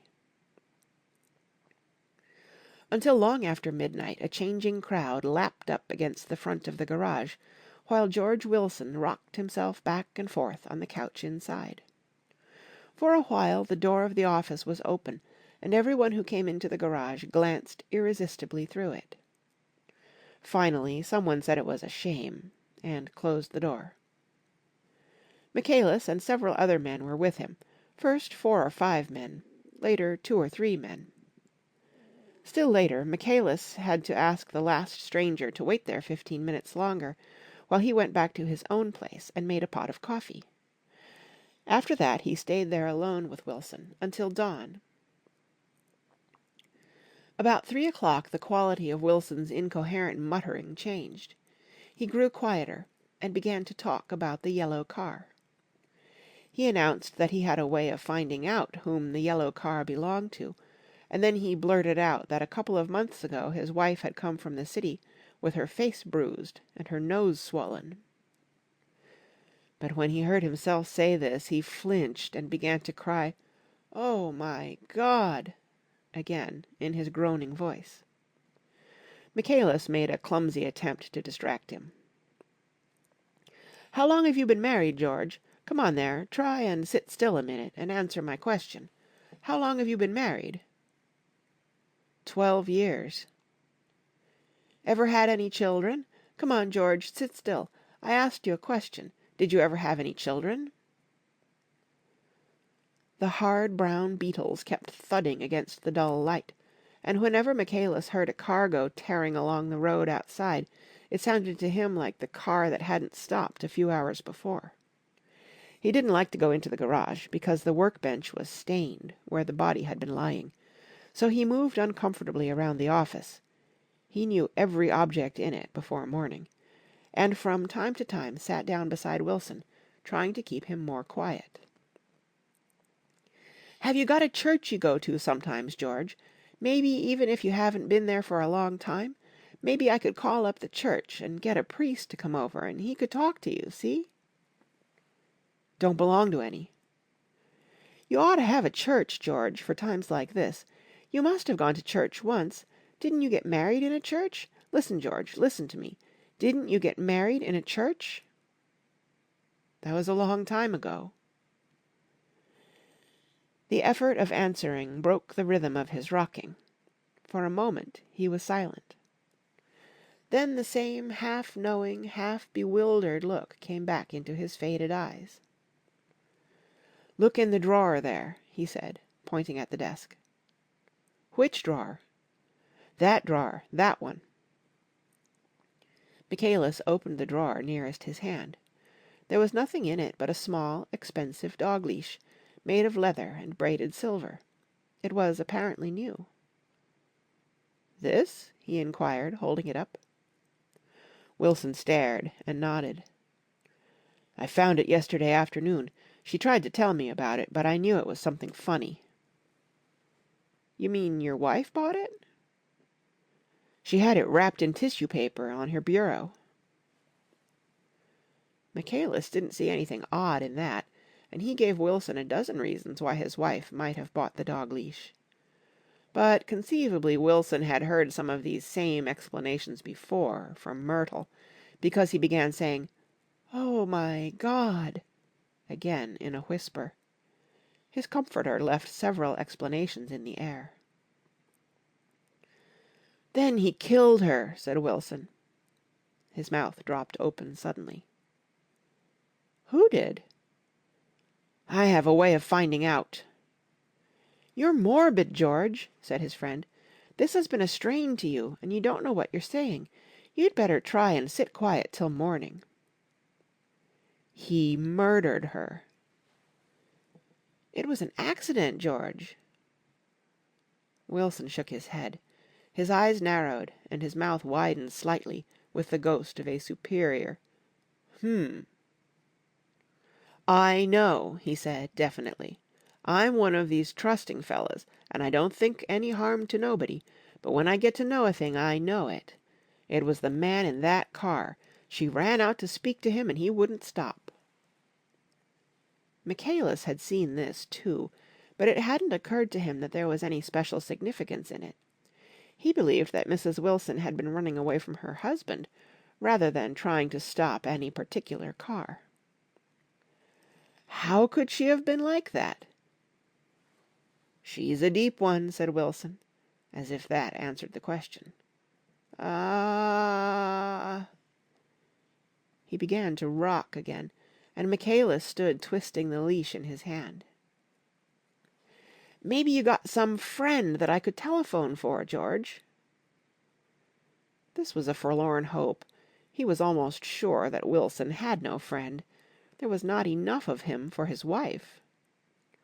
He was glad a little later when he noticed a change in the room, a blue quickening by the window, and realized that dawn wasn't far off. About 5 o'clock it was blue enough outside to snap off the light.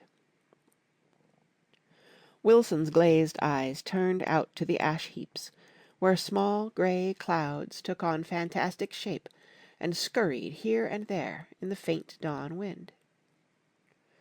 "I spoke to her," he muttered, after a long silence.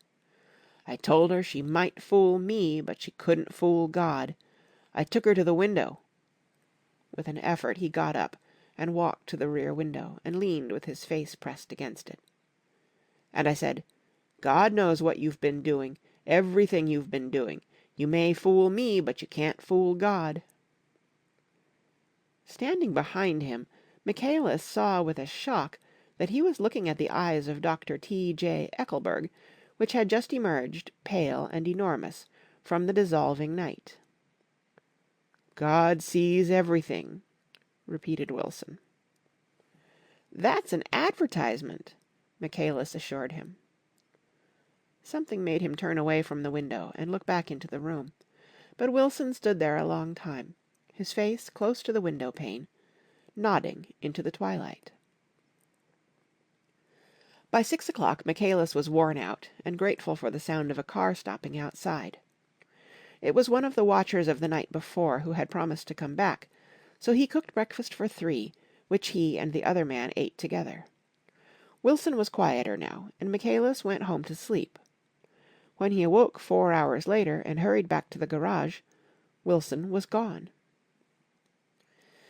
His movements, he was on foot all the time, were afterward traced to Port Roosevelt and then to Gad's Hill, where he bought a sandwich that he didn't eat and a cup of coffee. He must have been tired and walking slowly, for he didn't reach Gad's Hill until noon. Thus far there was no difficulty in accounting for his time. There were boys who had seen a man acting sort of crazy, and motorists at whom he stared oddly from the side of the road. Then for 3 hours he disappeared from view. The police, on the strength of what he said to Michaelis, that he had a way of finding out, supposed that he spent that time going from garage to garage thereabout, inquiring for a yellow car. On the other hand, no garage man who had seen him ever came forward, and perhaps he had an easier, surer way of finding out what he wanted to know. By 2:30 he was in West Egg, where he asked someone the way to Gatsby's house. So by that time he knew Gatsby's name. At 2 o'clock Gatsby put on his bathing suit and left word with the butler that if anyone phoned, word was to be brought to him at the pool. He stopped at the garage for a pneumatic mattress that had amused his guests during the summer, and the chauffeur helped him pump it up. Then he gave instructions that the open car wasn't to be taken out under any circumstances, and this was strange, because the front right fender needed repair. Gatsby shouldered the mattress and started for the pool. Once he stopped and shifted it a little, and the chauffeur asked him if he needed help, but he shook his head, and in a moment disappeared among the yellowing trees.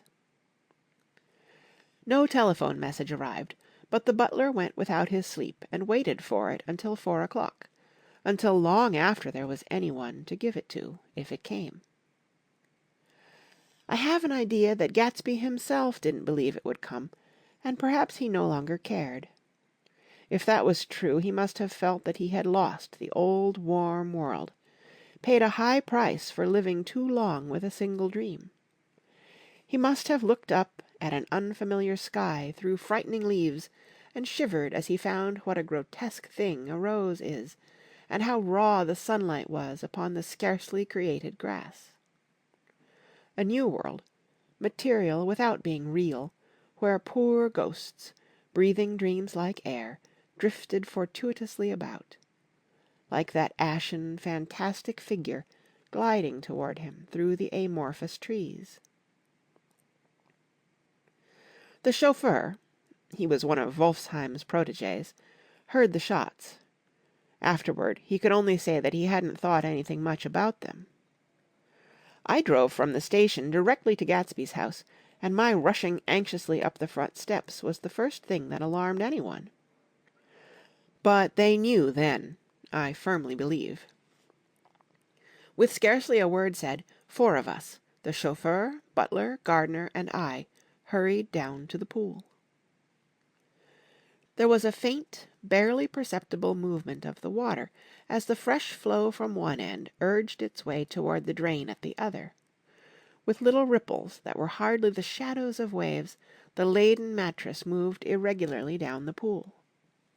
A small gust of wind that scarcely corrugated the surface was enough to disturb its accidental course with its accidental burden. The touch of a cluster of leaves revolved it slowly, tracing, like the leg of a compass, a thin red circle in the water. It was after we started with Gatsby toward the house that the gardener saw Wilson's body a little way off in the grass. And Chapter 9. After 2 years, I remember the rest of that day, and that night, and the next day, only as an endless drill of police and photographers and newspaper men in and out of Gatsby's front door.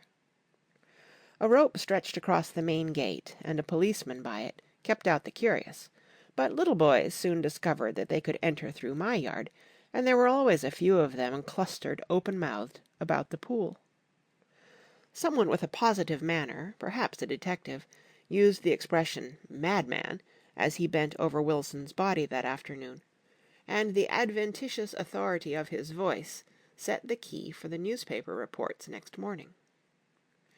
Most of those reports were a nightmare, grotesque, circumstantial, eager, and untrue. When Michaelis's testimony at the inquest brought to light Wilson's suspicions of his wife, I thought the whole tale would shortly be served up in racy pasquinade, but Catherine, who might have said anything, didn't say a word. She showed a surprising amount of character about it, too, looked at the coroner with determined eyes, under that corrected brow of hers, and swore that her sister had never seen Gatsby, that her sister was completely happy with her husband, that her sister had been into no mischief whatever. She convinced herself of it, and cried into her handkerchief, as if the very suggestion was more than she could endure. So Wilson was reduced to a man deranged by grief, in order that the case might remain in its simplest form. And it rested there. But all this part of it seemed remote and unessential. I found myself on Gatsby's side, and alone. From the moment I telephoned news of the catastrophe to West Egg Village, every surmise about him, and every practical question, was referred to me. At first I was surprised and confused. Then, as he lay in his house and didn't move or breathe or speak, hour upon hour, it grew upon me that I was responsible because no one else was interested. Interested, I mean, with that intense personal interest to which everyone has some vague right at the end. I called up Daisy half an hour after we found him, called her instinctively and without hesitation. But she and Tom had gone away early that afternoon, and taken baggage with them. Left no address? No. Say when they'd be back? No. Any idea where they are? How I could reach them? I don't know. Can't say. I wanted to get somebody for him. I wanted to go into the room where he lay and reassure him. I'll get somebody for you, Gatsby. Don't worry. Just trust me. And I'll get somebody for you. Meyer Wolfsheim's name wasn't in the phone book. The butler gave me his office address on Broadway, and I called information, but by the time I had the number it was long after 5, and no one answered the phone. Will you ring it again? I've rung them 3 times. It's very important. Sorry, I'm afraid no one's there. I went back to the drawing-room and thought for an instant that they were chance visitors, all these official people who suddenly filled it. But as they drew back the sheet and looked at Gatsby with unmoved eyes, his protest continued in my brain. Look here, old sport, you've got to get somebody for me. You've got to try hard. I can't go through this alone. Someone started to ask me questions, but I broke away, and going upstairs looked hastily through the unlocked parts of his desk. He'd never told me definitely that his parents were dead. But there was nothing, only the picture of Dan Cody, a token of forgotten violence, staring down from the wall. Next morning I sent the butler to New York with a letter to Wolfsheim, which asked for information and urged him to come out on the next train. That request seemed superfluous when I wrote it. I was sure he'd start when he saw the newspapers, just as I was sure there'd be a wire from Daisy before noon. But neither a wire nor Mr. Wolfsheim arrived. No one arrived except more police and photographers and newspaper men. When the butler brought back Wolfsheim's answer, I began to have a feeling of defiance, of scornful solidarity between Gatsby and me, against them all. Dear Mr. Carraway, this has been one of the most terrible shocks of my life to me. I hardly can believe it that it is true at all. Such a mad act as that man did should make us all think. I cannot come down now, as I am tied up in some very important business, and cannot get mixed up in this thing now. If there is anything I can do a little later, let me know in a letter by Edgar.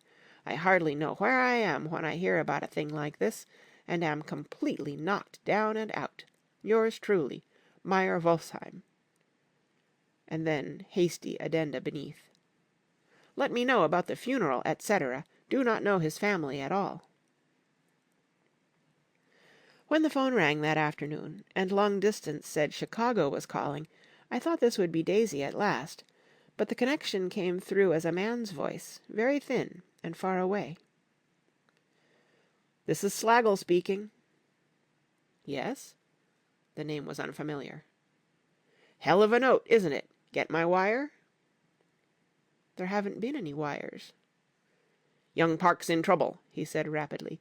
"They picked him up when he handed the bonds over the counter. They got a circular from New York giving 'em the numbers just 5 minutes before.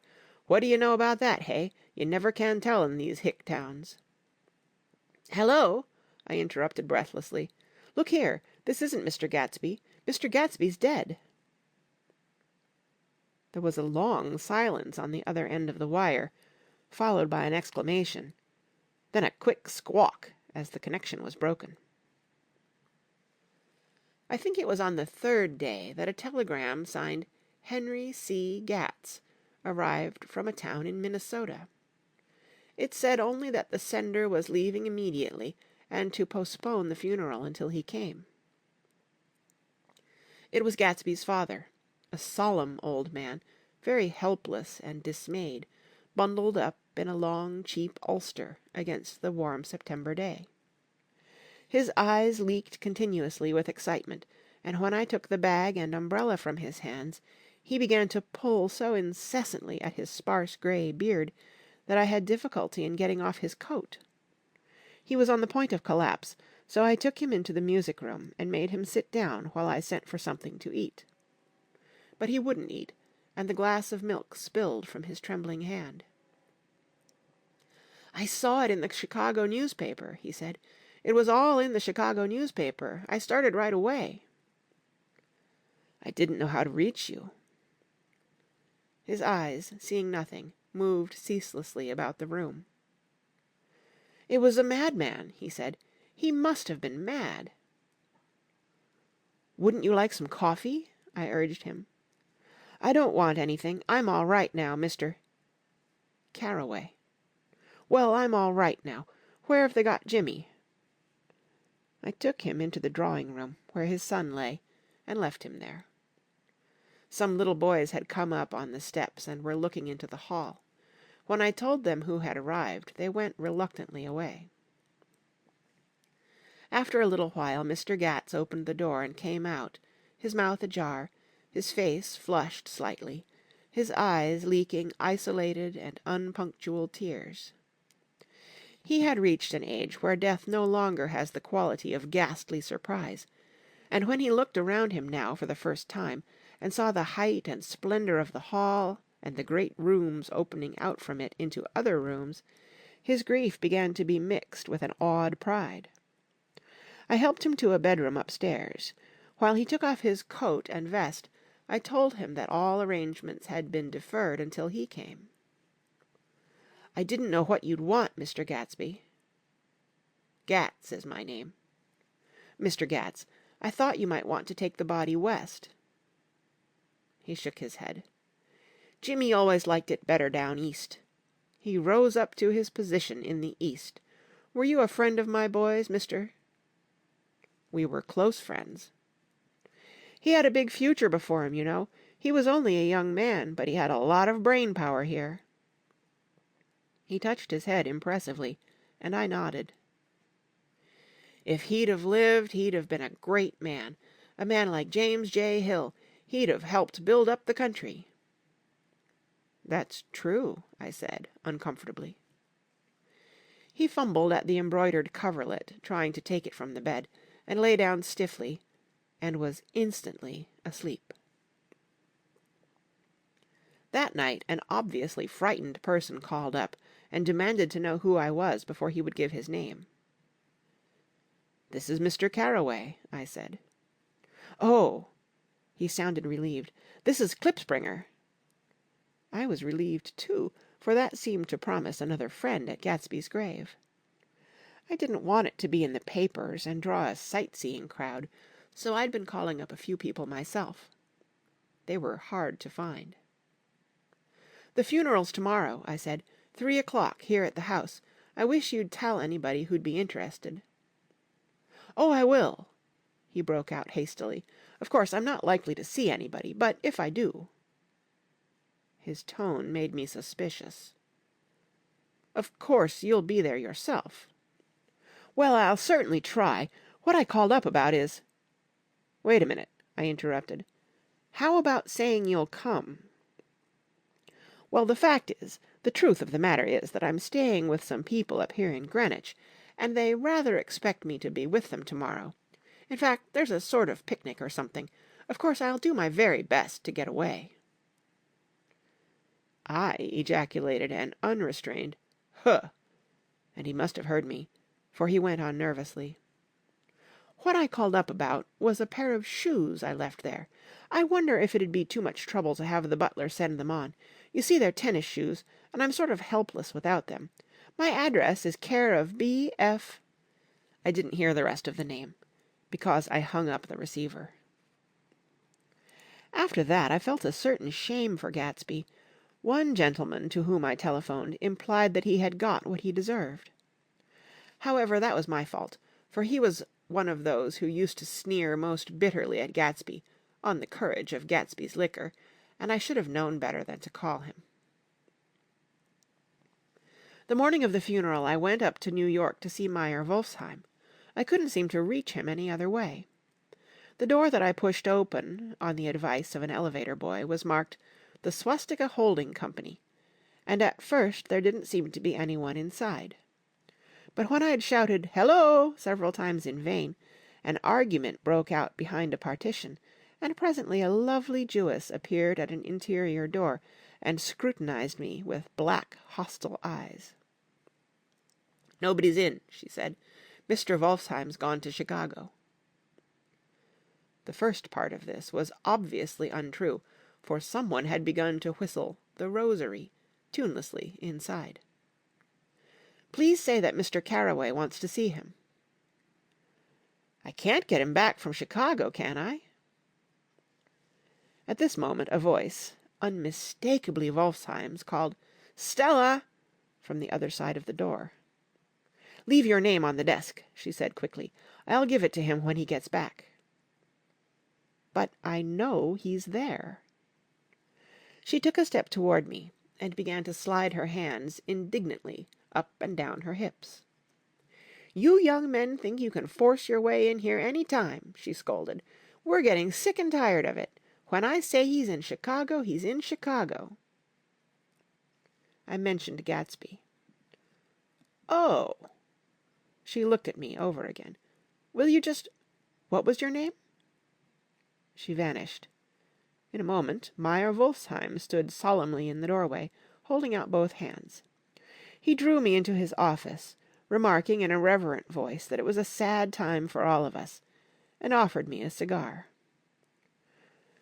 "My memory goes back to when I first met him," he said. "A young major just out of the army and covered over with medals he got in the war. He was so hard up he had to keep on wearing his uniform because he couldn't buy some regular clothes. First time I saw him was when he came into Weinbrenner's pool room at 43rd Street and asked for a job. He hadn't eat anything for a couple of days. 'Come on, have some lunch with me,' I said. He ate more than $4 worth of food in half an hour." "Did you start him in business?" I inquired. "Start him? I made him." "Oh." I raised him up out of nothing, right out of the gutter. I saw right away he was a fine-appearing, gentlemanly young man, and when he told me he was an Oxford, I knew I could use him good. I got him to join up in the American Legion, and he used to stand high there. Right off he did some work for a client of mine up to Albany. We were so thick like that in everything." He held up 2 bulbous fingers. "Always together."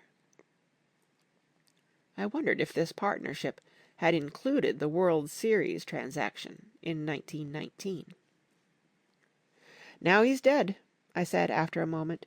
"You were his closest friend, so I know you'll want to come to his funeral this afternoon." "I'd like to come." "Well, come then." The hair in his nostrils quivered slightly, and as he shook his head his eyes filled with tears. "I can't do it. I can't get mixed up in it," he said. "There's nothing to get mixed up in. It's all over now." "When a man gets killed, I never like to get mixed up in it in any way. I keep out. When I was a young man it was different. If a friend of mine died, no matter how, I stuck with them to the end. You may think that sentimental, but I mean it. To the bitter end." I saw that for some reason of his own he was determined not to come, so I stood up. "Are you a college man?" he inquired suddenly. For a moment I thought he was going to suggest a connection, but he only nodded and shook my hand. "Let us learn to show our friendship for a man when he is alive, and not after he is dead," he suggested. "After that, my own rule is to let everything alone."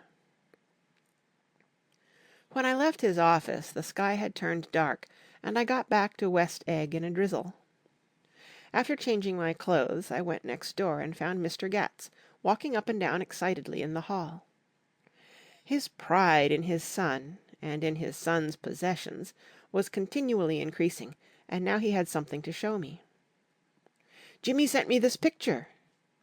He took out his wallet with trembling fingers. "Look there." It was a photograph of the house, cracked in the corners, and dirty with many hands. He pointed out every detail to me eagerly. "Look there!" and then sought admiration from my eyes. He had shown it so often that I think it was more real to him now than the house itself. "Jimmy sent it to me. I think it's a very pretty picture. It shows up well." "Very well. Had you seen him lately?" "He come out to see me 2 years ago and bought me the house I live in now. Of course we was broke up when he run off from home, but I see now there was a reason for it. He knew he had a big future in front of him. And ever since he made a success he was very generous with me." He seemed reluctant to put away the picture, held it for another minute, lingeringly, before my eyes. Then he returned the wallet and pulled from his pocket a ragged old copy of a book called Hopalong Cassidy. "Look here, this is a book he had when he was a boy. It just shows you." He opened it at the back cover and turned it around for me to see. On the last fly-leaf was printed the word "Schedule," and the date September 12, 1906, and underneath, "Rise from bed, 6 a.m. Dumbbell exercise and wall scaling, 6:15 to 6:30. Study electricity, etc., 7:15 to 8:15. Work, 8:30 to 4:30 p.m.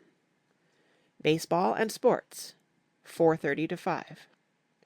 Practice elocution, poise, and how to attain it, 5 to 6. Study needed inventions, 7 to 9. General resolves, no wasting time at shafters or a name indecipherable. No more smoking or chewing. Bath every other day. Read 1 improving book or magazine per week. Save $5, crossed out, $3 per week. Be better to parents. "I come across this book by accident," said the old man. "It just shows you, don't it?" It just shows you. Jimmy was bound to get ahead. He always had some resolves like this or something. Do you notice what he's got about improving his mind? He was always great for that. He told me I et like a hog once, and I beat him for it." He was reluctant to close the book, reading each item aloud, and then looking eagerly at me. I think he rather expected me to copy down the list for my own use. A little before 3, the Lutheran minister arrived from Flushing, and I began to look involuntarily out the windows for other cars. So did Gatsby's father. And as the time passed, and the servants came in and stood waiting in the hall, his eyes began to blink anxiously, and he spoke of the rain in a worried, uncertain way. The minister glanced several times at his watch, so I took him aside and asked him to wait for half an hour. But it wasn't any use. Nobody came. About 5 o'clock our procession of 3 cars reached the cemetery, and stopped in a thick drizzle beside the gate. First a motor hearse, horribly black and wet. Then Mr. Gats, and the minister and I in the limousine, and a little later 4 or 5 servants and the postman from West Egg in Gatsby's station wagon, all wet to the skin. As we started through the gate into the cemetery, I heard a car stop, and then the sound of someone splashing after us over the soggy ground. I looked around. It was the man with owl-eyed glasses, whom I had found marvelling over Gatsby's books in the library one night, 3 months before.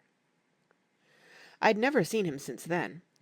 I don't know how he knew about the funeral, or even his name. The rain poured down his thick glasses, and he took them off and wiped them to see the protecting canvas unrolled from Gatsby's grave. I tried to think about Gatsby then for a moment, but he was already too far away, and I could only remember, without resentment, that Daisy hadn't sent a message or a flower. Dimly I heard someone murmur, "Blessed are the dead that the rain falls on," and then the owl-eyed man said, "Amen to that," in a brave voice. We straggled down quickly through the rain to the cars. Owl Eyes spoke to me by the gate. "I couldn't get to the house," he remarked. Neither could anybody else. "Go on!" He started. "Why, my God, they used to go there by the hundreds!" He took off his glasses and wiped them again, outside and in. "The poor son of a bitch," he said. One of my most vivid memories is of coming back west from prep school, and later from college, at Christmas time. Those who went farther than Chicago would gather in the old dim Union Station at 6 o'clock of a December evening, with a few Chicago friends, already caught up into their own holiday gaieties, to bid them a hasty good-bye. I remember the fur coats of the girls returning from Miss This or That's, and the chatter of frozen breath, and the hands waving overhead as we caught sight of old acquaintances, and the matchings of invitations. "Are you going to the Ordways? The Herseys? The Schultzes?" And the long green tickets clasped tight in our gloved hands. And last the murky yellow cars of the Chicago, Milwaukee, and St. Paul Railroad, looking cheerful as Christmas itself on the tracks beside the gate. When we pulled out into the winter night and the real snow, our snow began to stretch out beside us and twinkle against the windows, and the dim lights of small Wisconsin stations moved by, a sharp, wild brace came suddenly into the air. We drew in deep breaths of it as we walked back from dinner through the cold vestibules, unutterably aware of our identity with this country for one strange hour, before we melted indistinguishably into it again. That's my Middle West. Not the wheat, or the prairies, or the lost Swede towns, but the thrilling returning trains of my youth, and the street lamps and sleigh bells in the frosty dark, and the shadows of holly wreaths thrown by lighted windows on the snow. I am part of that, a little solemn with the feel of those long winters, a little complacent from growing up in the Caraway House in a city where dwellings are still called through decades by a family's name. I see now that this has been a story of the West, After all, Tom and Gatsby, Daisy and Jordan and I were all Westerners, and perhaps we possessed some deficiency in common which made us subtly unadaptable to Eastern life. Even when the East excited me most, even when I was most keenly aware of its superiority to the bored, sprawling, swollen towns beyond the Ohio, with their interminable inquisitions which spared only the children and the very old, even then it had always for me a quality of distortion. West Egg, especially, still figures in my more fantastic dreams. I see it as a night scene by El Greco, 100 houses, at once conventional and grotesque, crouching under a sullen, overhanging sky and a lustreless moon. In the foreground 4 solemn men in dress suits are walking along the sidewalk, with a stretcher on which lies a drunken woman in a white evening dress. Her hand, which dangles over the side, sparkles cold with jewels. Gravely the men turn in at a house. The wrong house. But no one knows the woman's name, and no one cares. After Gatsby's death, the East was haunted for me like that, distorted beyond my eyes' power of correction.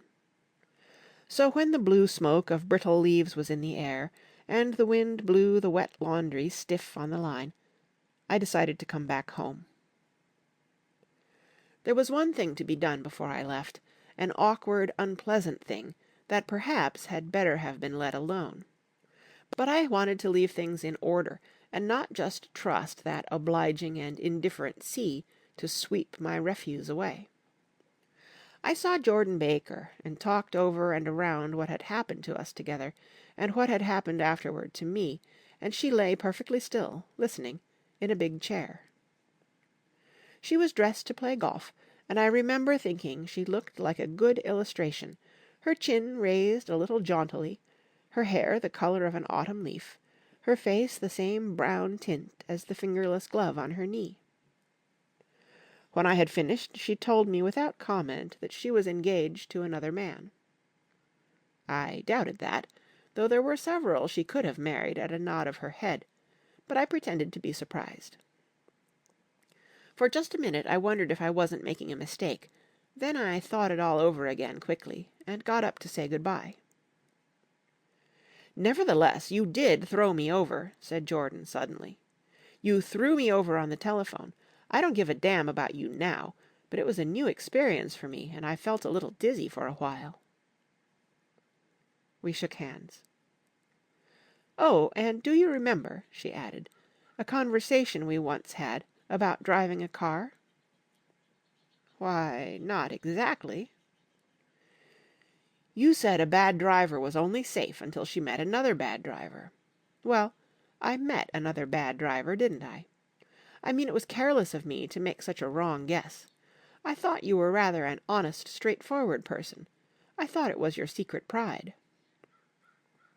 "I'm 30, I said. "I'm 5 years too old to lie to myself and call it honor." She didn't answer. Angry and half in love with her, and tremendously sorry, I turned away. One afternoon late in October I saw Tom Buchanan. He was walking ahead of me along Fifth Avenue, in his alert, aggressive way, his hands out a little from his body as if to fight off interference, his head moving sharply here and there, adapting itself to his restless eyes. Just as I slowed up to avoid overtaking him, he stopped, and began frowning into the windows of a jewelry store. Suddenly he saw me, and walked back, holding out his hand. "What's the matter, Nick? Do you object to shaking hands with me?" "Yes. You know what I think of you." "You're crazy, Nick," he said quickly. "Crazy as hell. I don't know what's the matter with you." "Tom," I inquired, "what did you say to Wilson that afternoon?" He stared at me without a word, and I knew I had guessed right about those missing hours. I started to turn away, but he took a step after me and grabbed my arm. "I told him the truth," he said. "He came to the door while we were getting ready to leave, and when I sent down word that we weren't in, he tried to force his way upstairs.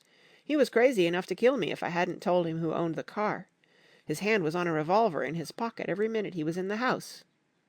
He broke off defiantly. "What if I did tell him? That fellow had it coming to him. He threw dust into your eyes just like he did in Daisy's, but he was a tough one. He ran over Myrtle like you'd run over a dog, and never even stopped his car." There was nothing I could say, except the one unutterable fact that it wasn't true. "And if you think I didn't have my share of suffering, look here, when I went to give up that flat and saw that damn box of dog biscuits sitting there on the sideboard, I sat down and cried like a baby. By God, it was awful." I couldn't forgive him or like him, but I saw that what he had done was, to him, entirely justified.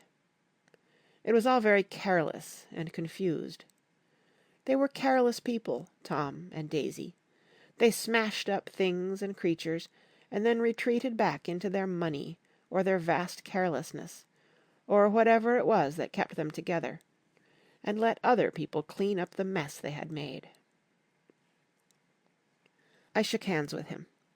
It seemed silly not to, for I felt suddenly as though I were talking to a child. Then he went into the jewelry store to buy a pearl necklace, or perhaps only a pair of cuff buttons, rid of my provincial squeamishness forever. Gatsby's house was still empty when I left. The grass on his lawn had grown as long as mine. One of the taxi drivers in the village never took a fare past the entrance gate without stopping for a minute and pointing inside. Perhaps it was he who drove Daisy and Gatsby over to East Egg the night of the accident, and perhaps he had made a story about it all his own. I didn't want to hear it, and I avoided him when I got off the train. I spent my Saturday nights in New York because those gleaming, dazzling parties of his were with me so vividly that I could still hear the music and the laughter, faint and incessant, from his garden, and the cars going up and down his drive. One night I did hear a material car there, and saw its lights stop at his front steps. But I didn't investigate. Probably it was some final guest who had been away at the ends of the earth and didn't know that the party was over. On the last night, with my trunk packed and my car sold to the grocer, I went over and looked at that huge, incoherent failure of a house once more. On the white steps an obscene word, scrawled by some boy with a piece of brick, stood out clearly in the moonlight, and I erased it, drawing my shoe raspingly along the stone. Then I wandered down to the beach and sprawled out on the sand. Most of the big shore places were closed now, and there were hardly any lights except the shadowy, moving glow of a ferry boat across the Sound. And as the moon rose higher, the inessential houses began to melt away, until gradually I became aware of the old island here that flowered once for Dutch sailors' eyes, a fresh green breast of the New World. Its vanished trees, the trees that had made way for Gatsby's house, had once pandered in whispers to the last and greatest of all human dreams. For a transitory enchanted moment, man must have held his breath in the presence of this continent, compelled into an aesthetic contemplation he neither understood nor desired, face to face for the last time in history with something commensurate to his capacity for wonder. And as I sat there brooding on the old unknown world, I thought of Gatsby's wonder when he first picked out the green light at the end of Daisy's dock. He had come a long way to this blue lawn, and his dream must have seemed so close that he could hardly fail to grasp it. He did not know that it was already behind him, somewhere back in that vast obscurity beyond the city, where the dark fields of the Republic rolled on under the night. Gatsby believed in the green light, the orgastic future that year by year recedes before us. It eluded us then, but that's no matter. Tomorrow we will run faster, stretch out our arms farther, and one fine morning... So we beat on, boats against the current, borne back ceaselessly into the past. End of chapter 9, and the end of The Great Gatsby